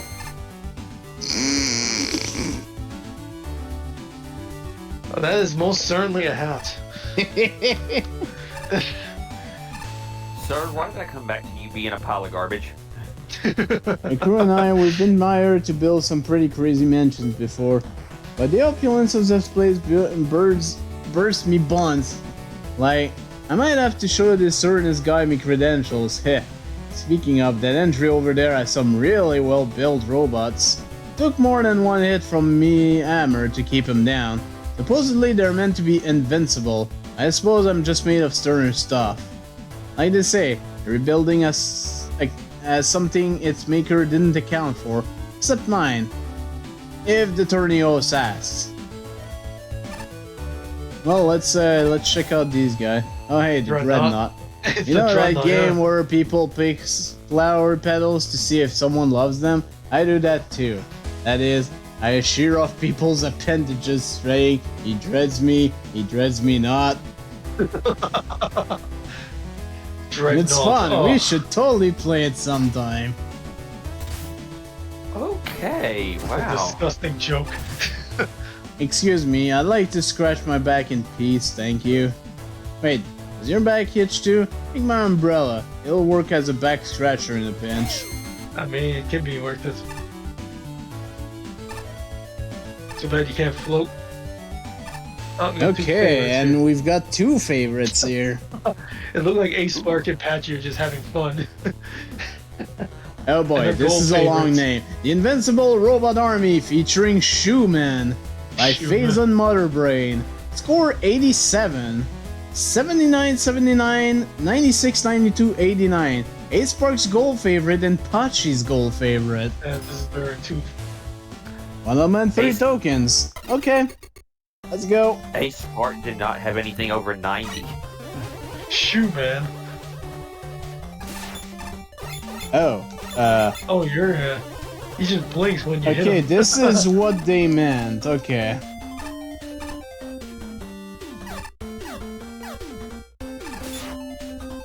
Oh my. Oh, he can't even hit. Does shit. Even the arch. Even the prop tops. Oh. Okay, those kill them. Oh, they just burn. There you go. It burns, Oh, look, burns, just look. burns. Oh, I wanted to see them walk into it. Damn it.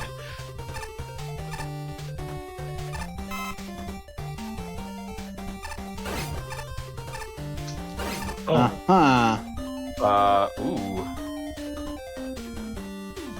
the hell? Like, oh. It burned. Oh, he's got fire. He's wearing shoes. It must be the shoes.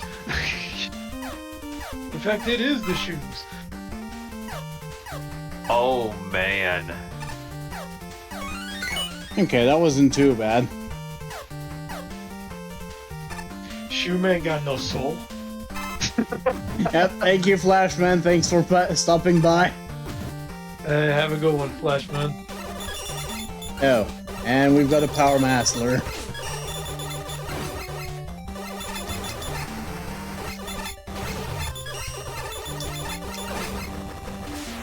Nice. Very interesting idea of a fight, considering the whole situation here. I'm not sure I like what I'm hearing right now. It's a shoe factory. Oh, God! Oh shit! Oh no! Oh, He's my. trying on his new shoes. He's trying on his new shoes. Oh, jeez. Hey man, look, Okay, new this shoes. is just damage spikes.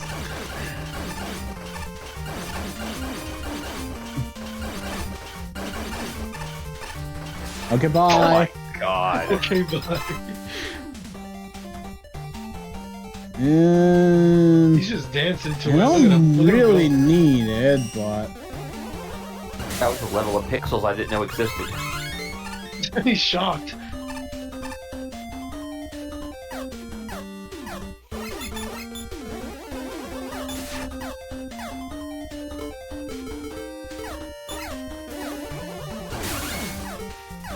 Nice. I just blow by these fuckers. Nice. prop top.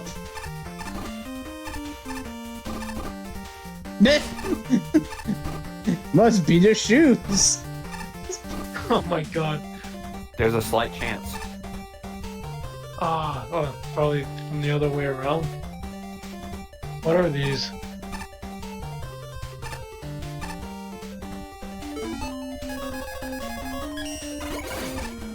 Aha! You have to work your way toward. I was magnet beam that shit.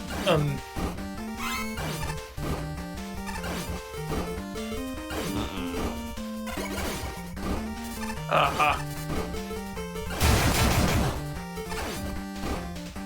Magnet beam. Oh, Oh.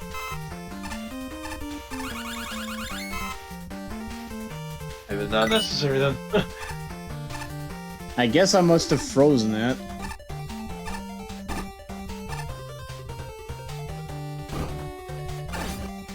Burn.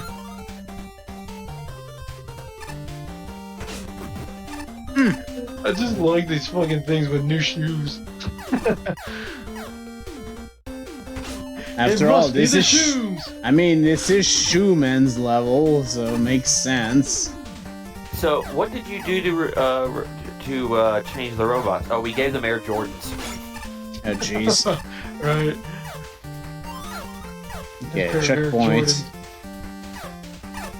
Yeah, Shoeman, Hydron.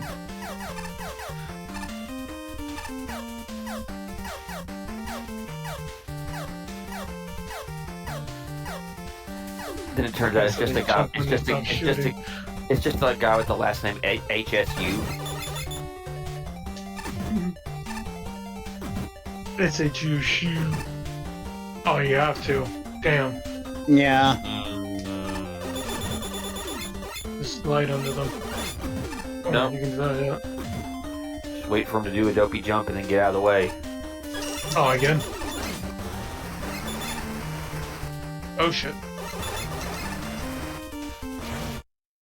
Oh, Oh, there's a lot going on there. Dude, he just look at you. See what he did there? He T-posed. He T-posed on your death.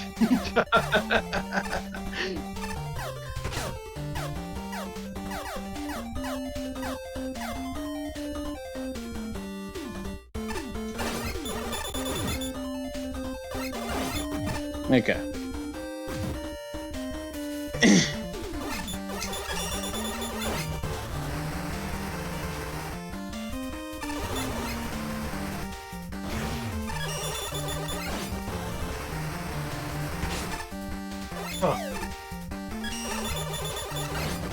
There we go. Kicking this. Alright. Oh boy, another one. I get coming for you. What if it's just a smaller one with bigger shoes?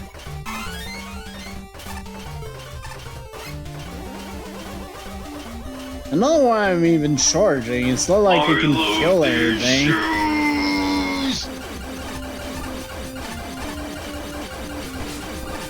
It makes me want to destroy everything. Shit. Oh.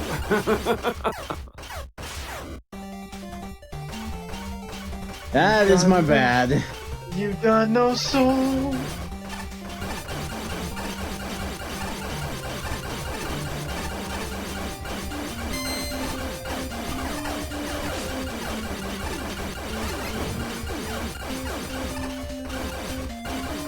I'm gonna get goodbye. you. No.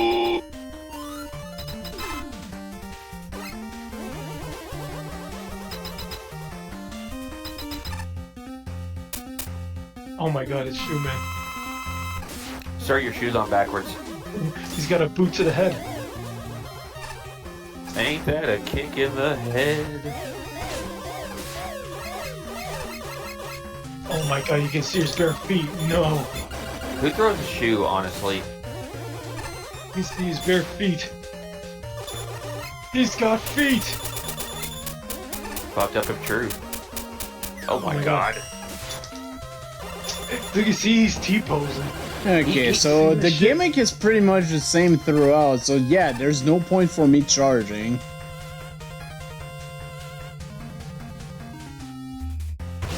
Ah, jeez.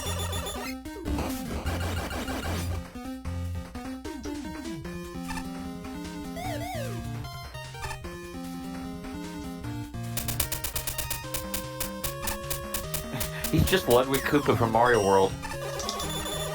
I think it's more than... Okay, probably one last shot. Oh no, you're right. Yeah, my bad. Yeah. I was thinking the wrong one. Yeah. Pachi is one of the judges for this contest. Also, I win. I think he's meaning about your character. Patchy's from Toho. But it's also one of the judges for this contest. And that too. We got two Patchies in this game. Well, let's get to the commentary here. Alright. I wish I recorded the moment when I realized the level's name wasn't Hyperbole. It was a sight to behold. but despite the alienating concept, the level design is both smooth and silly, and very, very silky. Everything's invincible to conventional weaponry, sure, but everything's dodgeable, and there's plenty of hazards and traps around to kill things. Combined with a high degree of enemy variety and loads of fun weapon interactions, the end result is a level that doesn't smell like stinky feet. Personal highlight has to be the chase sequences. I never thought that Chon's footsteps would be intimidating, but somehow we have exactly that. Unfortunately, while this has solid design and entertaining gameplay, I can't say this level really grabbed my attention as well as the others of similar quality. The core of this issue is the visual theming, or rather the lack thereof. The graphics aren't necessarily bad, but considering it's a Robot Master stage, Hornet Man has a garden, Children Man somewhere in the Arctic, Gravity Man's got a lab theme around pushing and pulling, and even Ring Man still has a distinct visual theme. Shoe Man stage looks like a generic fortress stage with a couple of shoes in it, and a lackluster theming detracts so much from my experience. Having good design is important, but interesting visuals are similarly important. It's combined with the level being fairly easy, and it doesn't grab me as well as others in the contest. Still, this handles smoothly, and the bosses live up to the creativity of the level design.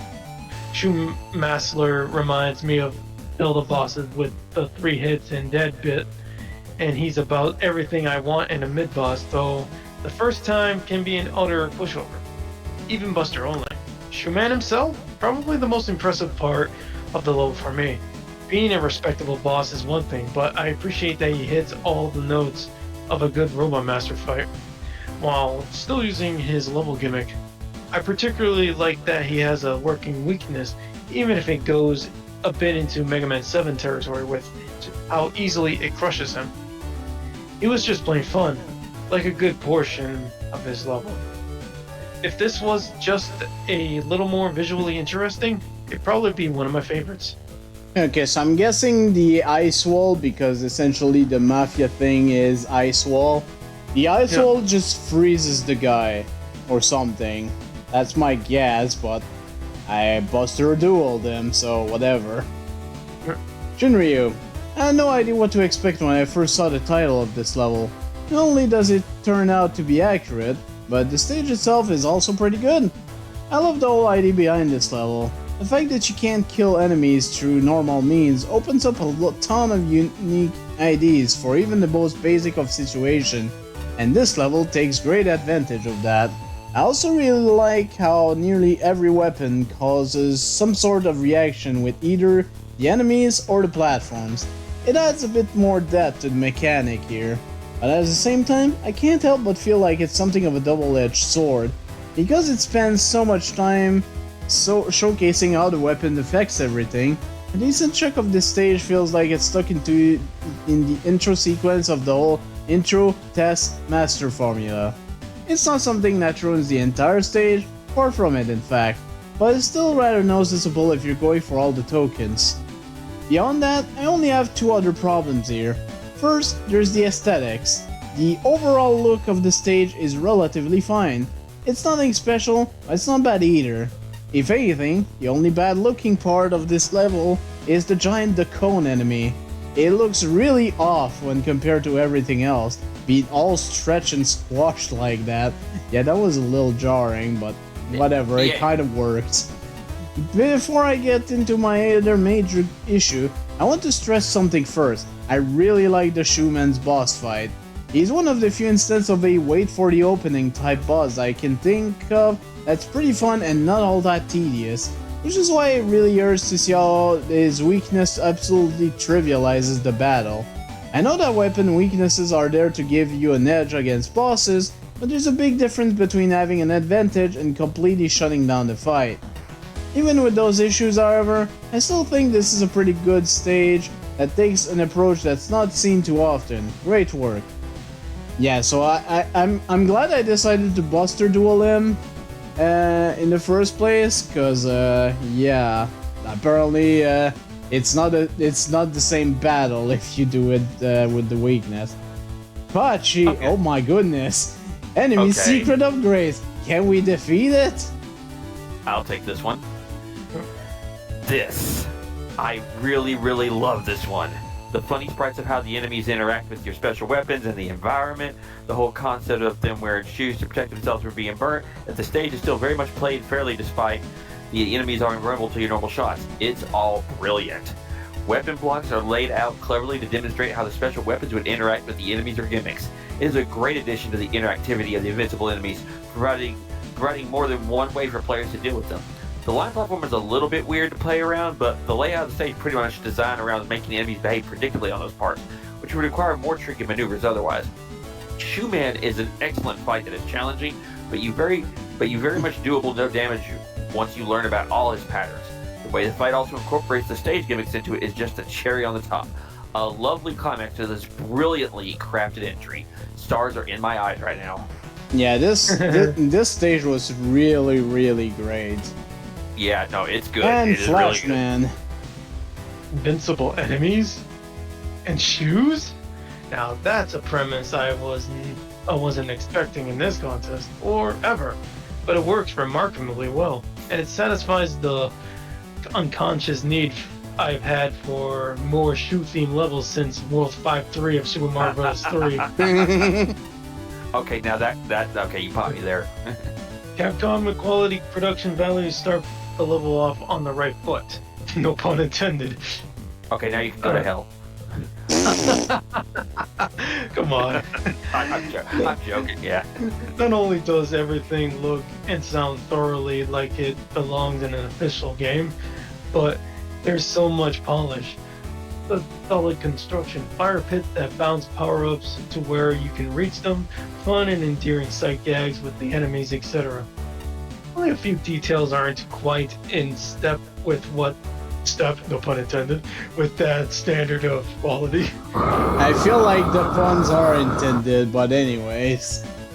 I found mine appropriately numbered. As shoelace platforms don't look shoelacy enough.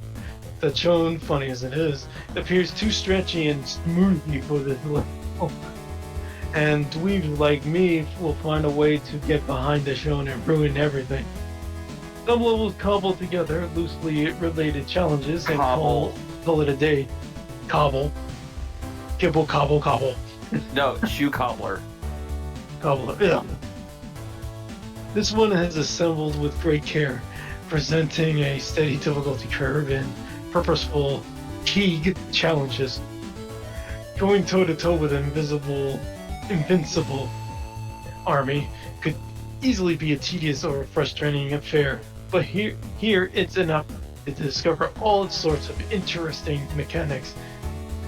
And my only qualms are that the boss and mini-bosses tread outside my preferred playstyle, and that sometimes the ambitions of an area start to clog the stream with too many components. I have consistently complained about levels blatantly advertising what weapon to use on destructible blocks. This is the sole exception, no pun intended, as if all the lovingly crafted enemy and gimmick introductions weren't good enough. This level is laced with barriers. Just keep reading. Strategically situated to teach the player a useful trick when destroyed. Between the excellent execution of clever concepts and rampant charm, this is the level that leaves a lasting impression. Can I go kick his And a ass? spark. No pun This intended. level is a masterclass in teaching players both core and subtle game mechanics are taught easily and superbly, without having to rely on the dreaded text box or press the button here. Tutorial graphics seen in many an indie platformer. The core mechanics of the level are made clear. You can't hurt enemies. Enemies without shoes can't walk on fire blocks. Boom, crystal clear mechanics that get built on from there. Cannot praise enough how good this teaching was, and that's not the impressive part. This is a stage I thought, hang on, the player is starting with a full weapon set. Maybe we can do something with that. We have breakable weapon blocks.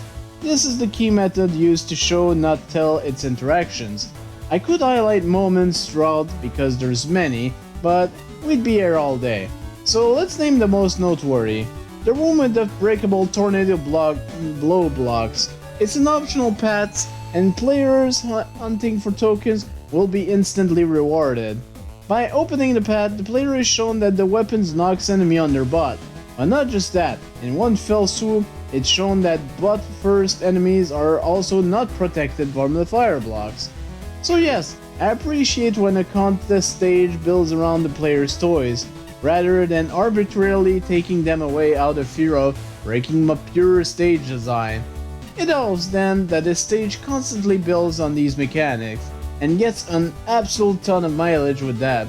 By the end of the stage, I was satisfied that the stage explored its mechanic about as well as I could ask, and thanks to the weapons interactions, I found this level quite replayable once the puzzle elements wore off. If I had one main complaint, it's that aesthetically, while the shoe-wearing enemies and new animations for them are really cute, the actual level itself is plain to a fault. I could have done with more tiles variety. The foreground in particular is hopelessly generic. Its personality is lacking, and I'm also never a fan of weirdly stretched enemies, but I understand that the cone is a joke, so that's just a personal pet peeve. Let's end with Schumann himself. He good. This is one of those bosses in this contest where I felt compelled to master and no damage. Some of his attack timing is awkward, sure, but you can adapt. He's a super original fight, and I love him. All in all, this is one of my favorite stages in the contest. It will be tough to choose between this and some of the others. Excellent work. I can definitely see why this is number 4. It might have even been higher if not for the aesthetics, I guess.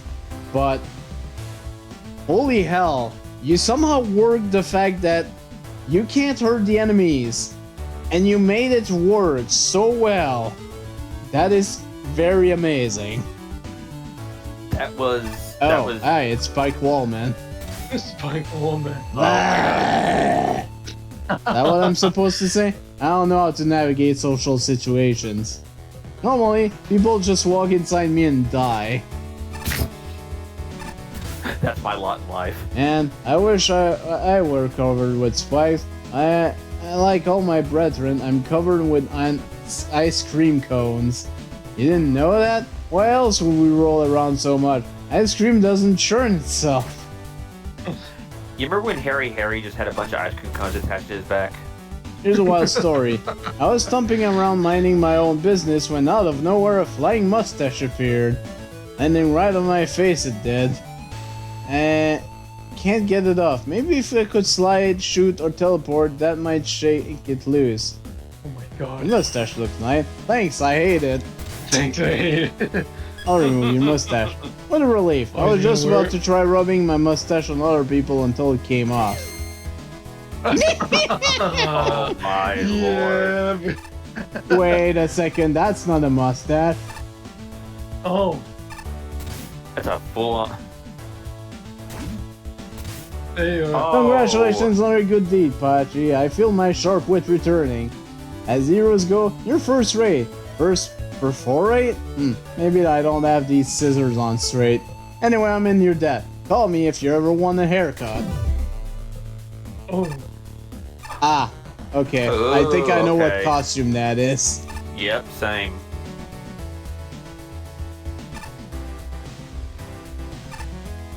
Oh my god, it's that talking flower from Mario Wonder. I found this strange flower and decided to nurture it. Now it follows me around, commenting on everything I do. I'm conflicted. Should I try to abandon it in one of the simulations? I'll leave it in your care. Been really curious to know what you taste like. Oh no! Wise man once said, don't share your wisdom with anybody. Catch your reflection in the glass. How do you look? Holy god. Those are objectives. I know, I can't even see.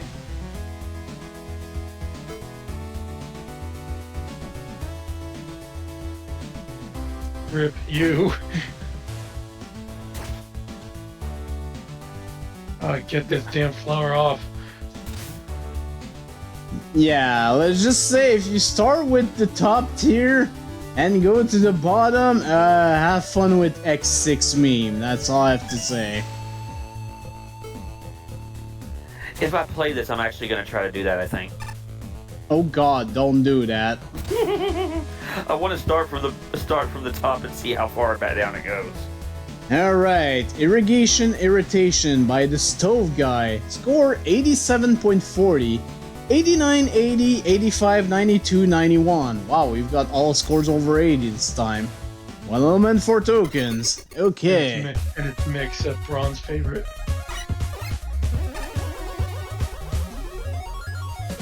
Nice music. I again don't know from what it is, but nice music. Oh, is there wind? Yeah, I see wind. What's that? The wind.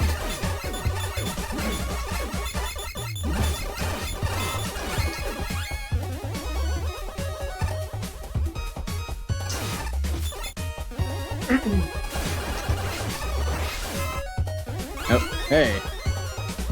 I'll take that.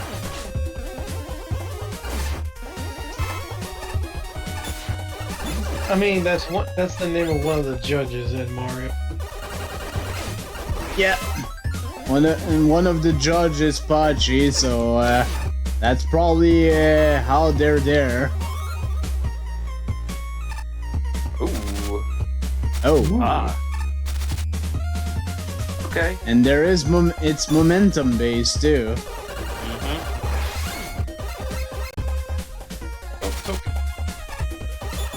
Oh, okay. The goo.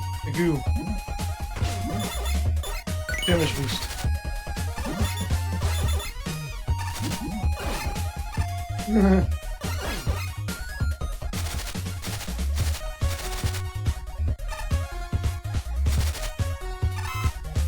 Patchy is so dirty.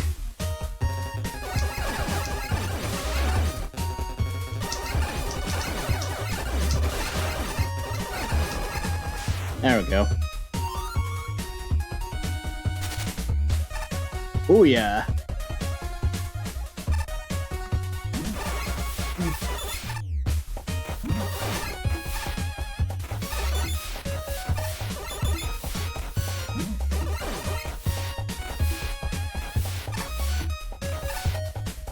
Yeah, if I remember, their level in Megaman 2 was just a nice level.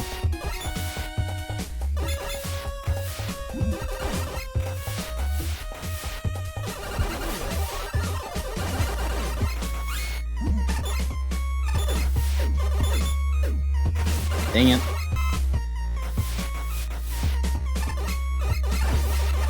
Grab the water and wash away the ink.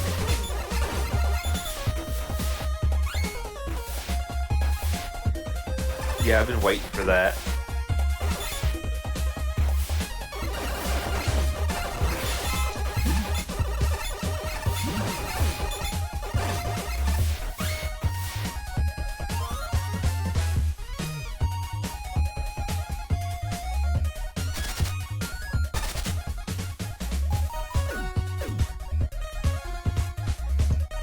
Hi, double NB run.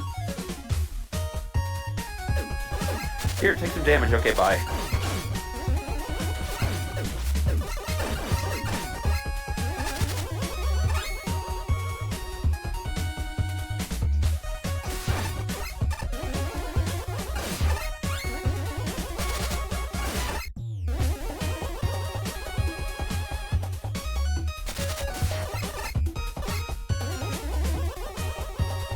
Okay, I see there's gonna be a token in the next room.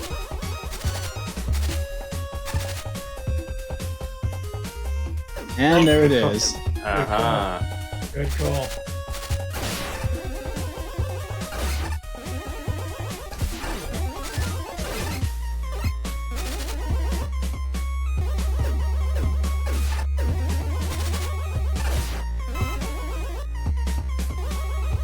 like that I'm still inked up, by the way.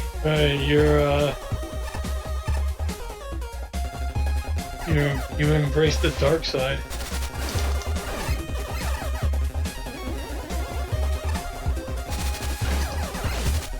Dang it. Why waste money of lighting the whole store?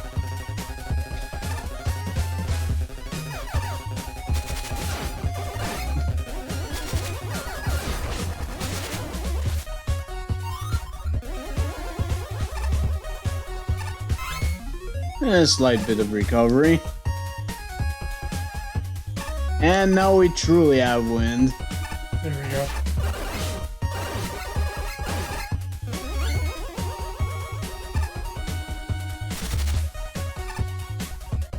Ooh, that was one.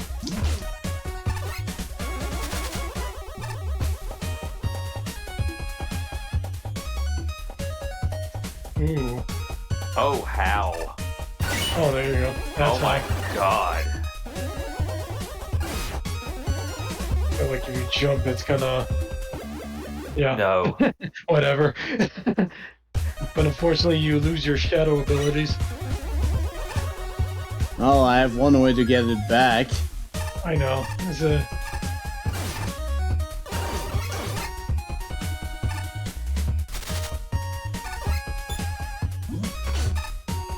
There we go. It's the noob patchy.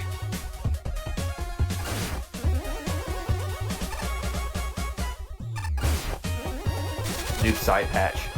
Noob side patch, yes. Oh. Intruder alert! Oh. Security drones. Oh. Okay, so those are not just decorative, they actually do hurt you.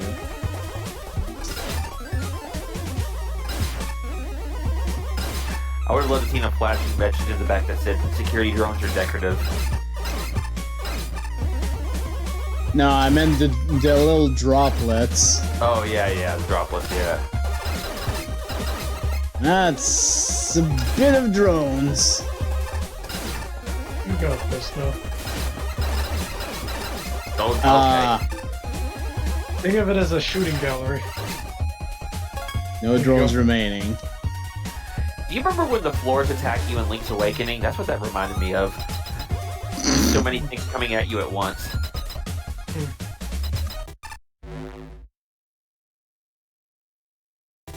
Okay. Oh. Huh.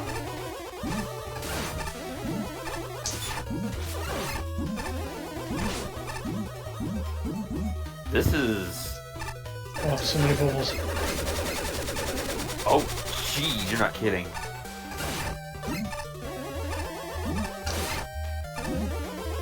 This is not the Bubble Man I was expecting.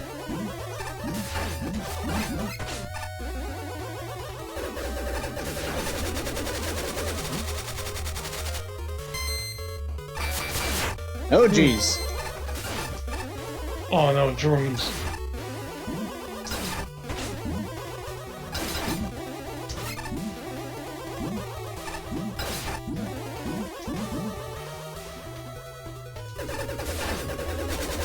Just dodging.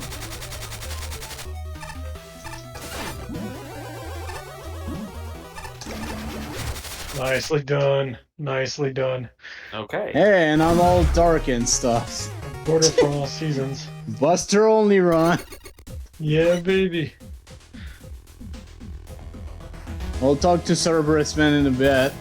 So yeah, this was the third classment. Let's see. Excellent. Simply excellent. Just wow. I'm impressed with this one.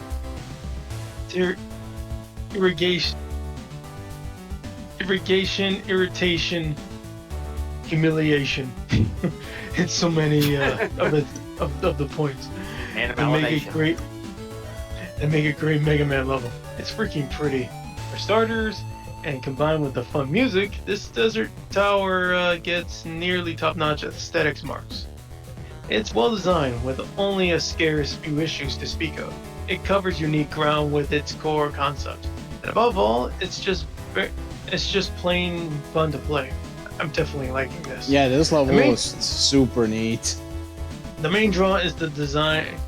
The main draw in the design is the custom water geysers. They might look vaguely similar, but they're a fire cry from the spouts from Powered Up. From start to end,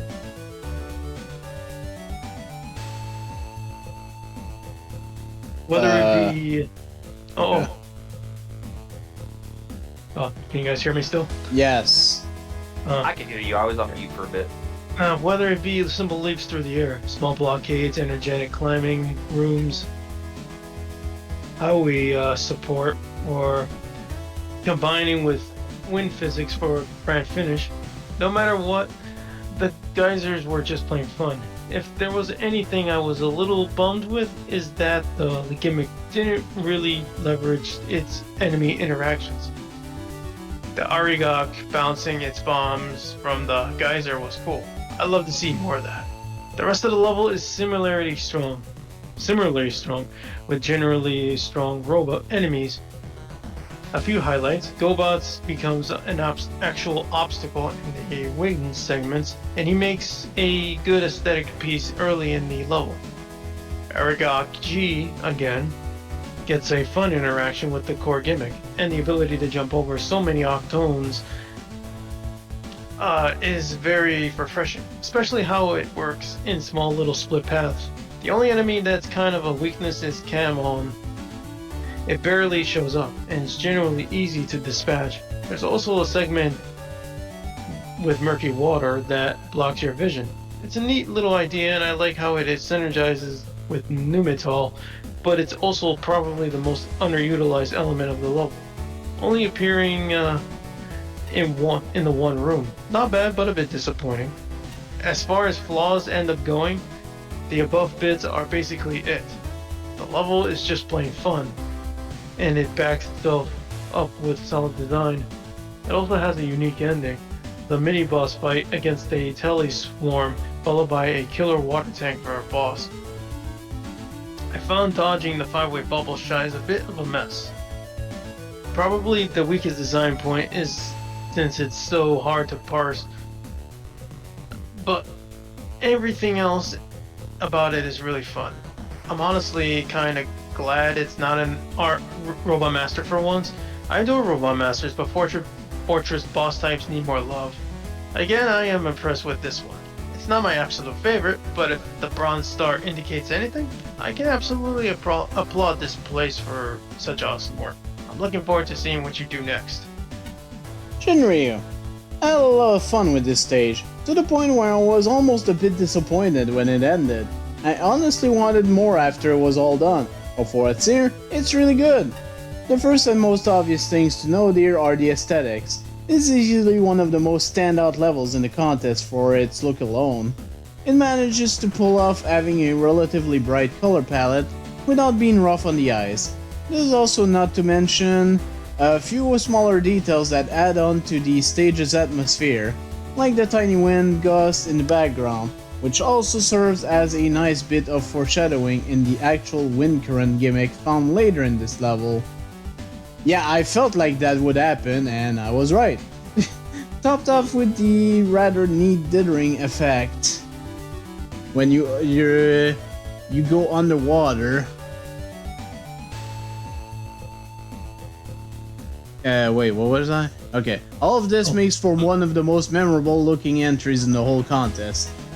As for the stage design itself, I thought it was really well put together.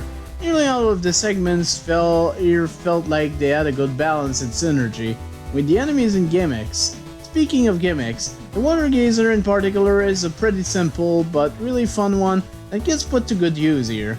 I was especially interested to see that many projectiles interacted with them at one point, and I was really hoping that this would get expanded upon as the level progressed. Sadly, it only really shows up for one room, which feels like a bit of a wasted potential. Beyond that, the only other part that felt a little off to me was the water room. For as much as I enjoyed the visual effects there, I couldn't help but feel the enemy setups were weaker and more basic in that segment, as opposed to the rest of the stage's more well thought out enemy placement. That aside, I actually don't have much else to complain about here. All the other rooms were a blast to go through, especially the final lead up to the gauntlet. Lead up to the boss. The little gauntlet of tellies is one of the few examples of enemy spams in these entries, or fan games in general for that matter, that actually gets the concept right. Even with the tellies built-in counter projectiles for when you kill them, you still have the advantage on account of their inherent squishiness, along with actually being able to anticipate their natural escalating waves. And I don't know if it works, but I feel like you could also use like Tornado Blow to just bypass the bigger waves. Lastly, there's the end boss himself. He's got a fun design, a good range of attacks, and the battle doesn't overstay his welcome either.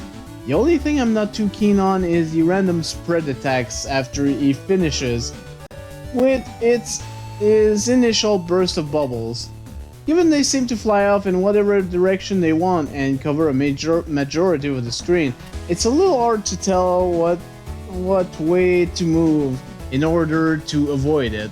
However, that's just one minor gripe with an otherwise very solid boss fight, topping off an equally solid fight. Overall, excellent work on this one. I just noticed that we didn't see the silver or gold favorites for Shinryu, so I guess it's 2 and 1. Okay. 1, yeah. Bachi, sprinkling stress. Alright. Simple yet sweet level. Also a very pretty stage in general with cheery music to boot. Definitely winning me over via aesthetics alone. The water spout gimmick is certainly a fun gimmick, quite intuitive and was implemented nicely into the level design. Having octopus batteries to time your jump into the spouts is especially very clever design. The mini boss fight is really cool too, where you need to propel yourself high to shoot it. Though the part with the strong wind could get a little unfair in a few spots, yeah, the token, because getting hit at all means that you're pretty much propelled into any nearby pit due to the intense turbulence. Also a bit of a rude placement of the 4th token where you can't return back to the top platform if you miss your jump, yep. The room with the waves of drones you need to fight through was a very interesting concept. The water droplets the tele drones drop onto feet are a brilliant addition, making them player think twice before blindly going in guns blazing.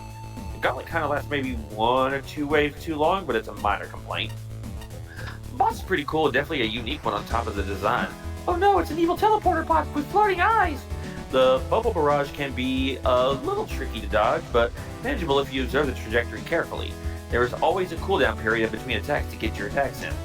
The way it summons the drones mid-battle is also very cool, certainly increasing the tension of the fight for the right amount. Though, I did encounter a funny bug one time where the boss died as it was still summoning the drones, and Megaman continued to get pummeled by them during the victory sequence. Oh jeez. Thankfully, the full heal from collecting the element prevented any unfair death. Flashman. Oh, I can do that one too, alright. No, sorry about that. Intricate graphics, pumping music, wide open spaces, distinctive foreground depth, motion-oriented gimmicks, and a strategically out-of-reach boss. But I didn't know better. I said you're looking for a make a good Sonic level contest, which is down the hall. But these elements work very well for a Mega Man and give this level a lot of character. My complaints are few and minor. Shielded enemies are a smidge too prevalent and easy to snipe with Laser Trident. Every token challenge does something that bugs me, like the last token being reachable without weapons, but escapable only with weapons. You have to refight the second miniboss if you die and fall off the checkpoint platform. I'm sad we got this contest's ubiquitous boss music instead of something that fits better with the main theme. A lot of things impress me. Attention to visual detail for one, the shimmery special effect as the sensory bots teleport in, water dripping off the hydro spout, the air swirling around as the wind picks up, and so on. Type programming for another, the custom assets work beautifully, and I'm thrilled that the hydro spouts react to a variety of objects, including ice wall. Whee! Challenge structure also impresses me. Each section knows exactly what it wants to accomplish, and the arc of the whole level is a steady progression from relaxed to pulse pounding in exactly the right amount and the right number of screens.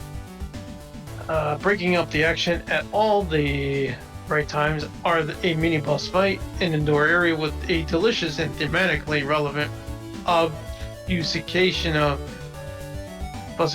gimmick, and a second mini boss fight that builds on the first one that kind of lends some practice for the big boss. I also like that the middle checkpoints are followed by low stress hydro spout challenges, which guarantee that players get all the practice they need. This is a fun, finely crafted level. Nicely done. And a spark. This stage was a blast to run through.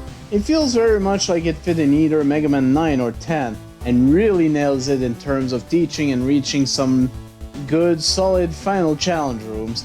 The thing that really makes this level come together is how it's pretty much all momentum, and the stage is paced around the player's constant movement. The water gazers in particular make for some satisfying runes to run through. And as a mostly dev kit level, I felt you made good use of the stock assets here. A highlight was using the irritating flower and Abiran as a one-off challenge. It's not especially clever or anything, but it just works for me. It's aesthetically gorgeous, super cute tile set, and honestly, it's clear a lot of attention to detail was paid here. From particle effects to parallax scrolling, and even maintaining a fairly consistent enemy palette. The two end bosses are pretty neat too. The drone barrage does not outstay his welcome, and the water mechanoid is just nice, chaotic fun. Its attacks simply looks harder to dodge than they are.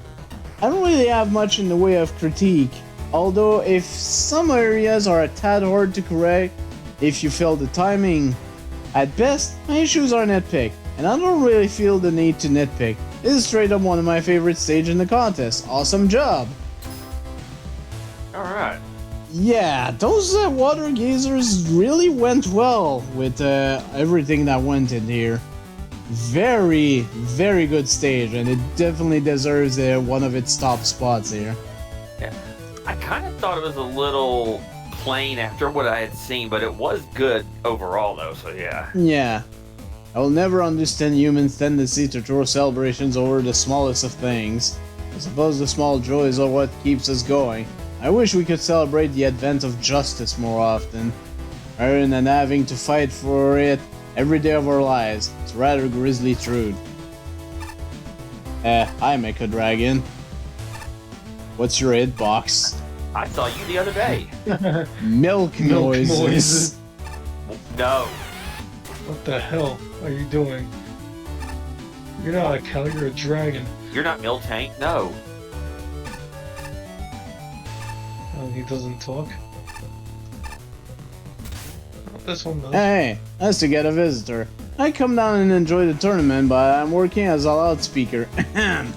Would the owner of a red convertible dog please move your pet vehicle? You are in a no barking zone. Oh my god. No barking zone. It's said that the toughest warriors find enlightenment under waterfalls. The fighter in that simulation seems to be one of them. He derives strength from water. If I am to hunt my prey, I must first understand it.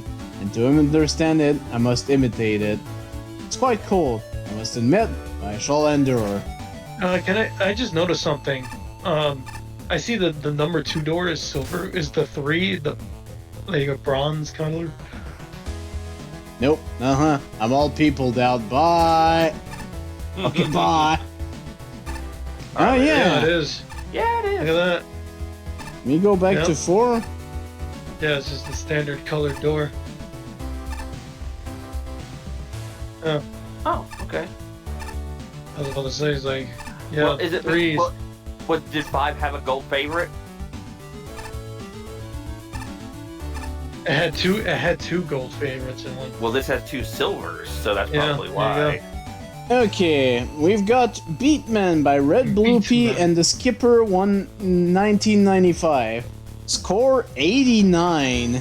Man. 90, 93, 93, 77, 92.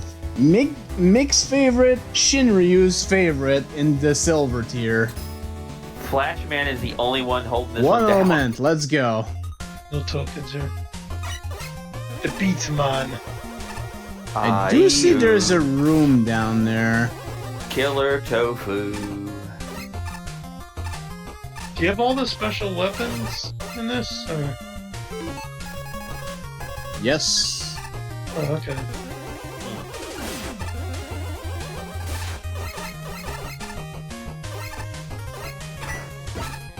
Aha! That's how that works.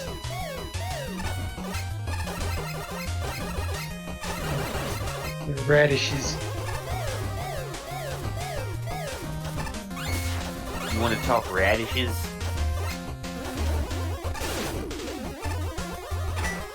Can we channel in our inner Mario 2 and just stick these things in?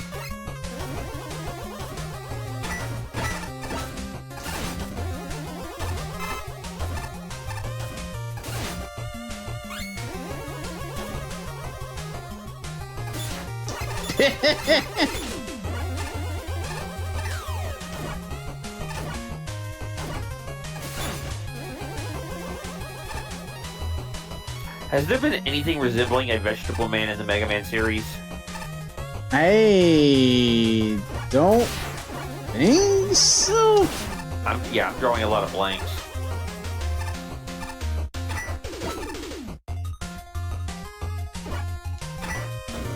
These carrots are really messed up.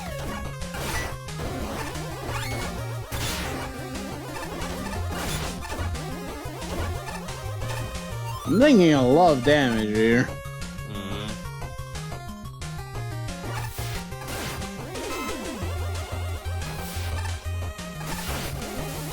Ah, okay. Okay.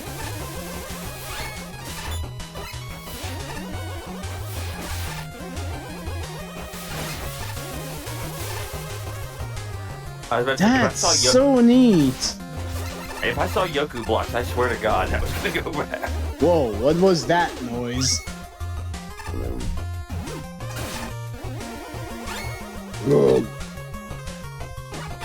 What's up with that guy? I'm working on the railroad.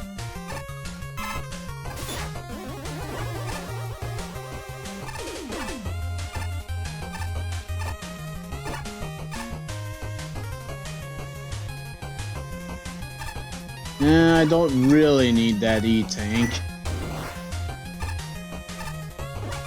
Oh, okay.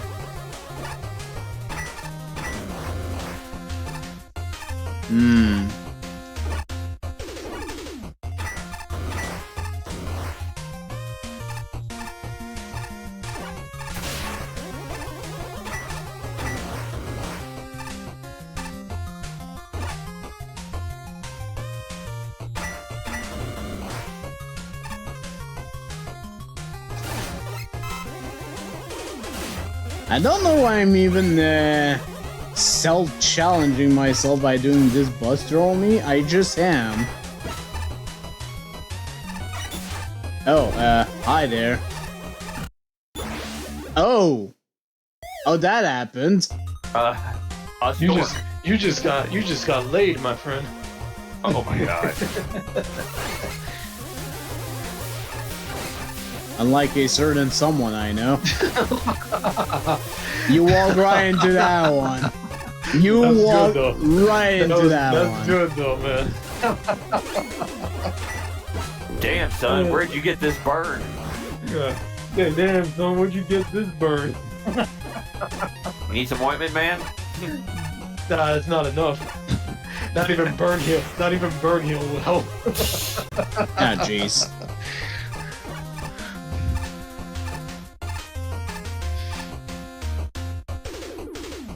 Oh, I gotta redo this now. Oh. That was PanAnning with the burn of the night, brought to you by Energy Vinegar VPN.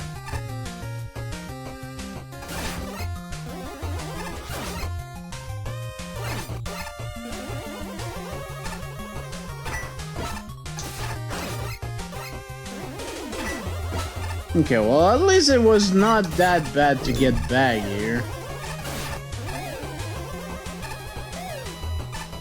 It's spring cleaning. Oh, okay.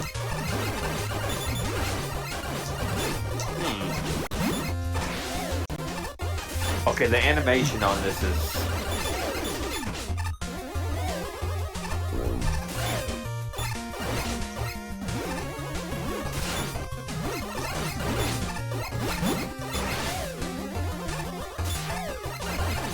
Maybe you aren't supposed to do Buster? Oh no, there we go.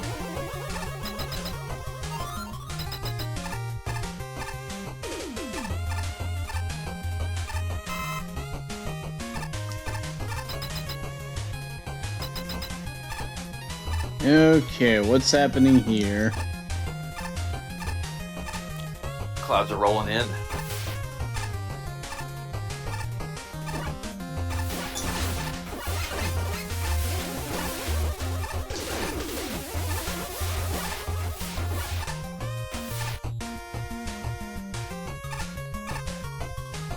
Oh man. Oh, we're going into the soil here. Because it's raining now, the soil is now turning into quicksand.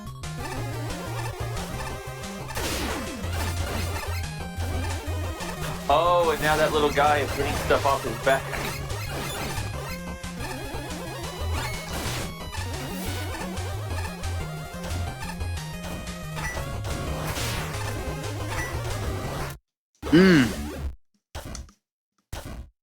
Took too much damage.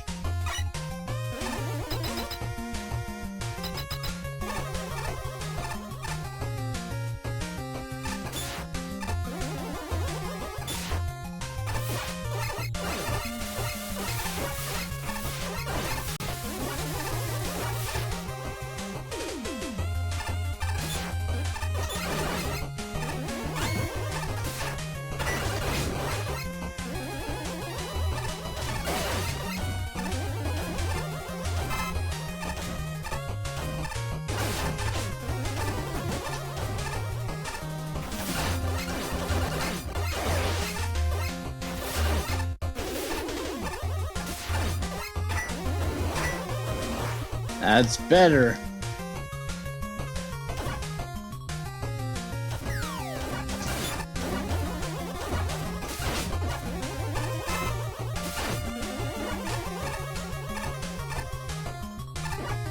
Ugh.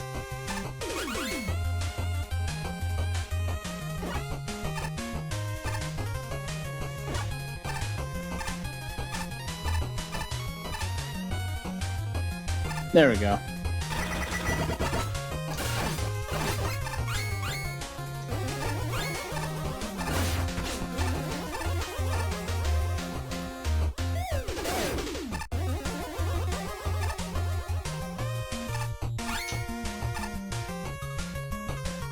How dare you stand on my head?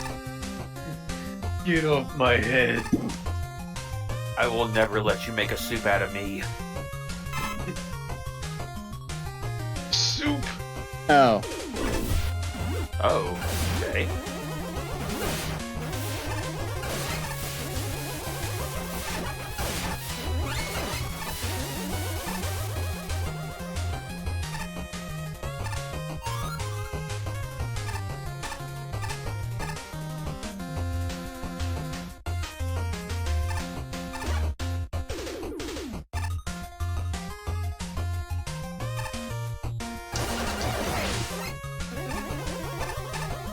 Okay. I feel bad that you have to beat that guy. Yeah, unfortunately, he's in the way. Sir, you were in the way of a 2D plane, so I gotta kill you.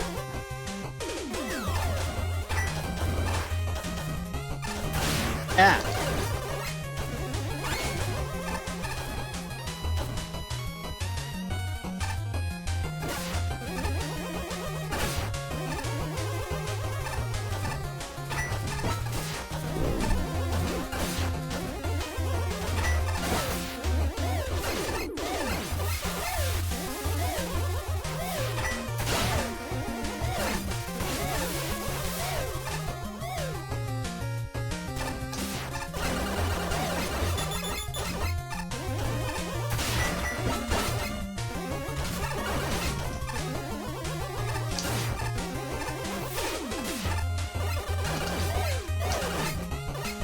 Thank you.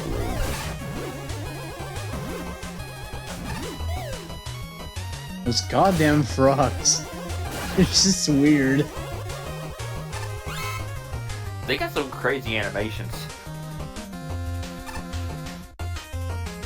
Yeah, because it's just outright better to, oh boy. Oh. Interesting. I think I see what I have to do, but I kind of messed it up.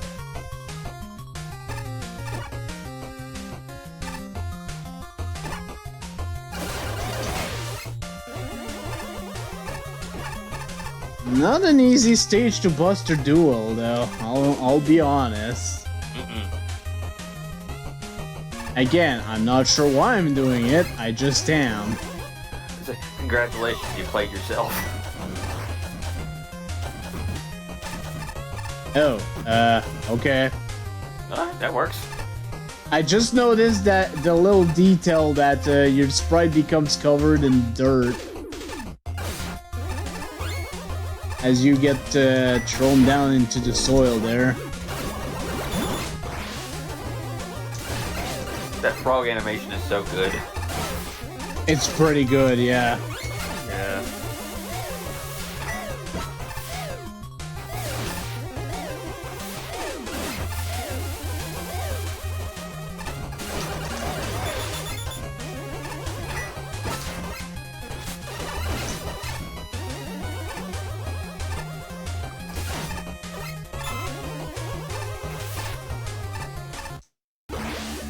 It's... Oh, I'm not hard. a big fan of those small jumps you have to do, though. But that's mostly a me problem.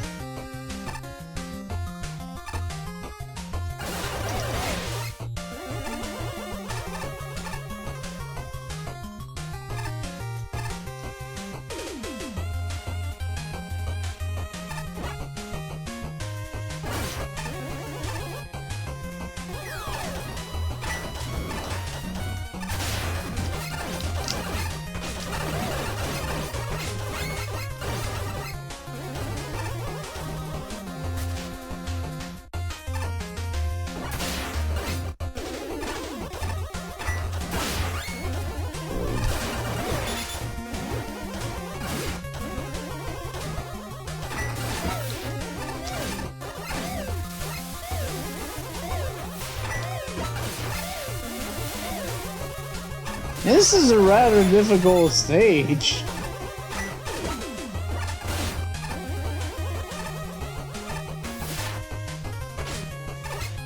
Hey, you know what? Let's just damage boost it.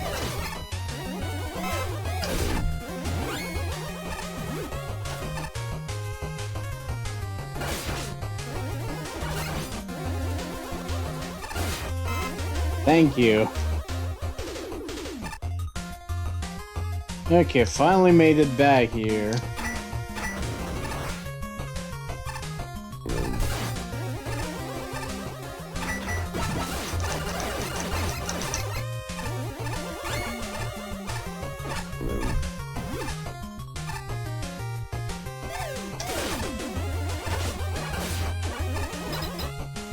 I think we might have made it to beat, man. Let's see. Beatman, I found you at last. Simon Kopachi. Language I can't read. I'm not gonna try to butcher this. Good thing I get here sooner that you could start wrecking a bug, but that doesn't mean you're getting off scot-free. Again, language I can't read, so I'm not gonna try to butcher it. Yeah. Prepare to fight.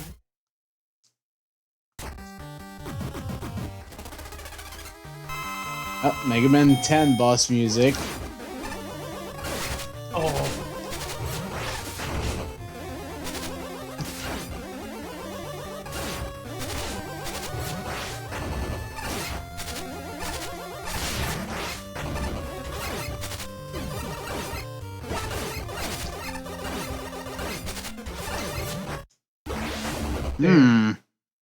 Okay. Considering how little the fully charged Buster does, I think I'm just better off just using the pellets.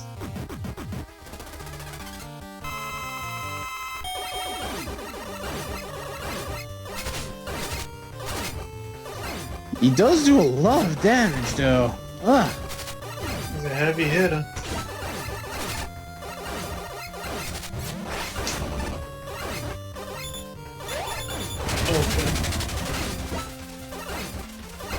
Oh, and now we have sinking floors. But it's getting muddy. Got it. Nice. Oh no. Yeah. Eye of the Tiger. I have the tie. Nicely done. Whew! That was a hectic stage. Uh-huh. Let's see what they thought. Mm-hmm. Nick. Oh boy. These are some graphics, yo. Seriously though, Beatman's stage is beautiful and it gets some extra props for things like weather as a progress indicator. There are still a few visual issues. It wasn't clear that the storage stall wasn't solid, and the ladders can be hard to see against the walls. Otherwise, it's a strong aesthetic for a solid level, and I really enjoyed this. Not to mention a creative level. You'd think by now we've had a robot master level themed after farming, with how important a job it is, but the only significant one I can think of besides Beatman is the Applejack level from that one My Little Pony crossover fan game. You know, props for a novel concept. I have to gush about the enemies. The beat tellies make an excellent swarms, and the bird ones are a nice twist. The farmers and gnomes are well placed and fun. I especially enjoyed their sense of humor. The mushroom mets make excellent enemies for the high ground, and the mulch buckets might not be as frequent, but they get in excellent scenarios whenever they appear. The gimmicks are similarly fun. I adored the ever-growing carrots, and they've got a lot more variety than expected. The water drains were a nice spin on an old toy, keeping water interesting without resorting to spray paint spikes. And again, I endured the rain as a progress indicator, and it made it a nice twist with the mud. Sadly, there are still slip-ups to address. My primary issue is the frogs, specifically their low health. I keep a charge handy at all times, so for the longest time I just thought they were jumpy enemies with a croaking noise, when I realized how they worked. I was so disappointed. Frogs eating your shots, slowing down each time until they eat too much and explode into shrapnel. That's such a cool concept, but then my typical playstyle utterly trivializes them to the point one of the more unique concepts is somehow one of the least interesting parts. Not so much. The other big issue is the level's length. By my count, this is the raw 40 screen, already almost twice as long as an average Robot Master stage. But then the level's pace is a good deal slower than normal, with a lot of challenges that require waiting. And once you get into the later sections, there can be a long period of time between checkpoints. I have a lot of patience for slow levels if they hold my interest. And if my score and Silver Star are any indication, this succeeded. But if I'm not an outlier, I'll be surprised. Still, this is a lovely level, and it's well supported by the bosses. The Stork was an entertaining foe, visual issues aside, and I liked the attempt to do a little more with the frogs. Beatman himself was the highlight of the level. His concept has an hilarious pun, and I endured the boxing theming in his room. I also found his fight really entertaining. His concept is unique, the battle's fun to learn, and it has a solid difficulty curve. I especially appreciated that he held off the veggie wave until after you've had a chance to learn him a little. And the pumpkin bomb was a great way to twist the fight without breaking it. Very Mega Man 11. All in all, I have no complaints with him. He's an awesome boss and a great capper to a fine level. Shinryu, I'm not sure if I can even put into words how happy this level made me in the the first time I played through it. Not only is it incredibly creative with its theming, it's easily one of the most well-made Robot Master stages I've played in a long time. There's really only a few minor faults here and there that I can think of, one being that it's very easy to miss out on the frog's secondary ability to spit out absorb projectile, since they go down completely with a single charge shot. It's a bit of a shame, since it's a pretty charming enemy in both design and functionality. Another fault comes from the room with the 2 white radish platforms and an E-tank in the upper right. The timing required to jump on the radishes to reach the ladder seems really tight for being so early in the level. Aside from those 2 things though, I honestly can't find any other noteworthy problem with this stage. From beginning to end, it was nothing short of wonderful. The challenge progression, gimmick usage, and custom enemies are all great here. Every aspect of this level is introduced incredibly well, with the room layout all building upon the strength of the enemies and gimmicks the more it goes on, as well as just being generally fun to traverse. While the level is a tad bit on the long side, I was having so much fun with it that I honestly didn't even mind this. It's very clear that a lot of time and care went into all this, especially with the little details. I love that the mod only affects the player's sprite for how much they've sunk into it, or how the gardener enemies can't dig up debris while on metal surface. Beatman himself is also a testament to the effort put in here. Having a highly entertaining and overall well put together fight, he may follow a set string of attacks, barring the odd shockwave of veggies he throws out sometimes, but the way he always approaches the player and shows out his attack is more than enough to keep you on your toes. Even the rain mud gimmick gets incorporated into the fight without skewing the difficulty too much. It's a great ending to an incredibly well done and creative stage. Absolutely outstanding work. Pachi, I'm gonna beat you! Oh. I believe IceTwister as always, so, you know. This is quite a superb stage indeed.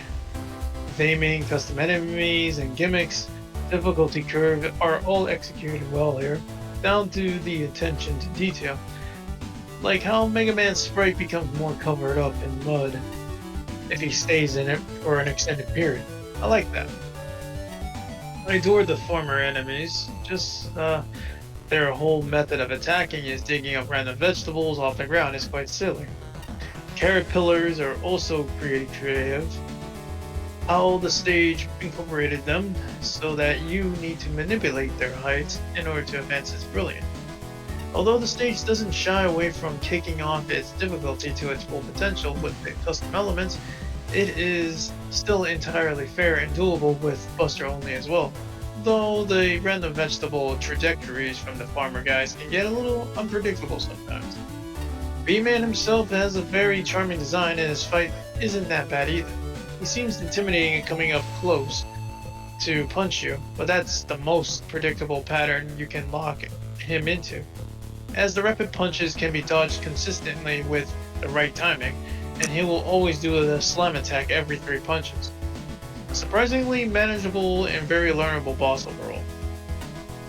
Flashman. If charm and character were the only driving factors in my opinion of a level, Beatman would be a contender for first place.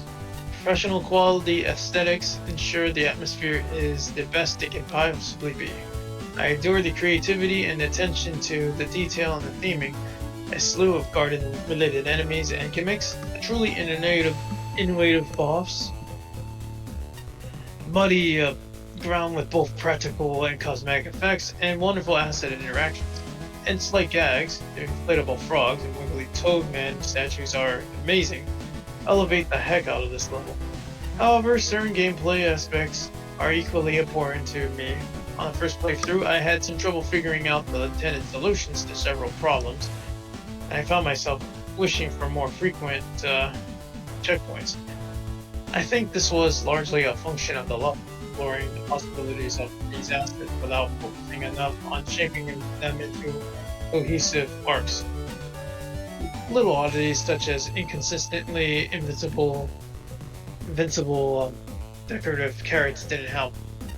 I do appreciate the intentionality of the individual challenges, even if there are parts I personally don't enjoy, ergo getting knocked off a ladder by a cheap shot from a mushroom. Sections such as the final water puzzle, the rainy screen immediately before it, and the indoor screen with the wide jump in the middle come across as over-designed.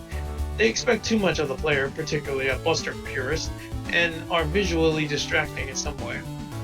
That said, I would rather have over-designed than under-designed, and it's not like all the challenges are unpleasant. Jumping between robotic root vegetables in order to grab a ladder or get around a spike is clever. Running across a row of enemies who proceed to swarm you is fun, and the fight with Beatman is satisfyingly complex and surprisingly fair once you understand the pattern. And a spark. I think we have a contender for the prettiest looking stage of the contest. A wonderfully detailed tileset and enemies and assets that just ooze personality and charm. This is also a good showcase of what I've mentioned several times elsewhere. I don't think these particularly look like Capcom assets or official Megaman assets. If anything, they're too detailed for that. No, it's all new assets, and that firmly lets its identity take hold rather than having the older NES stock graphics stick out. Something that has happened quite frequently with stages using new assets that don't look like Capcom's. As I said, this level looks great. The little details and interaction just raise up the aesthetic to the top tier. If I had a favorite minor detail, it might just be the mud, and how it stains the player after they've had any time sinking into it. The assets themselves are just well designed and creative. It might have been possible that some were too creative. Some of these are not obvious to how they would behave at a glance. Thankfully, this was never an issue. The stage introduces its asset well, and it's all quickly understood. As much as I love it, there are some faults with the stage. The stage might be very pretty, but the dingy nature of the tileset can sometimes hinder navigation. Ladders in particular blend in, and the problem is further exacerbated when it's dark and raining. I just can't bring myself to lower the aesthetic score, so this is a design issue instead. Rooms also tend to get rather crowded, and when the enemies are this complex, it does arbitrarily raise the difficulty in spots. And it is a hard stage. It's the fun time of hard though, where most deaths, which were admittedly pretty frequent for me, do feel like my fault, rather than that of the stage. It's just one of those stages where mistakes compound themselves as your health bar gets chipped away. Thankfully, checkpoints are reasonable here. There isn't enough instant death to make them feel like they're far away, although that last jump in the stage towards the boss door was a smidge painful when felt. Let's talk Beatman. As with the level, he uses personality, and he has some fun attacks. I was having fun figuring out his pattern and attempting to get him down to a no damage run, but his AI is, well, he falls very much into super easy to manipulate by just staying close to him, and that takes what was a challenging boss into pretty much a non-issue. Oh well, can't win them all. Overall, this is one of my favorite stages in the contest. Fantastic job. Interestingly enough, I think Red Bloopy was actually the winner of Magmammal 1, and he came pretty close to winning again, apparently. But What did he play? This stage, honestly, I think he was in tier 10, which was the last tier. But anyways, my feelings about this level, I feel like the boss does a little too much damage, but that might just be because I'm not good. I don't know. To be fair, I was Buster dueling, so that's partially my fault, I guess. And other than that one hard to jump ceiling spike thing, no, this was a very, very good stage. I could have even potentially seen it be number one, but then again, we haven't seen number 1 yet. So why don't we get on that? I just noticed those are This trouble robot fountains. appears to be applauding the winner, or trying to kill you, or possibly both. Whoa, what are you? Oh, Apollo. This is the one-nosed Spachi. Your reputation precedes you. I hear you're champion's champion. Please enjoy a respite from battling your fellow competitor and proceed to the final teleporter. The ILS rated simulation awaits. Here it is. Fat cheese and hey, Bright Man. I feel inspired to create a simulation of my own. What should I name it? Maybe something like Wombo the Ruins. Okay, we've Cassette got Man. Cassette Man by Freems and Corby. Score 92.40. 89, 93, 92, 95, 93. Shinryu's gold favorite, Pachi's silver favorite. That's awesome. And we only got one element. You have all the tokens. Oh,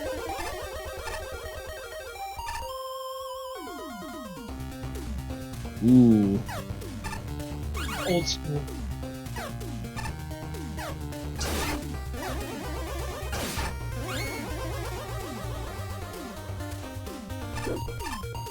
Oh, and we have a gimmick with buttons here. Look at that cute little machine over there that you just put away. They had paws. Oh, subwoofer. Ah. Oh no! Ah. Oh, Oh. That's unfortunate. subwoofer. Wait, is it just me or is... Yeah, Yeah, it whatever the rewinds the state music. is, it changes how the music plays. Oh my goodness! This That's awesome. Okay, I can already see why this level is number 1. Holy balls Johnson, Batman. Look at you.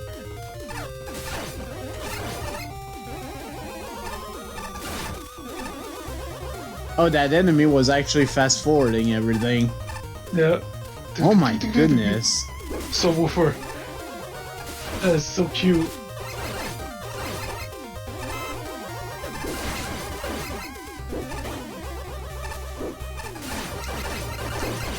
Subwoofer. Oh, Mario Brothers.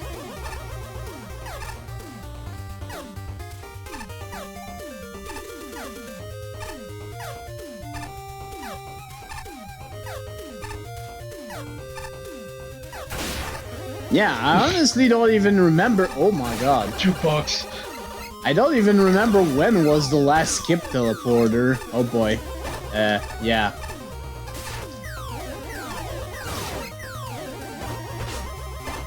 That is a jukebox hero. Yeah.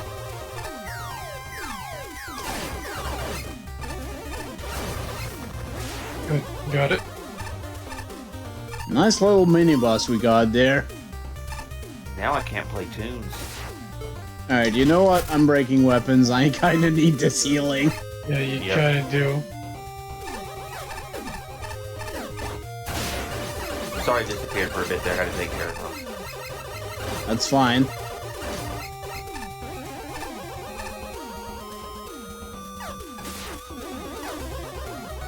So this is El Numero Uno, huh? Yes. Yep. Alright. And again, I can already see why this won. We have to reverse Okay, it. yeah, here I'm gonna have to reverse it. The music.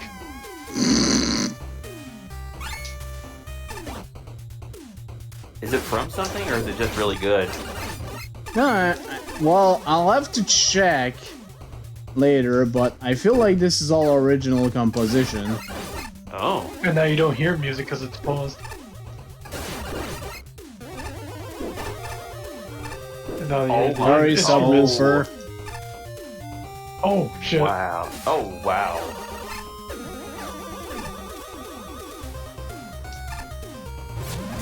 Whoa! Oh my god. I love it.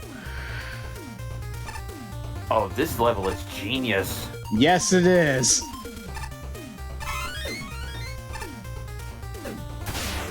Oh shit. That was cutting it close. Yeah.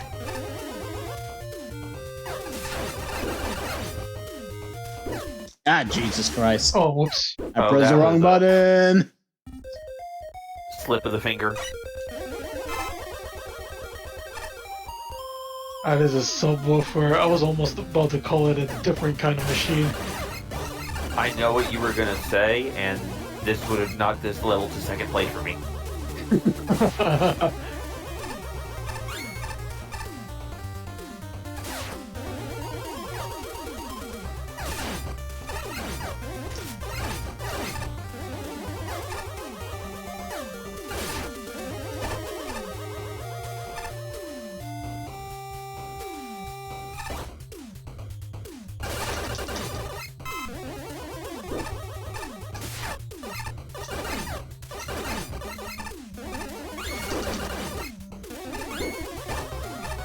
Goodbye, subwoofer.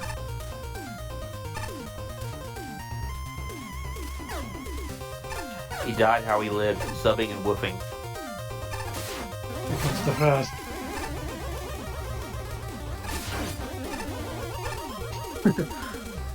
God. I don't even know why I'm bothering with the Buster only. It's already fell because I had to use the I know, you're utilities already- earlier. Yeah, you, Already yeah. past that threshold. You, well, if it's something that if it's a challenge in your head, do it. Go for it.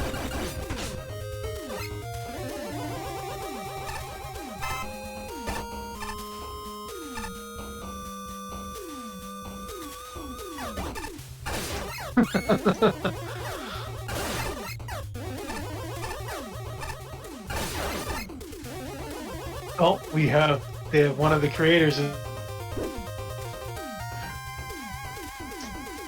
One of the creators. What? Oh, you're the creator of this Whoa. level? Yeah, it's amazing. Yep. Congratulations on the win. one of the co-creators. Huh?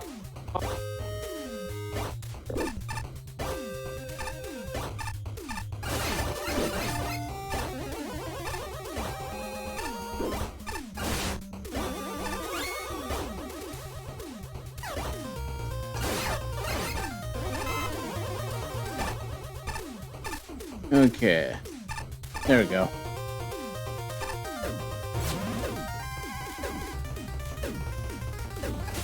Oh boy.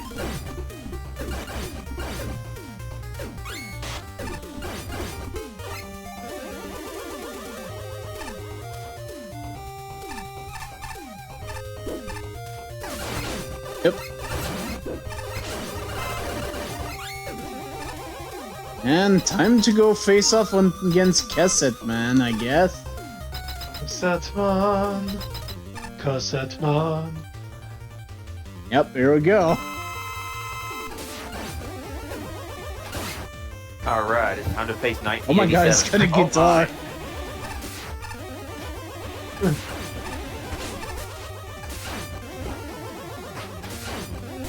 It's your uncle, he's playing Freebird. Oh jeez. Oh god. Okay, that's my fault for getting into that, but... E-tank, E-tank. No, he's gonna do that. Survivor Needle achievement. It's tank. One Got it. 1 HP in a dream. 1 HP in a dream. Oh. Oh, what? What was that noise? What was that noise? I do believe someone here has just cleared all of the simulations in this tier. Whoever you are, Frogman. I want you to talk to me right away. Oh, before we do that, we need to read. Yep.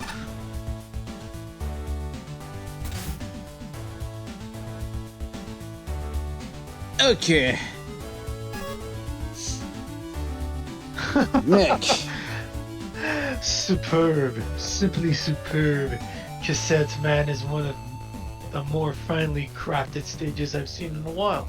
Enough so that I have come back to it when I need a break. The level design is strong, the concepts are fun and distinct, and it's all wrapped up in an entertaining package. It's not everything I was looking for, but it comes pretty freaking close. At a glance, the gimmicks are just moving platforms, which, you know, been done, but they're moving platforms with a twist. With a twist. The added cassette player buttons breathing new life into a lot of familiar concepts. And it was cute how they changed the music. The enemies are also great, though Subwoofer and Fast Forward were personal favorites.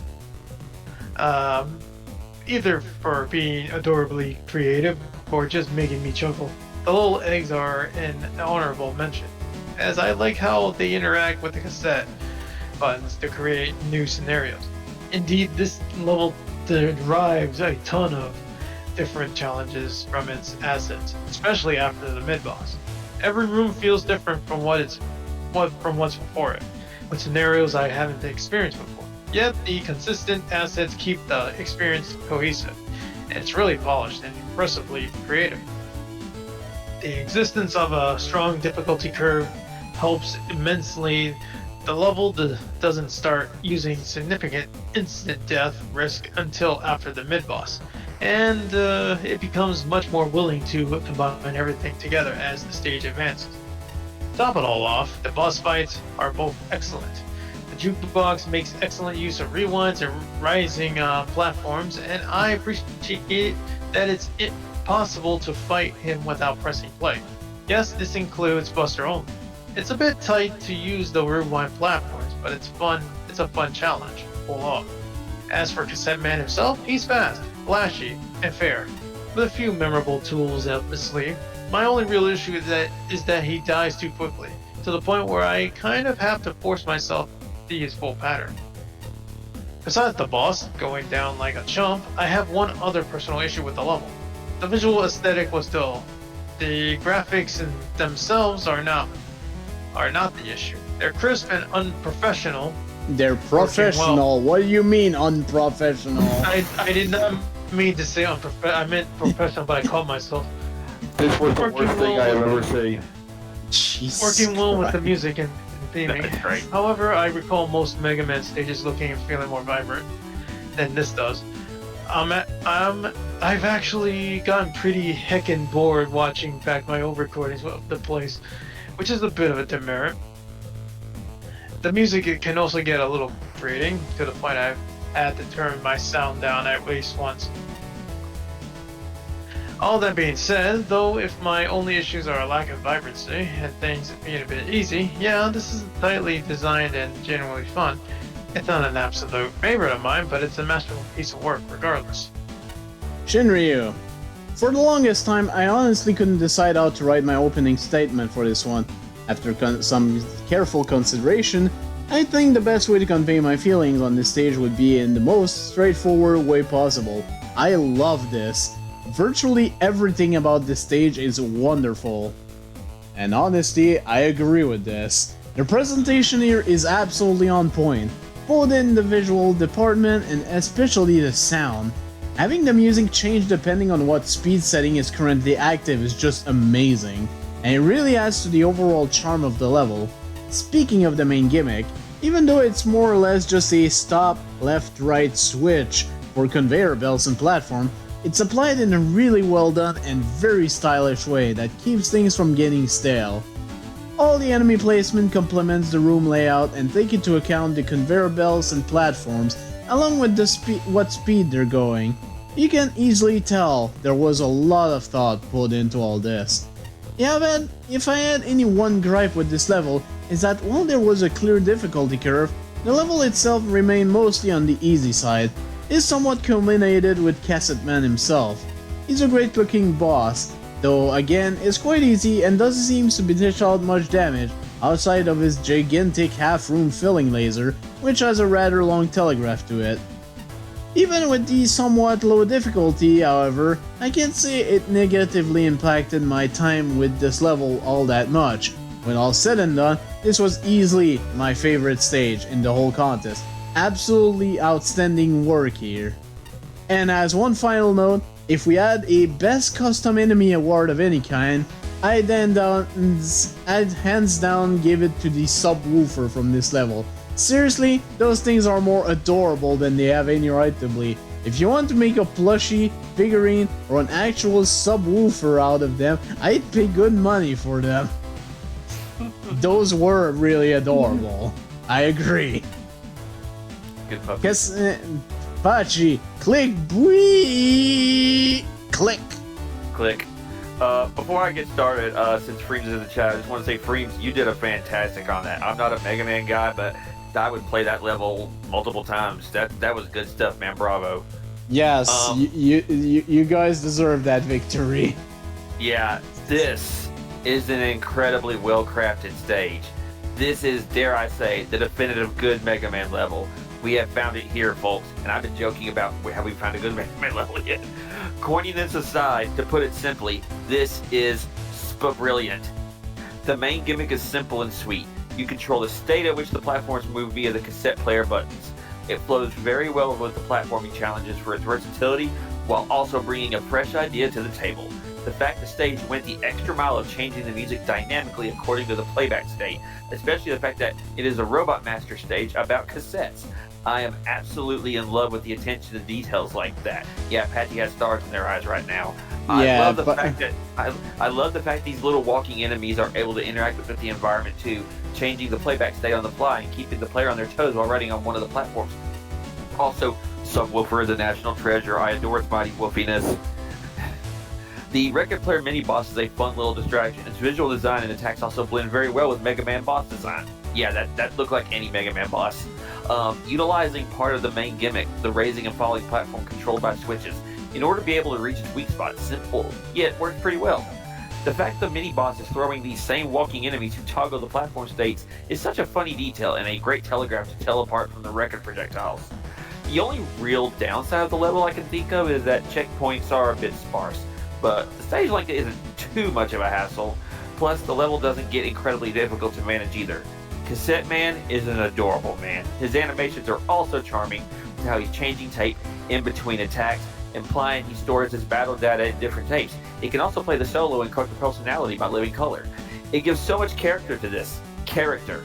All in all, it's also a great fight itself, with fun attacks to learn and avoid, though perhaps he could stay a little lower in the air during the big laser attack. 11 out of 10 would play again. Agreed. Agreed.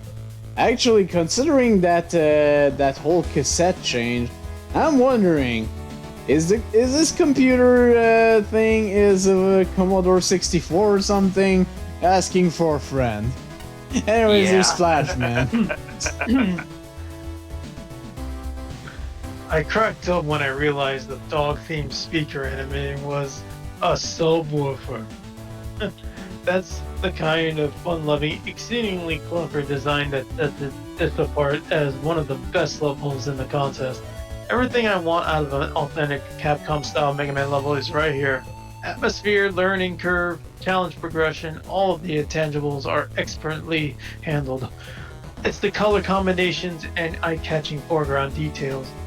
It's the gradual introduction of new elements and enemy-assisted gimmick demonstrations. It's the pacing of each section and giving the player permission to make mistakes with the early challenges. This is what good planning and playtesting look like. My favorite parts are the ones with a puzzle slant, such as pausing the platforms at the right height before proceeding. I would have liked a few more challenges like that. Maybe a little gimmick integration. Can't say these words, fuck. Integration with the boss fight. But that's more personal preference than design critique. My one and only real complaint is the strain of having a few too many screens between the last two checkpoints.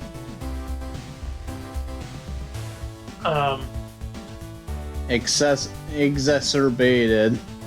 Yeah. By one of the two sections where backtracking is involved, thus making the section feel even longer. Setting aside a couple nitpicky technical aspects of the boss fight, the polish and attention to detail are incredible, and I'm thrilled that the level resisted every attempt I made to break it. I'm amused by the occasional enemy amidst the mini-boss's record collection. I love how the main gimmick affects the music, and that both the conveyors and the background graphics make it thoroughly clear what button has been pressed. Every one of Cassette Man's attacks is thematically fitting. Just the right difficulty and animated with Panache. panache.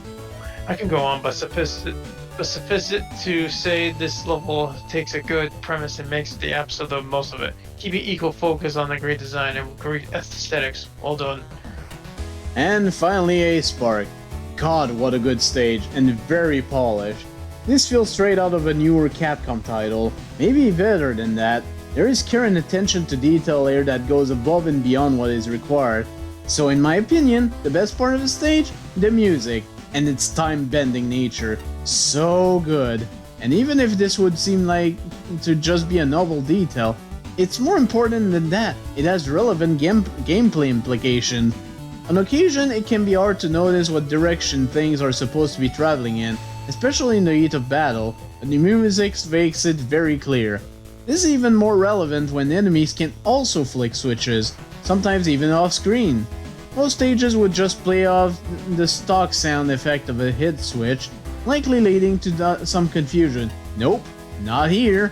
This is going to be the example I point to in future to show no aesthetic matters a ton in game design. They can even be a teaching element. Not to sell the rest of the stage short, of course. The enemies are adorable. Oh my god, the subwoofer! Ah, I love him! Oh, he can be a tad annoying to deal with sometimes, but I love him anyway! As a fellow make enemies out of really bad puns, dog, I approve wholeheartedly of this dumb joke. Cassette Man himself is a fun fight here, but that might also be down to the detailing and animation. In reality, these are rather stock, very basic attacks, but the animation sells it. He's also adorable as it happens. Super solid boss fight, if much easier than the stage he's in. Oh, and from the looks of things, several of the assets here are reskinned dev kit ones. I say this to highlight just how good a job this level does. I only really see them as such due to my familiarity with the kit. But these gel so well with the stage that they just seem all that more natural here. As I keep saying, this stage is so super polished. If I had a critique, this felt like it could do with just one additional checkpoint. Towards the end of the stage, instant death starts creeping up as you progress. It never gets egregious, but it's almost always combined with a lot of very tough to deal with enemies.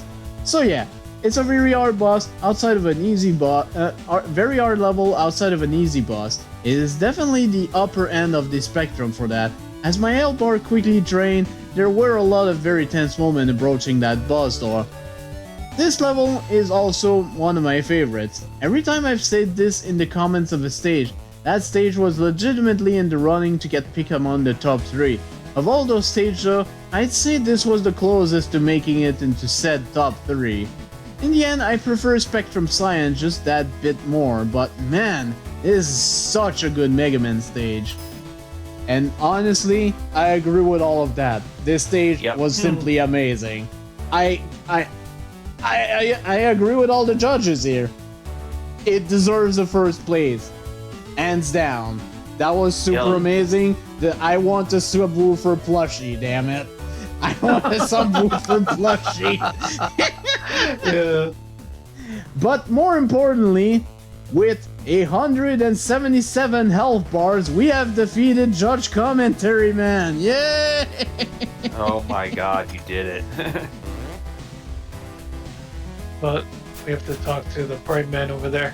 Yeah, I could talk to Bright Man, but there's something I've been putting off for a very long time. And now we've seen all the stages, it's time to cash that in. And through this door. Into this door? Yeah. Spoilers for tier that not yet been fully explored. Well, we've explored them all now. Unless there's tier X for some reason. Yeah, I want to say this is actually Cassette Man.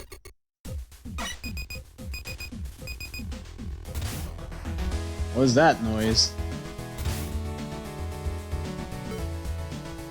Oh, does that teleport you straight to... Guess you do have to talk to him. Upgraded auto by 1 step. I am curious about something. Maybe this just leads to the different bosses. Let's actually go further into there. Maybe this is just to tell you, you have to have completed these stages to actually get what's needed here. Which is probably what it is.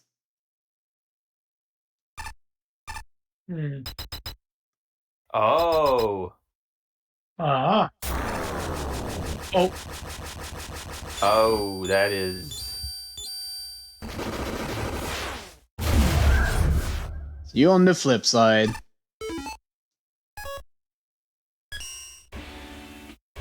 Oh, you have the,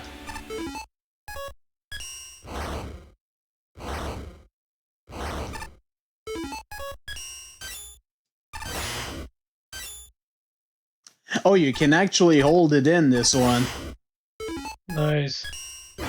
Okay, we've got beat. So this gave you all the abilities...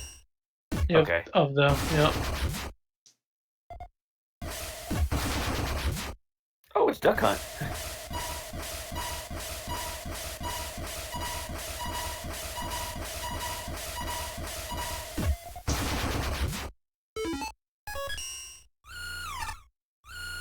Bench you will, right. Your Sindel.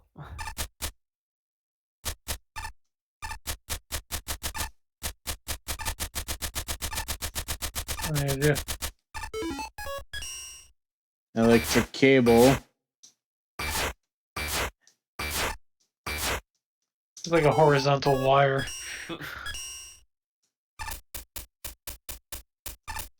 Oh. Oh, you can walk on walls, yeah. There you go. Oh, nice.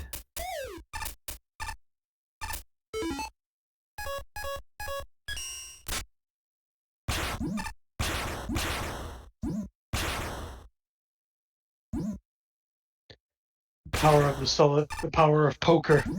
Poker power. This is an interesting take on the shield weapon.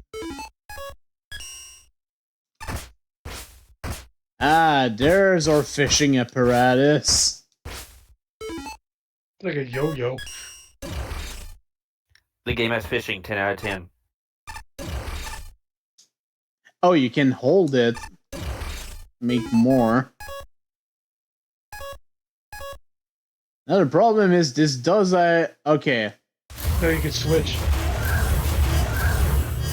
Yeah, look at that. Oh, nice. Oh, and they actually have their own separate power meter. Yep. That's awesome. Very interesting. So if you got to switch on the fly because you went crazy, yeah.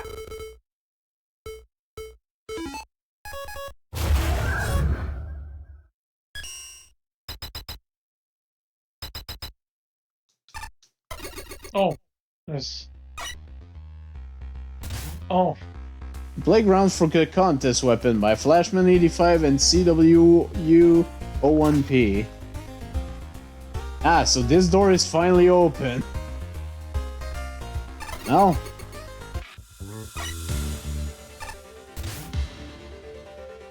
Greetings, fortunate test subject. We're trying out contest weapons today. For details, talk to my pals around the room. Switch between contest weapon and the regular weapon set. Use the quick menu or press quick menu on the pause menu.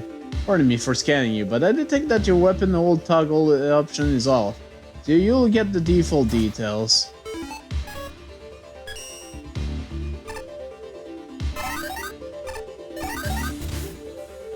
Just in time, I'm collecting data on the capabilities of the so-called contest weapon. I could use your help. Can I help? Weapon Archive bots and I have set up this playground, I guess you could call it, for the contest weapons. I'd love to have you try out the entire arsenal, bust some targets out there, go into the side rooms for focus testings. I'm eager to see how badly these weapons will break the simulations, which is a quantifiable measure of fun.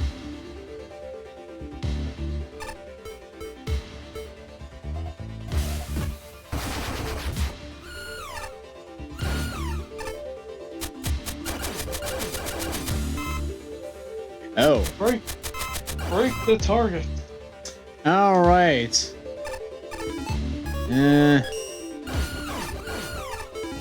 is the best way to do damage quickly on this.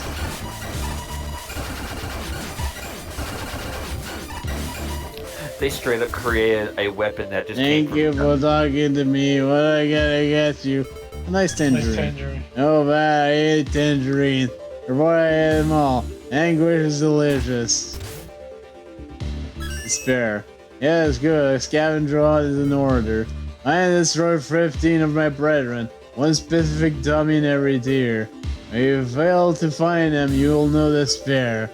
And ask me for hints, I imagine. So come for me for hints. You know me when you finish. The reward will disappoint you. Oh goody.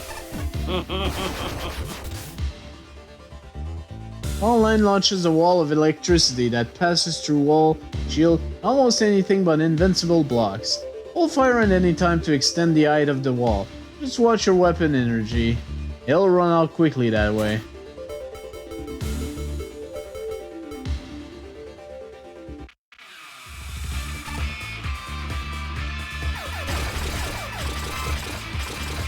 This music sounds familiar. I think it's X8?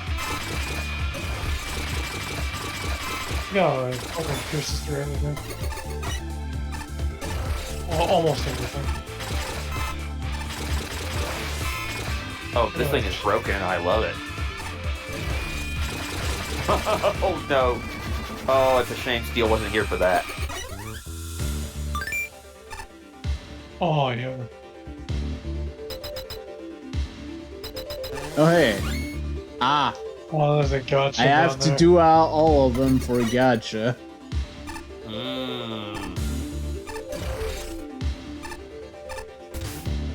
Have you ever played Ogin's Alley? With wrecked can, pressing fire is like shooting a can with a light gun. When you shoot, the can moves in the direction you're facing. Shoot repeatedly to bounce higher and higher. The can bounces when it collides with things, and when you slide into it, try to bush off trick shots. Hold down while shooting to do a low throw. To make the can explode, well then release fire. Phew, pretty versatile for a tin can.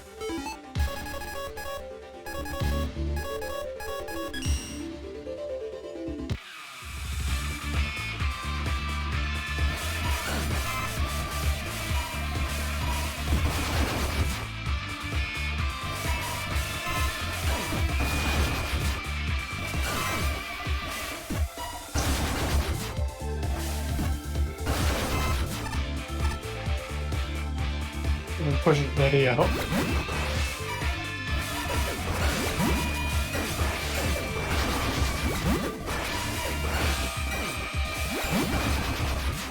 Nice. That is neat! This is how it fucking bounces off their head. This is Duck Hunt and Smash, and it's always a glorious thing.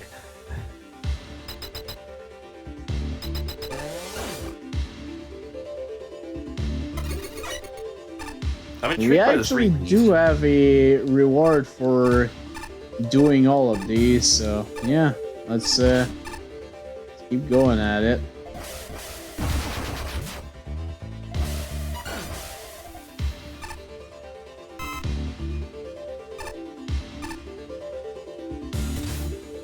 Can't be bothered to aim? Lantern Flare seeks out targets automatically, letting you focus on whatever is it you do.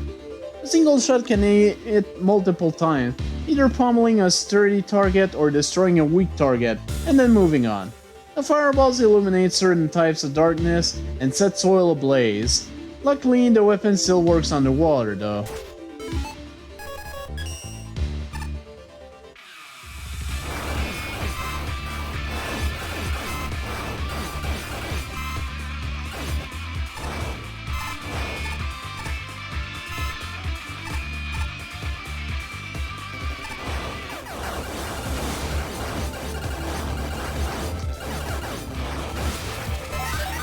Thank you for the Yoshishi.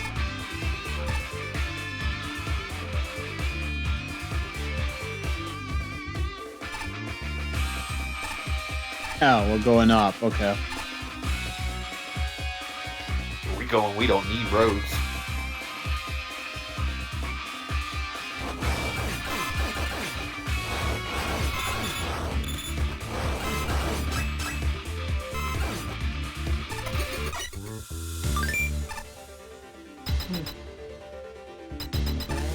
This is so neat.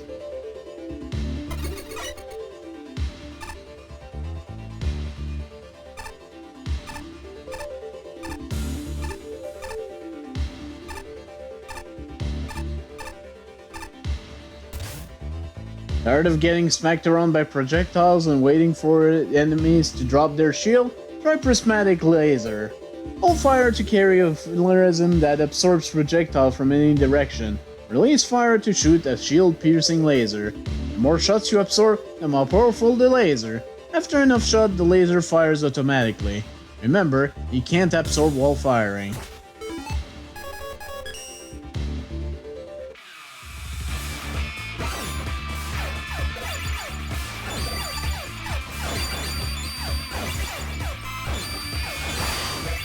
Jesus!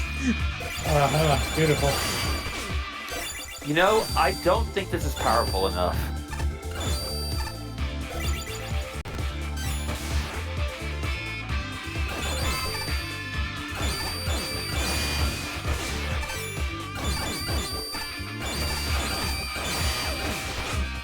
My God.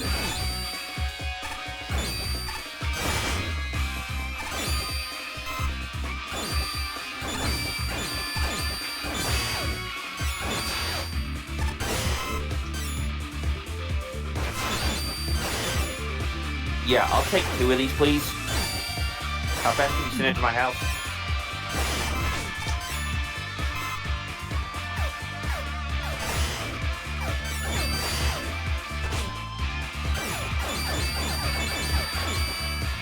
Oh, this is gonna hurt. Just shredding through Sniper Joes is kinda neat.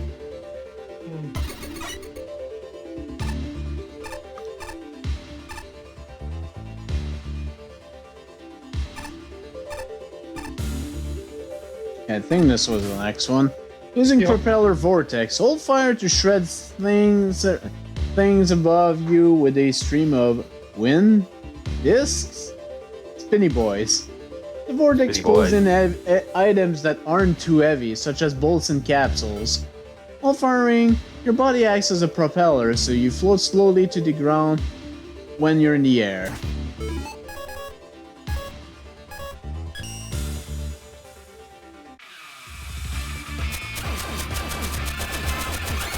Oh yes, this thing.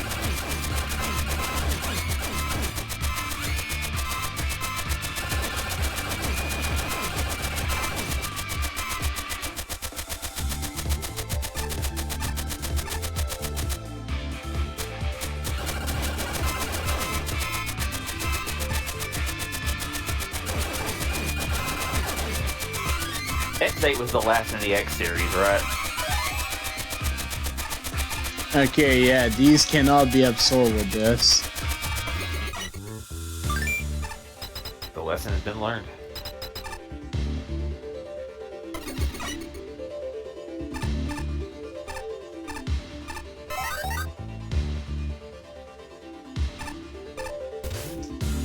Can you swing from a cable? With this weapon, you're able. Look out, here comes Electro Cable. Aimable in 8 directions, Electro Cable attaches you to surface, drawing you towards them, and enemies, electrocuting them. With practice, you can circumvent all kinds of challenges, especially in combination with other weapons.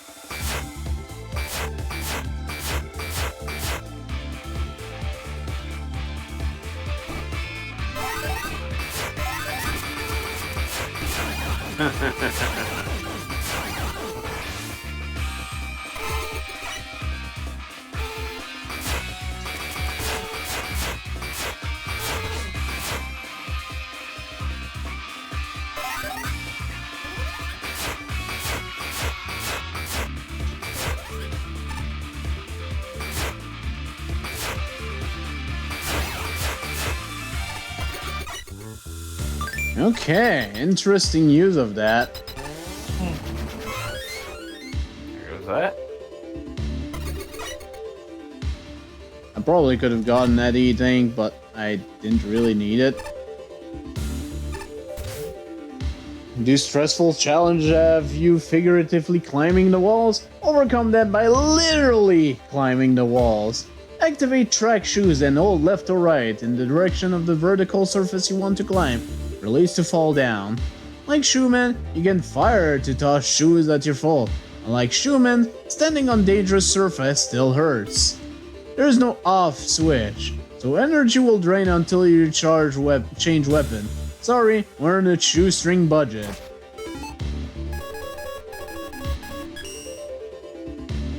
The shoe puns are coming back. The shoe puns are coming back. Oh, okay, and we actually have infinite of those. Oh, and this is enemy-only platform. Words, that is a fantastic point.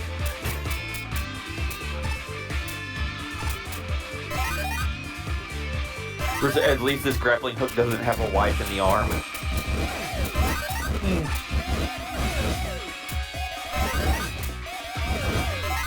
No, instead it's actually roll.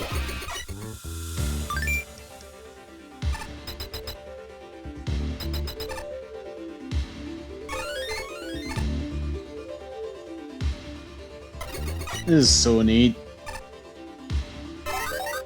I like the extra weapons you got in Megaman 2. I'm glad they brought something similar back here. Like a music cassette. Mixtape has a A side and a B side. Hold up and press fire to switch between them. Side A fires a spread shot and can be charged to briefly slow down time, like a slow motion playback. Side B fires in a sine wave and can be charged to unleash the Techno Laser, a massive pillar of destruction. Oh no, oh, that's like his final move.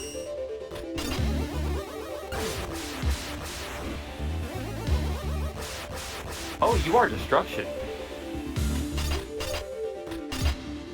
You switch it.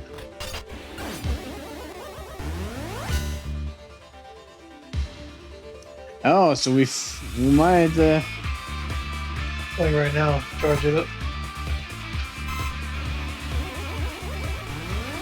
Okay, yeah, we finally have a slow down time move. Holy shit. Oh my god.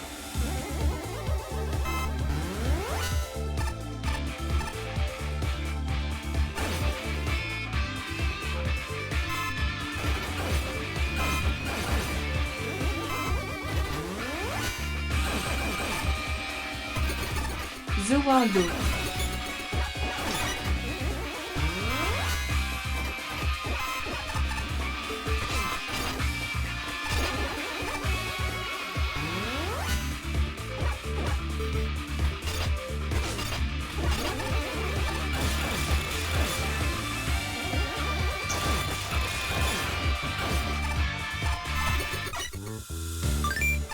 So yeah, that was required.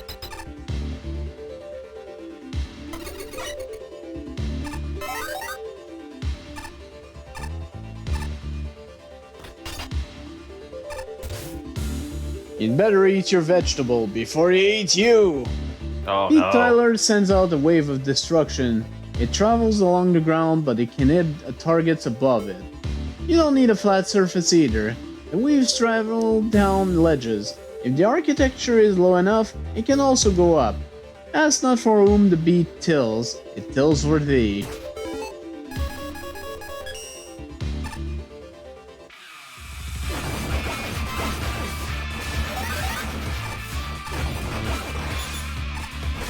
Okay, so this is our new magnetic shockwave. Gotcha.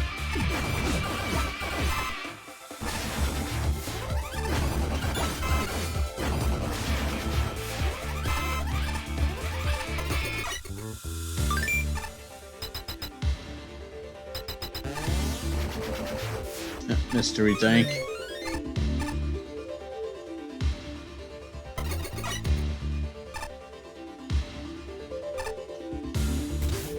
Okay, White chose between defense and offense, so a Royal Guard gives you both.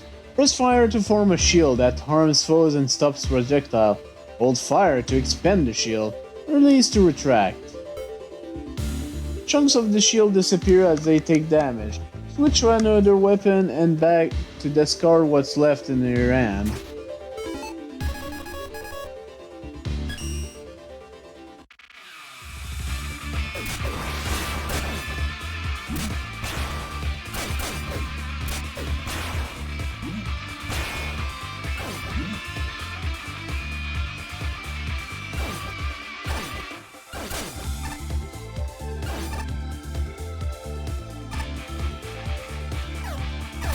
I really love this song. Yeah, it's from X8. Is it a certain enemy theme? No, it's one of this. Actually, the whole thing here was a stage theme, but you know. Right. Screw you, boobeam traps. Sorry, not sorry.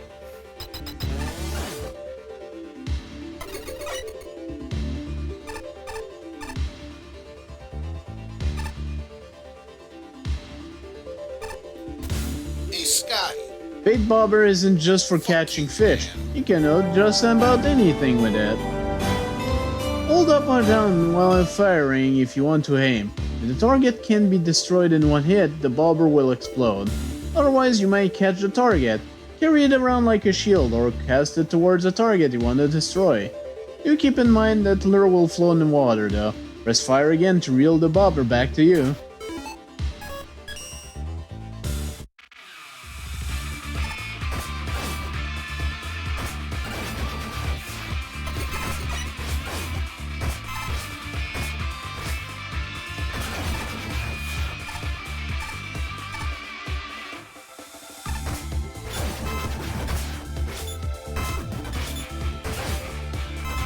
Oh my god.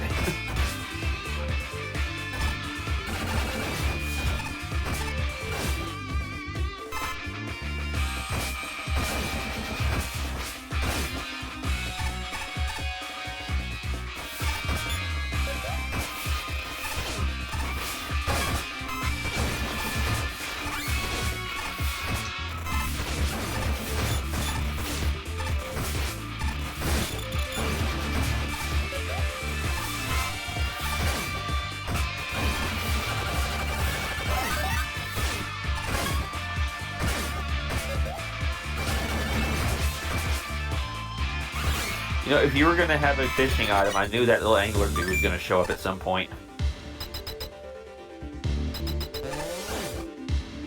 How many bolts is this? 100. Okay. Oh. So which of the challenge haven't I done yet? I guess this one probably. No, I did do this one. No, I didn't mean to go back in there.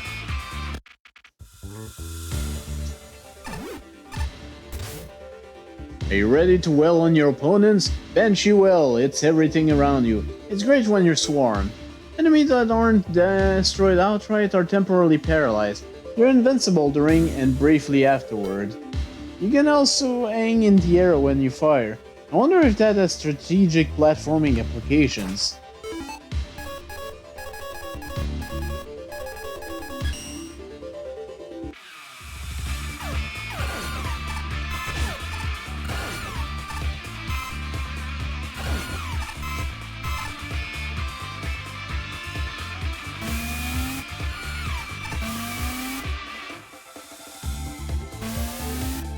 I just heard the worst sound in human existence.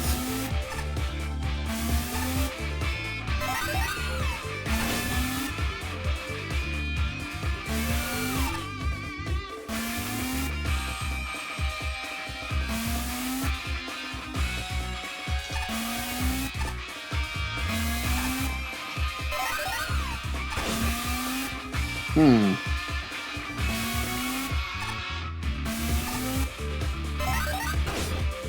When you do that, oh, okay.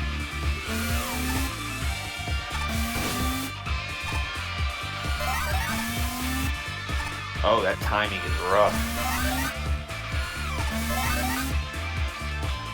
You can't hold the whale, can you?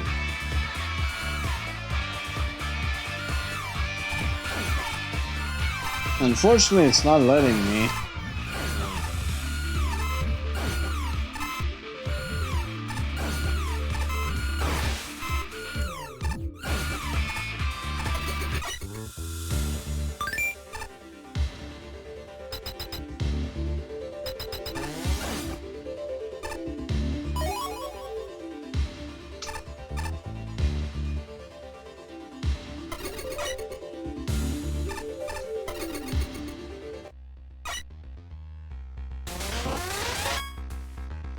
And duplicate. And duplicate.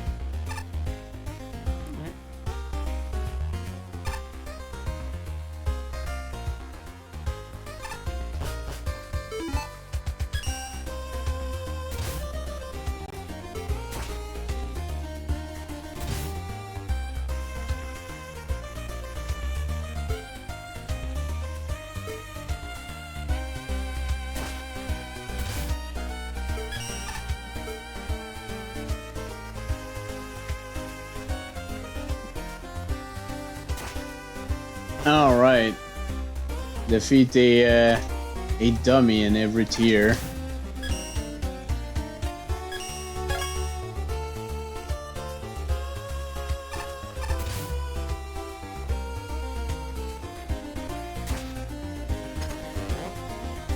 Never grease it back, Mega Man. Oh, okay, that's literally to toggle the extra weapons.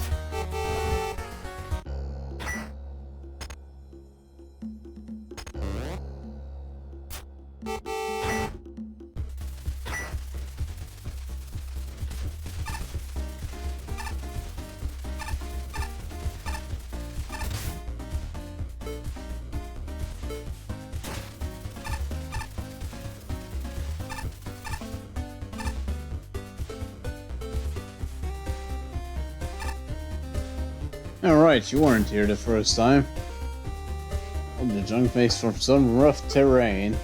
Yes, me though, I'd say the floor could use another coating of rusty nails and needles. They sanitize it too much for the festival, you know. They should have preserved some of the danger.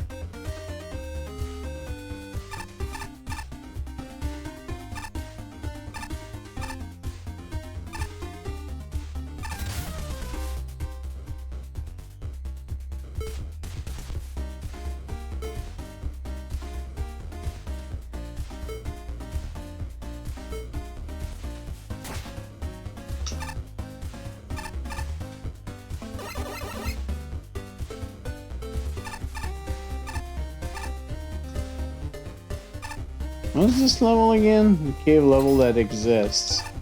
Okay. That's a name. It's bumping! I can't do the voice, I'm sorry.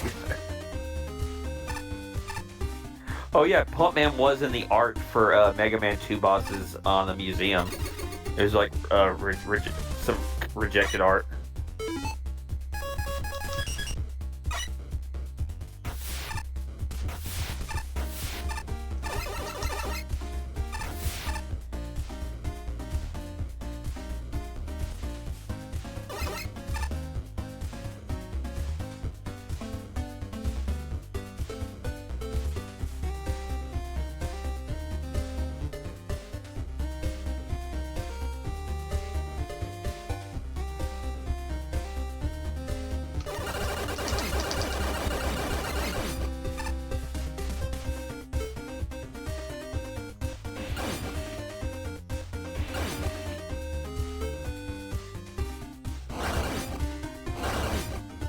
There's the ticket.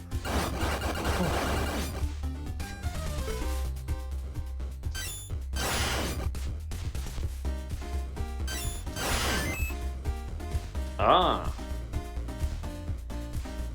Get. Fuck. Oh my god. Well, at least the one for this tier is found. Oh, so it's counted as found. Okay. Yeah, I think it was just literally just defeated.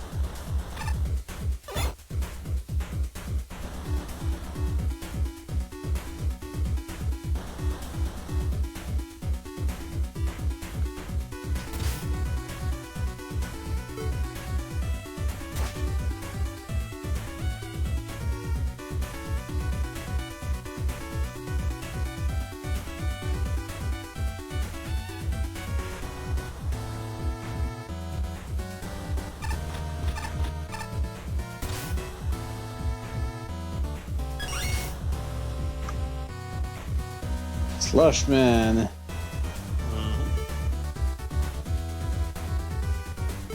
Let's get Buddy.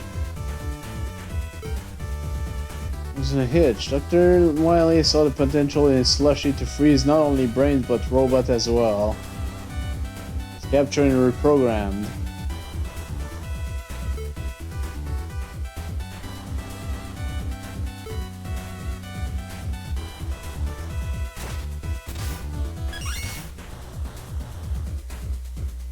Kingman.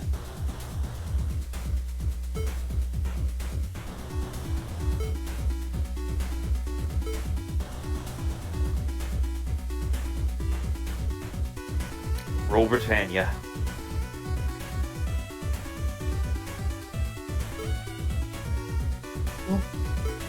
Okay, that's neat.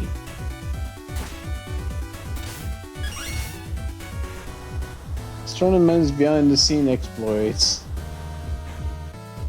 Oh hey, Dr. Regal. What the next core name in the scientific scene, or the few that are averse of tomfoolery.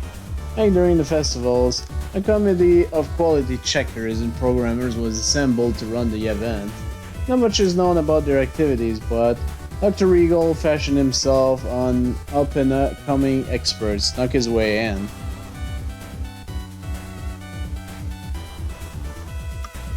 It wasn't long before he decided to abuse the committee's resourceful power over.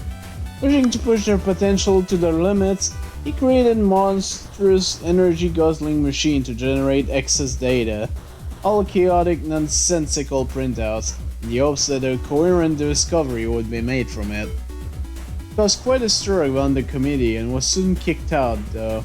It seems he used their leftover resources to snatch up one of Dr. Wily's bunkers and hijack his reality core plot. A plot did function as intended, however. I wonder why he was stumbled so badly this time around. Perhaps his grand reveal has brought upon an unlucky curse upon himself. Of course, this is for the better. An aesthetic, man.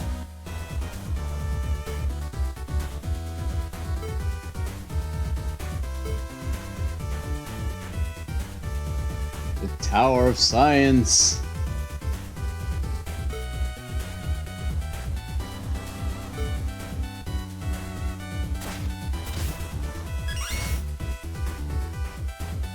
Namahage, man.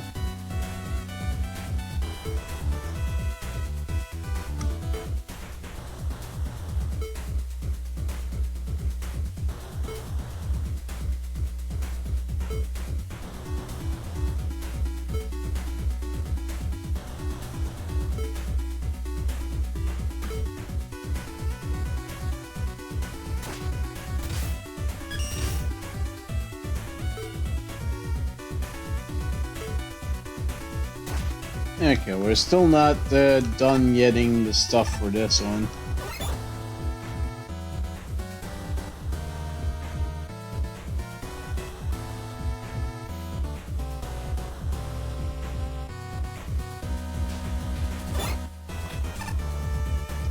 I seriously haven't seen the Toadman dummy though. I just miss it? Oh.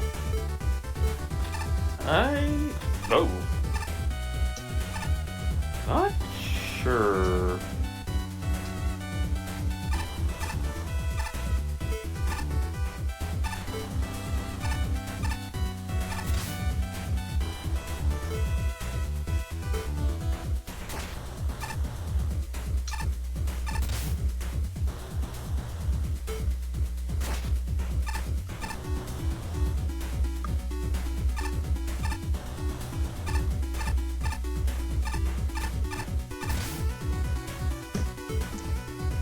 Were most of the totems off the beaten path?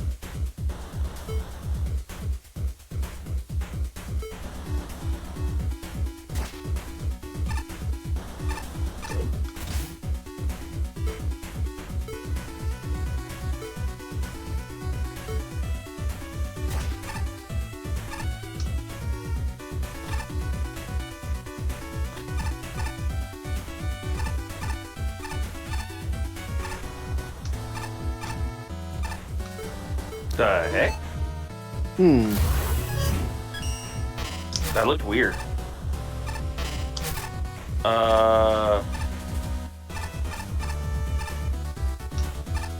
Some weird glitch, I guess?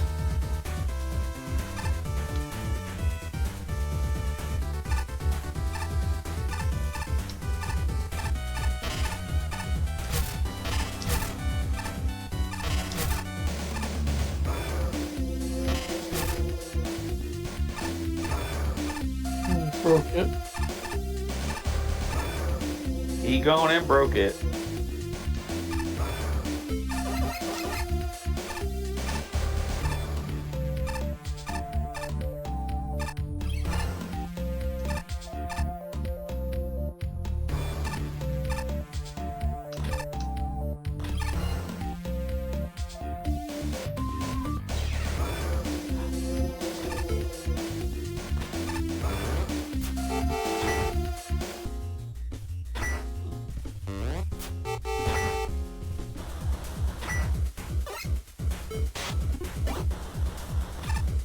Alright, I'm about to head off of here, but I wanted to say something before I go. Because of this series, Pan, I'm now actually actively trying to play all the Mega Mans for the first time. Like I played 1, 2, 9, and 10 before, but now I'm going to try to go through play them all. So this is what's finally got me to playing the Mega Man. So for that, I thank you. That's neat. They're good games. Yeah, Some of them are harder than others, though, but they're good games. And for all the jokes I said, have we finally made a good Mega Man level? No, there was some really good stuff in. Oh yeah, all the top tier stuff was really freaking good. But and specifically Cassette Man, that was absolutely marvelous. And even though some of them didn't hit the mark, there were also some good ideas in there, like practice makes perfect, and maybe next time we'll see them up as high as Cassette Man or Beat Man. Indeed. Or Kirby level. All right. Well, y'all have a good night. I'll probably see y'all tomorrow. All right.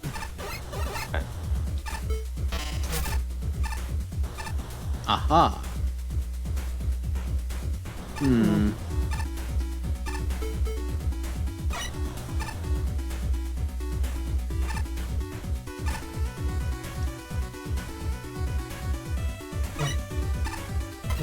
How long are you planning to go, man? Oh, I don't know yet. At least we're done with judge commentary, so... Yeah, I'm just like... If you wanna go, just go. I mean, I'm not holding you. Yeah, I'm falling asleep here.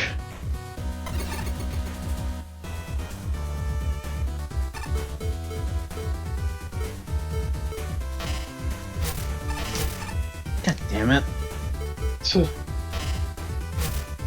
Breaking the game, breaking the game.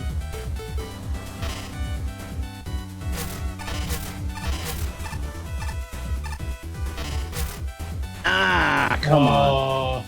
There was something there.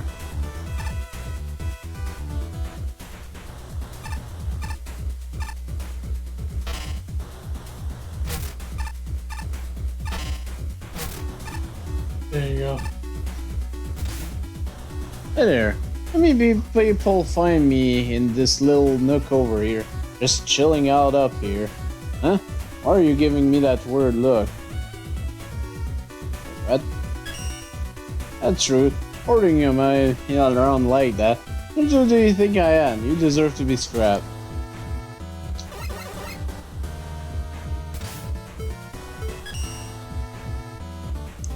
Just gonna keep staring. I think you know what happens next. I give you a plushie. Oh, there you go. Ah, so there's where the secret plushie is for this tier. Oh, Scorchman. Always seems to fall in with the wrong crowd, whether it's Froster Wizards or Interdimensional Arsonist. From Megaman Sunrise. But that's still not the Toadman dummy.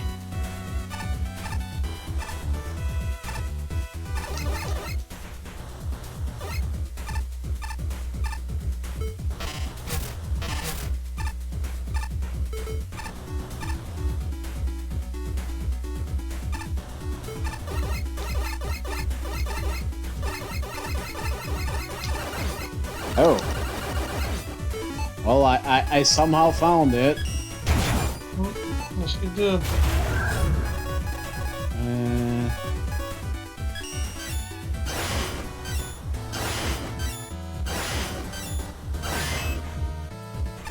Nice. Big bolt.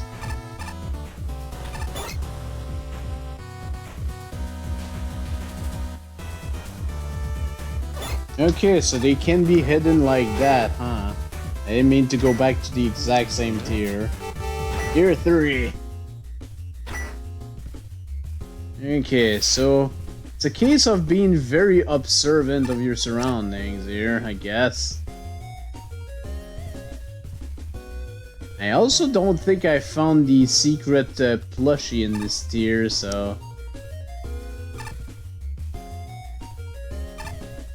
There was the secret area over here, and there it is. Oh.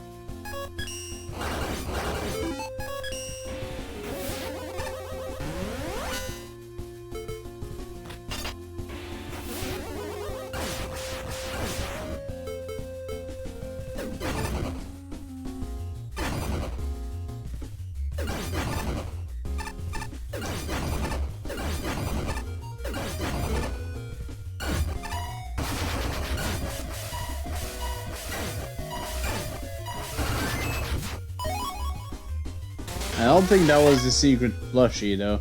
Rare Meteor.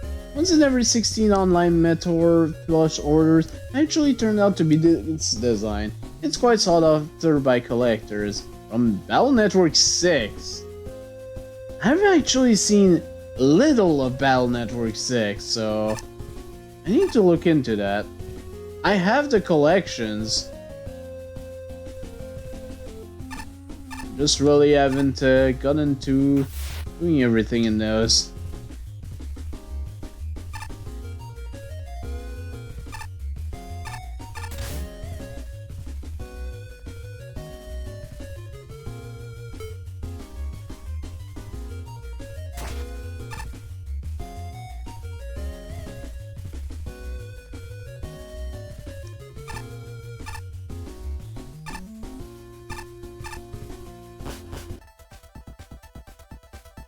I gotta remember, now that I have the fishing rod, I can actually get a bunch of stuff.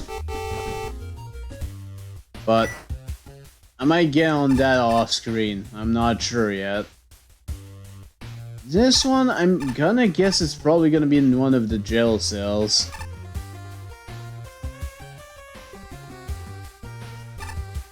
Well, let's see.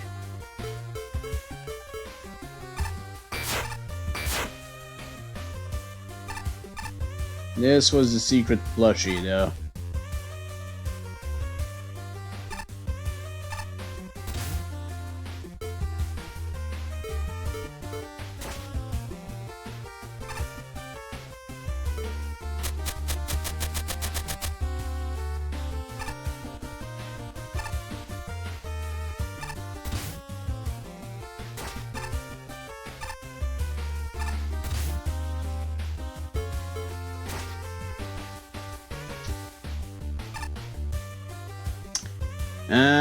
I think I might know where it's gonna be, actually. Remember in this tier there was that one slidable part? This is exactly where it is. At long last, I've finally finished my escape tunnel. I just have to climb this to the top of this escape rope, and freedom will be mine. Actually, why don't you go up there first? You get up there eventually, just keep climbing.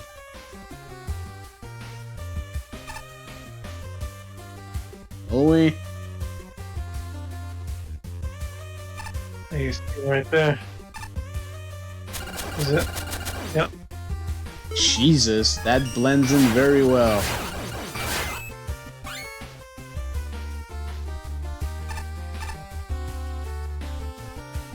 Is this another case where I... Oh right, no, never mind. I did get the plushie in this one. I'm just being silly.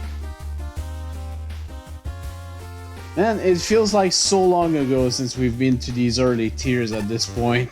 Yes, I know.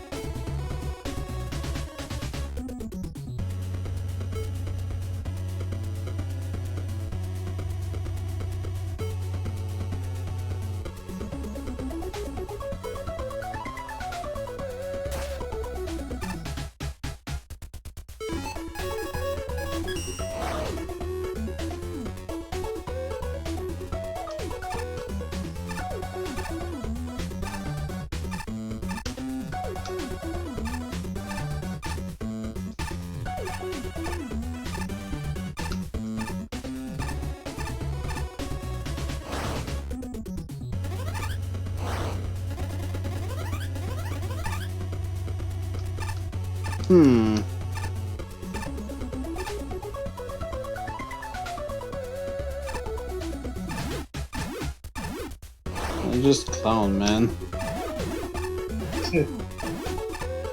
Oh, only clown man, nothing else but clown man.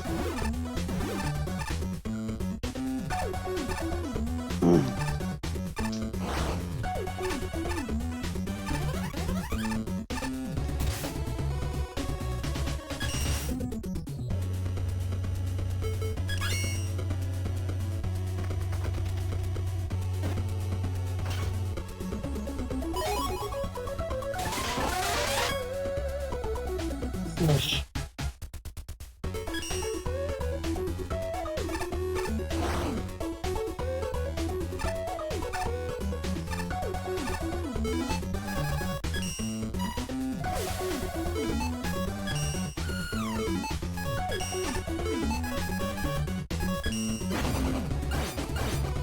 Oh my god, it's there. Uh-huh.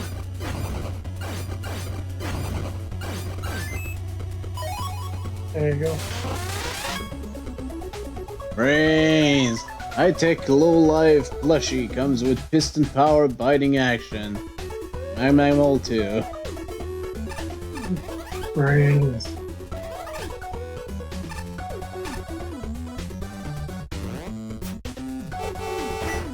I had a feeling it might have been there.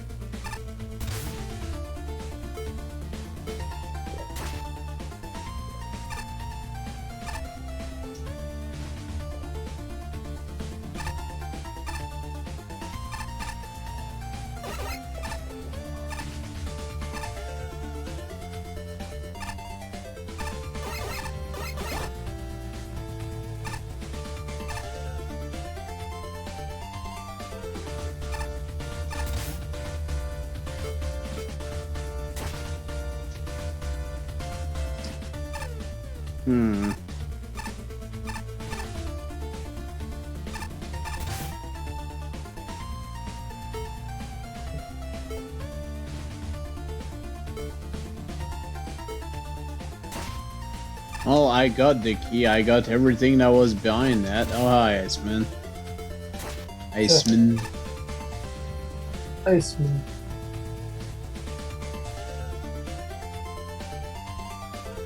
Wait, is that Quickman?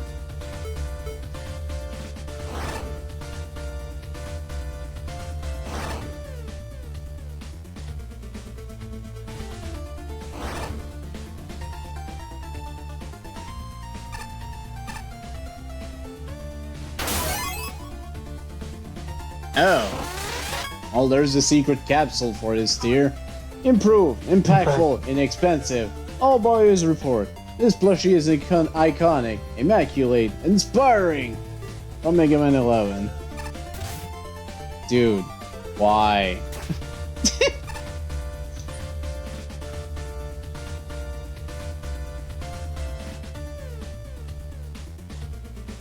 Okay.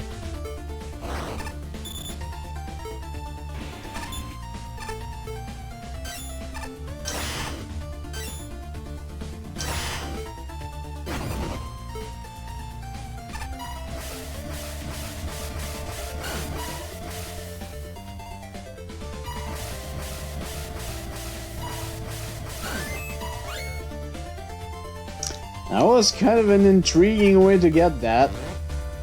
I'm glad it worked. Yeah. Okay, this tier is a bit involved in terms of its layout. Where could the Toadman be? Not here.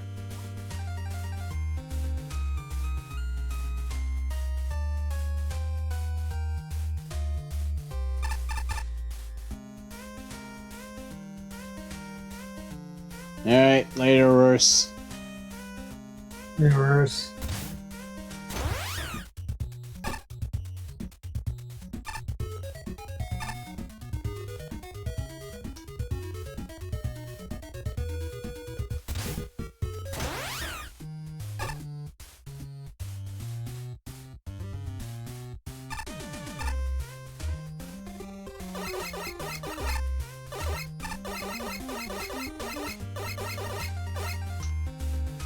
Well, eventually I'll do more fishing, but as I said, I might just do that off stream.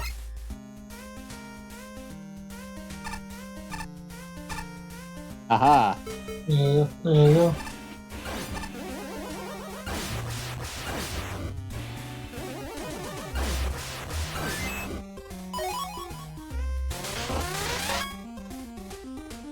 Kingman, quite possibly the only plushie to be appointed by the by appointment of the British royal family from this game. 8. I'm sure one of these backdrops is going to be what I need here.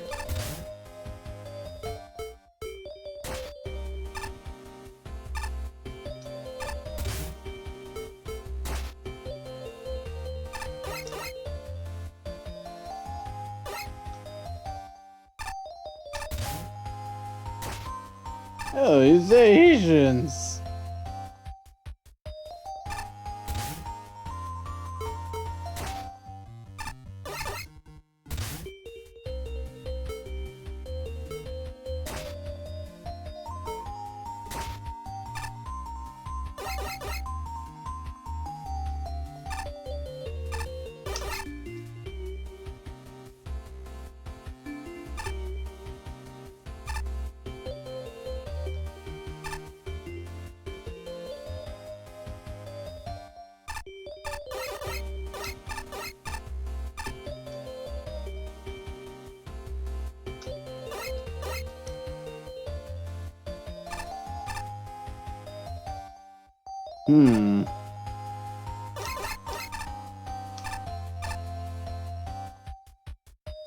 Hello, Vampire Warrior.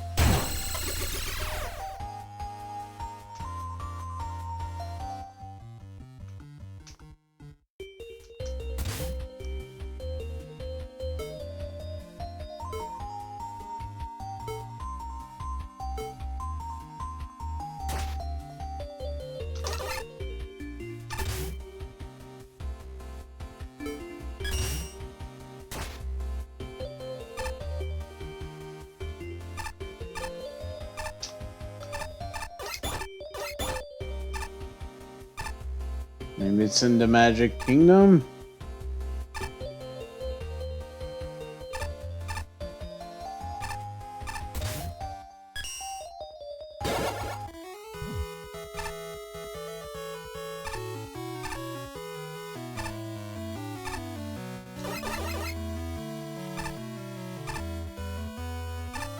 Not really seeing anything.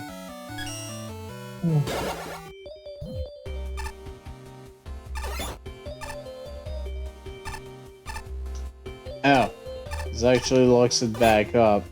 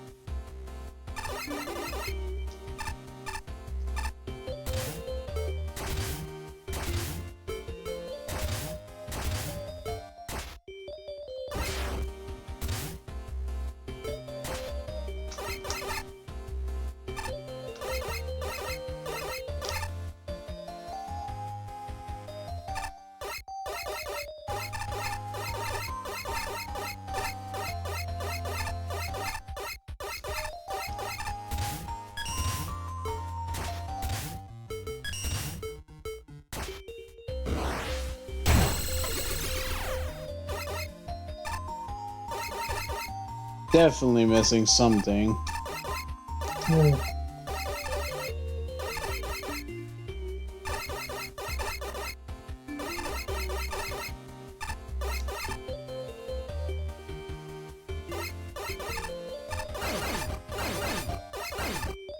Wait, what?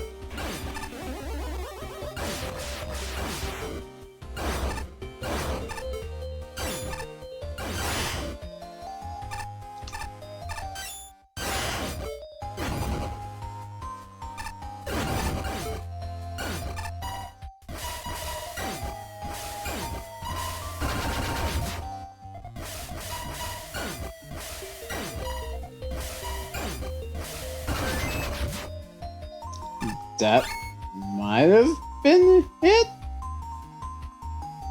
I guess. It's interesting because I'm finding all of these without even looked at the hints. But apparently there were hints.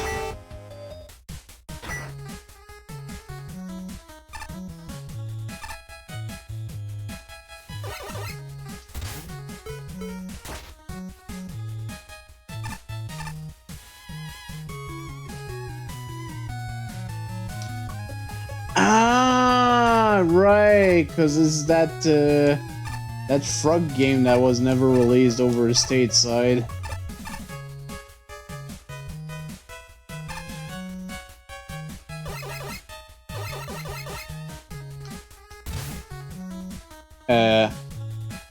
What? Well, You see him, you become him. You got an insecurity. Bill's complete, this is permanent. Fuck? What? What am I looking at? I've seen everything. What is this? You're a corn man.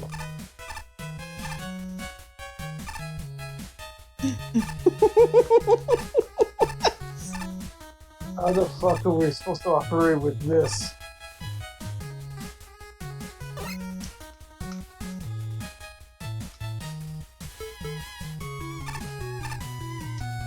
Yeah, I'm just gonna go into a simulation and hopefully it gets off. Okay, good. Fucking corn. Fucking What corn the man. fish?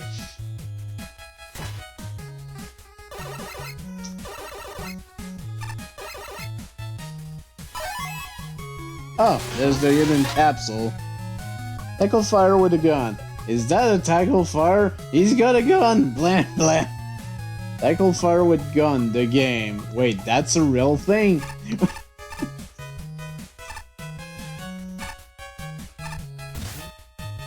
Alright, for the best song in the game. Oh god, man. Jesus Christ.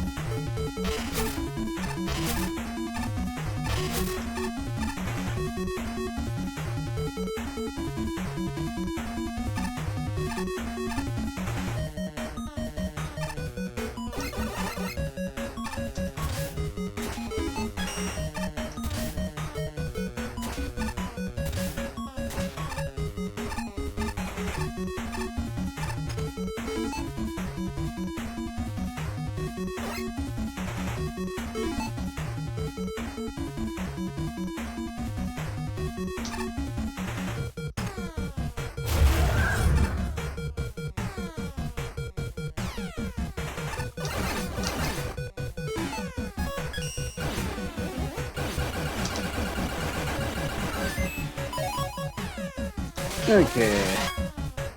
Decoy Man, an otherwise unremarkable toy of an energy element. How quaint. From this contest. Alright, tier 10. Alright, the rave.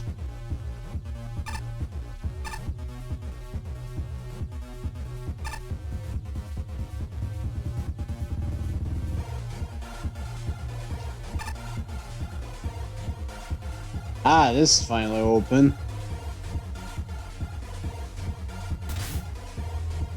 That, oh.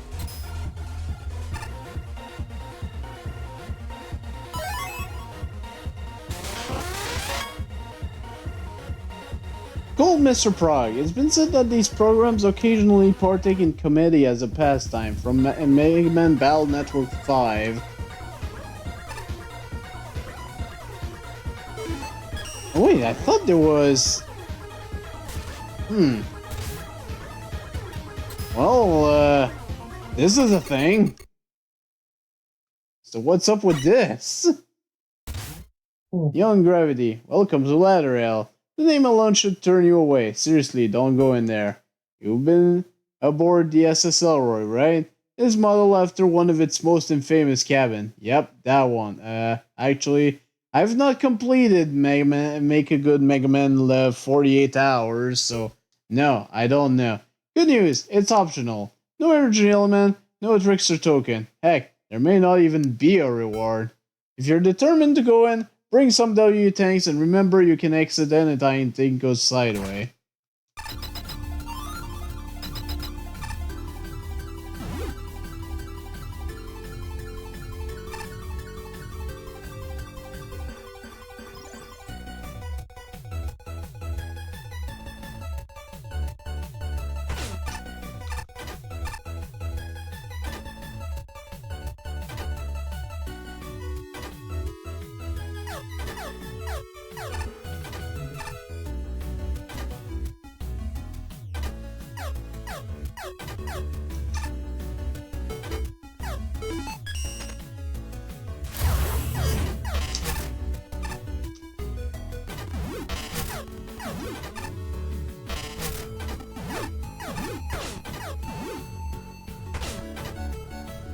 At least everything seems to be doing pretty minimal damage.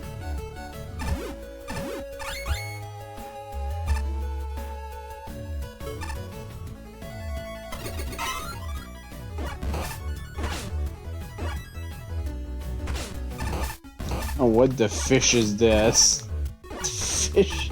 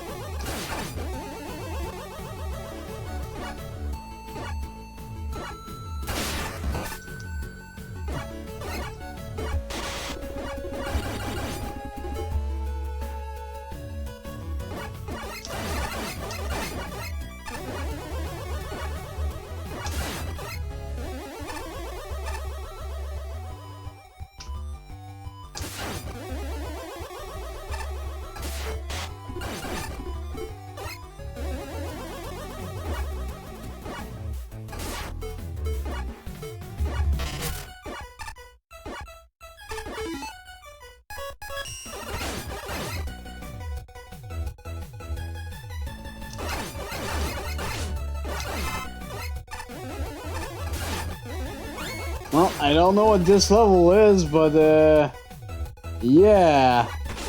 Not looking forward to that one once I get to do more of 48 hours. But it's completed, I guess. Unfortunately, that was not where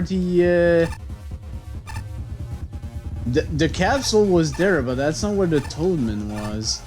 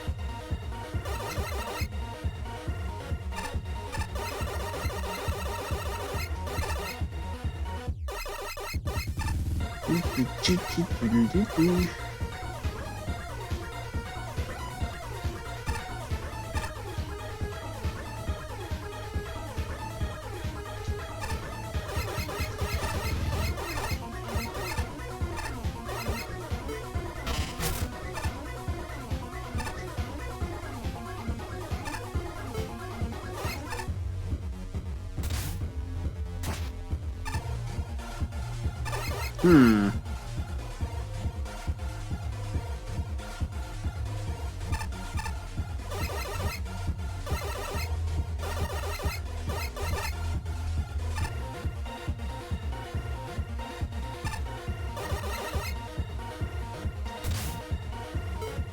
Get out. Can't you see I'm breakdancing? Oh.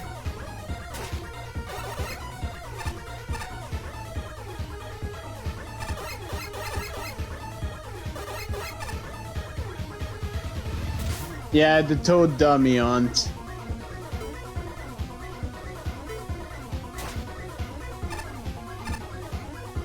I found all of them in every tier but tier 10 to 15 at this point.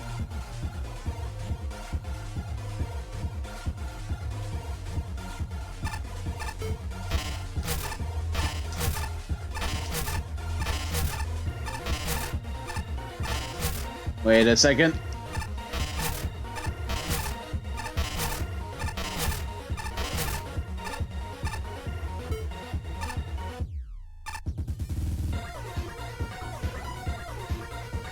Hmm.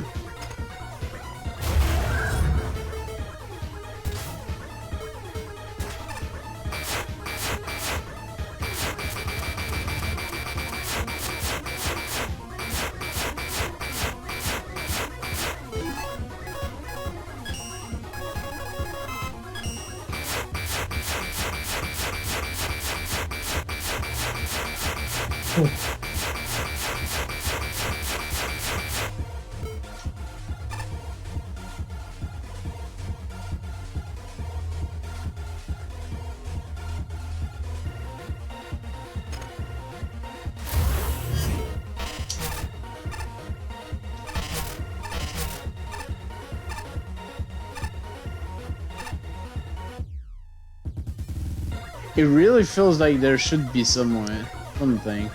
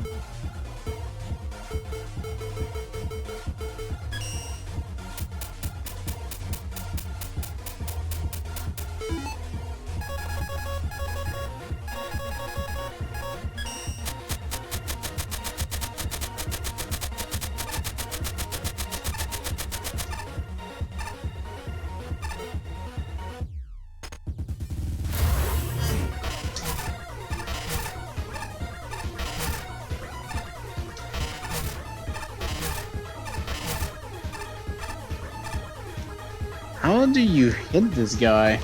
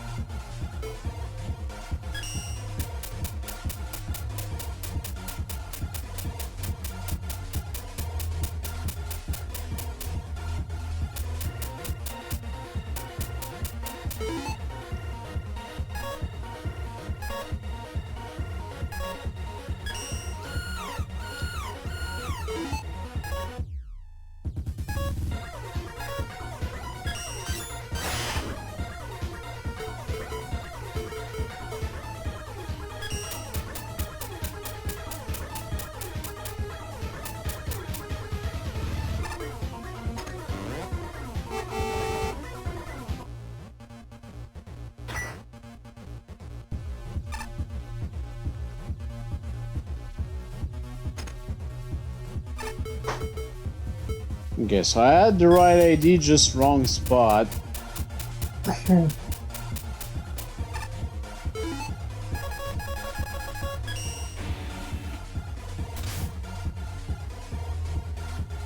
More than free, man. Everyone gets one. You asked for it.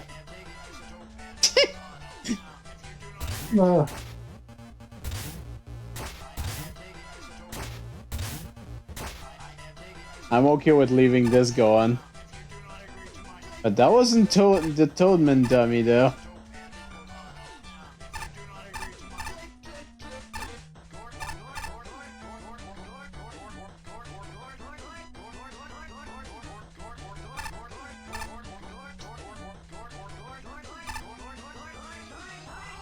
Our Gurgim.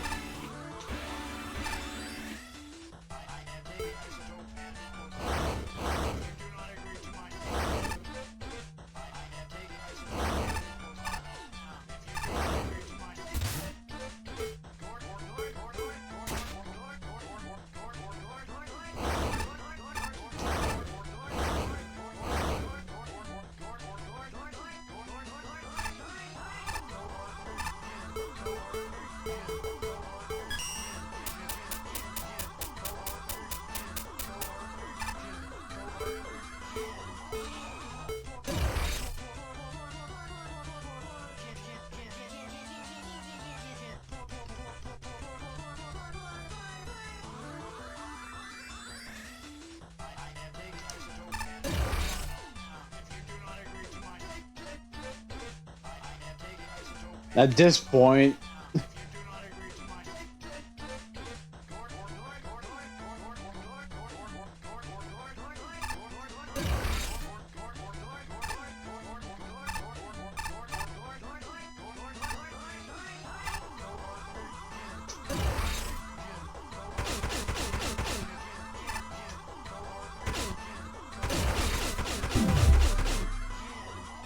Huh?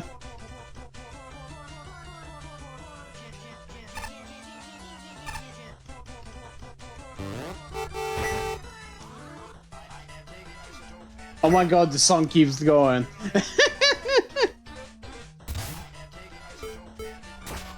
It just never ends.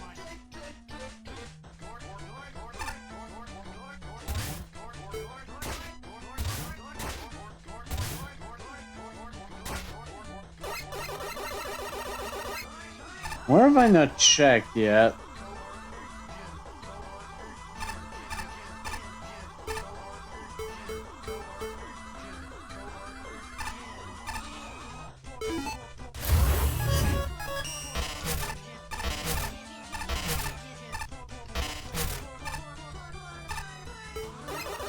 'Cause I honestly feel like I've checked everything. And it wasn't Gordon free, man.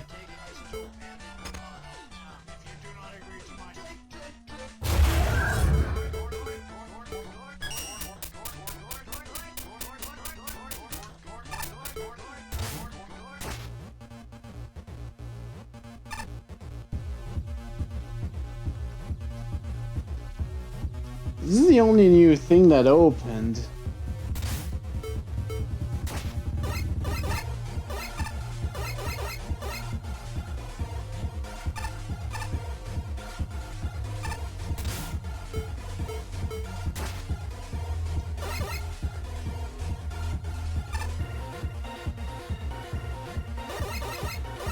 Again, I'd rather have a hint than the straight up answer. So I will take a hint. There's nothing down there.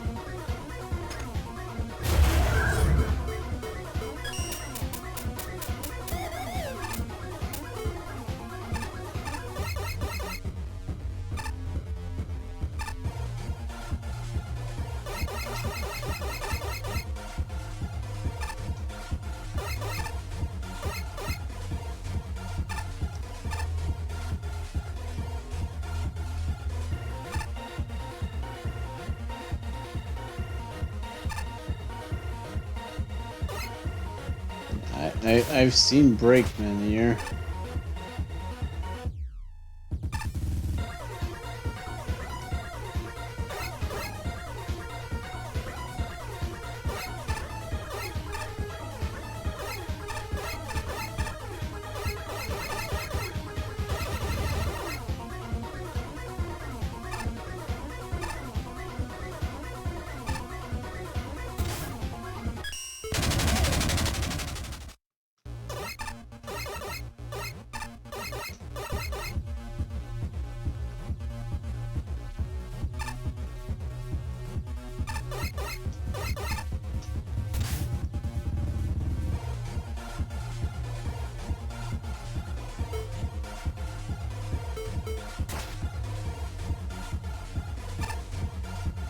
Well, at least I finally found Brakeman, if nothing else.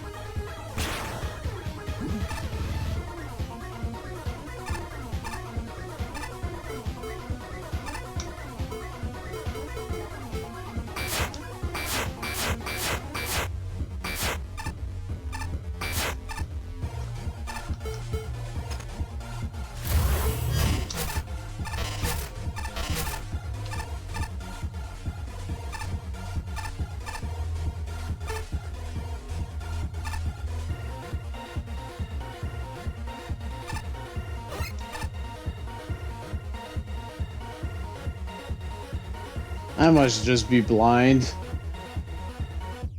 Wait a second. Go back.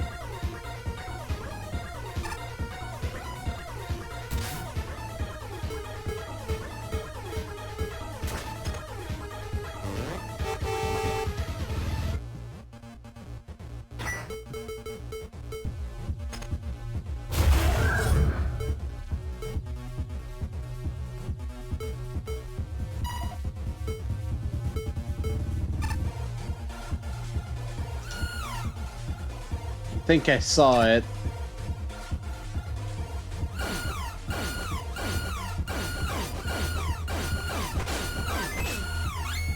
Okay.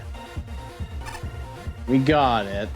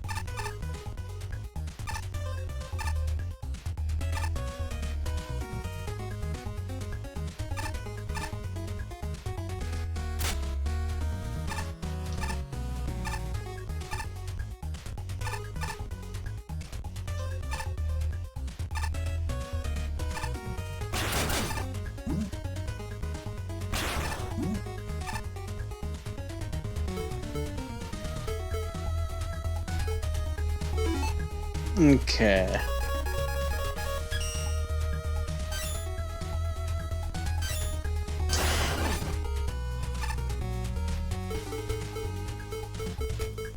So it only hangs around for a few seconds.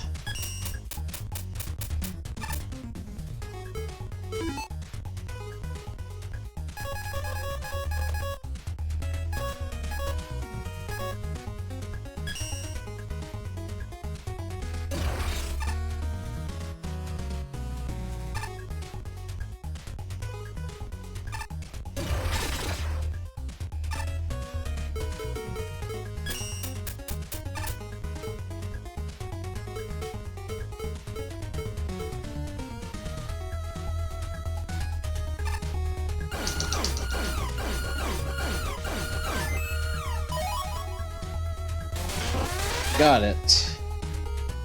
Hey, it's Kine. One of Kirby's animal friends. I support Kirby's whimsical adventure through Dreamland with silly tools such as knives and revolver pistols.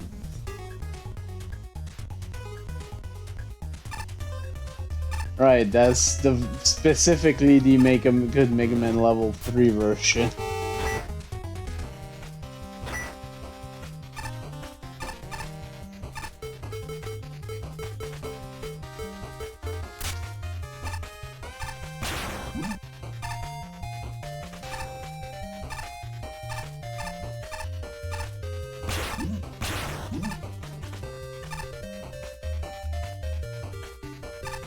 It's probably not in the secret area.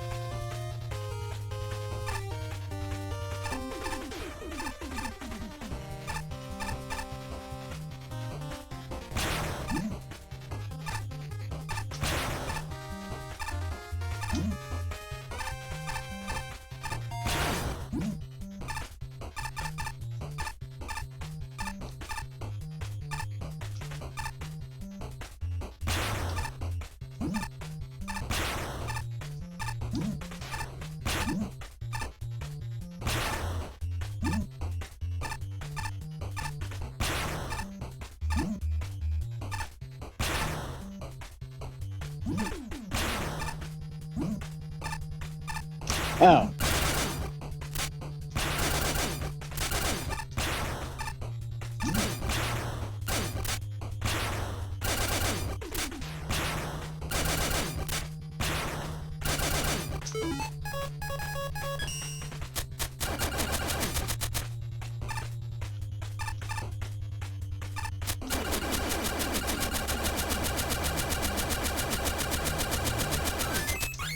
There we go. Not too bad overall.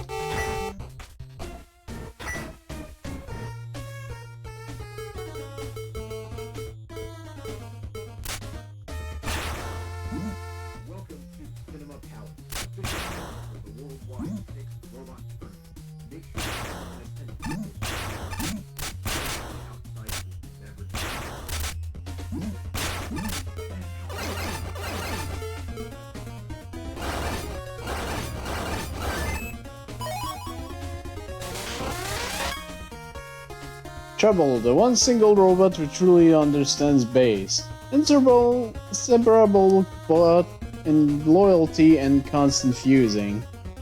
Of 7.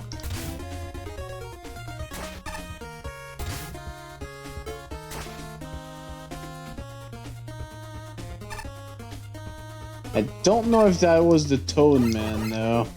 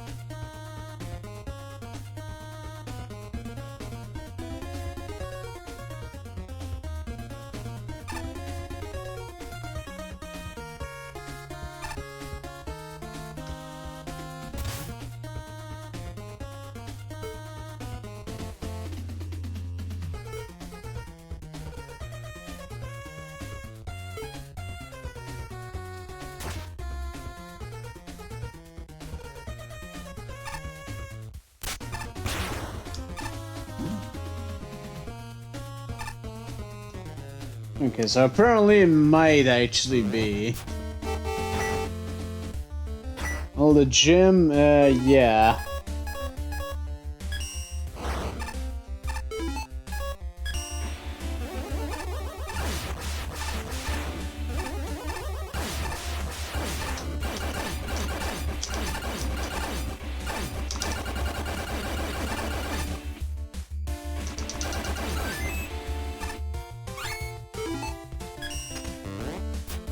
And the final tier.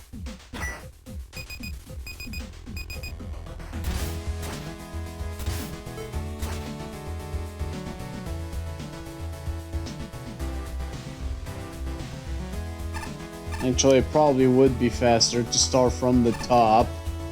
I don't want to talk to Brightman just yet, though.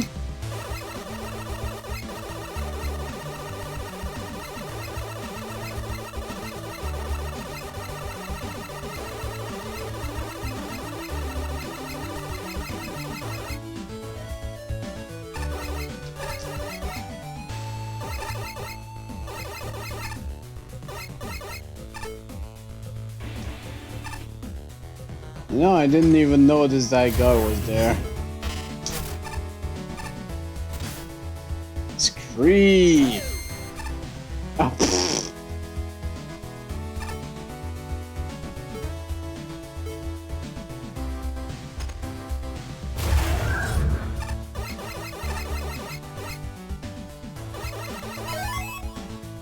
Oh hey, I found the secret capsule. Sonic. He can really move. He's really got attitude from Sonic the Hedgehog.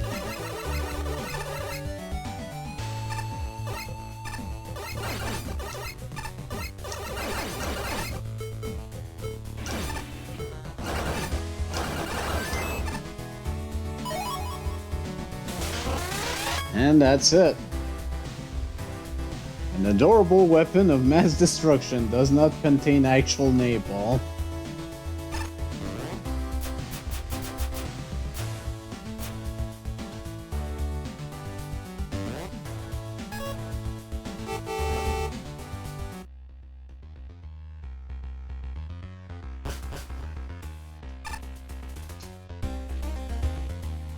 Do the special weapons thing.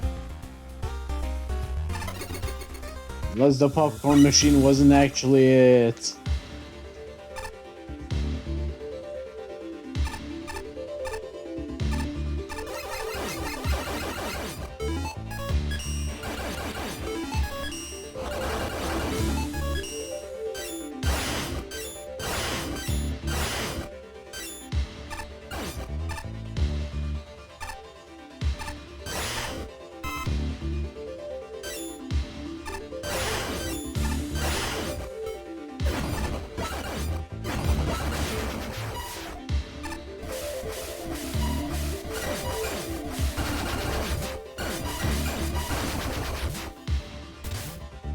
Thank you for talking to me.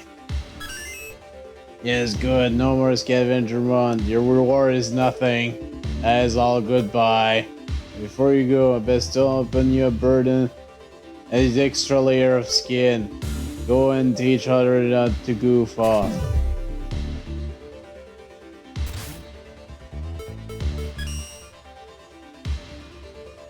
Yes, good. Ignore skip teleport as a special weapon. Never trade tokens for upgrade. Recheck the tools at your disposal. Life is best when needlessly difficult. Try talking like this all day.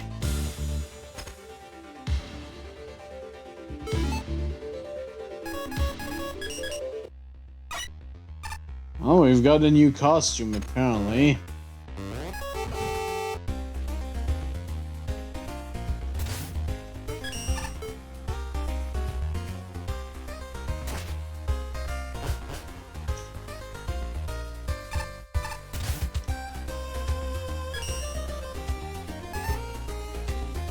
Oh, I actually have two of them. We got Dorothy.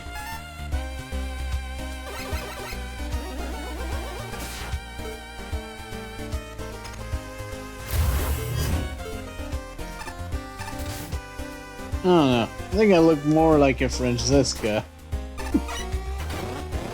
Oh! Oh! Yes? Can I have that for everything?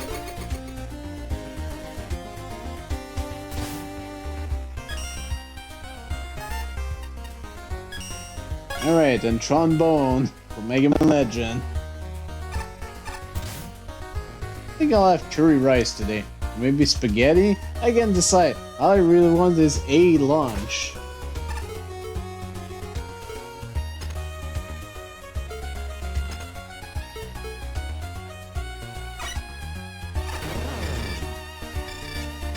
Right, of course it would be her armor. Of course.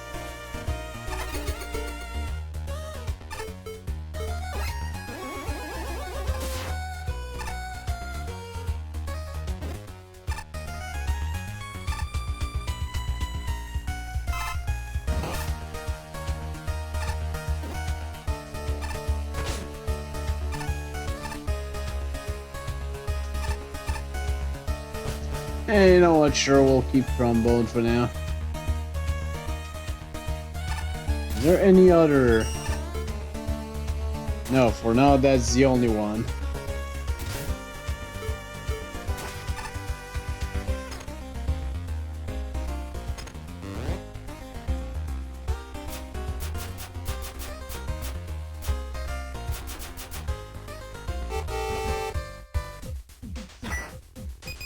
Alright, and as weird as it's gonna sound, we're gonna talk to Brightman next time. Because I feel like this is gonna unlock plot. Since we're gonna have all 15 of the ranks at that point.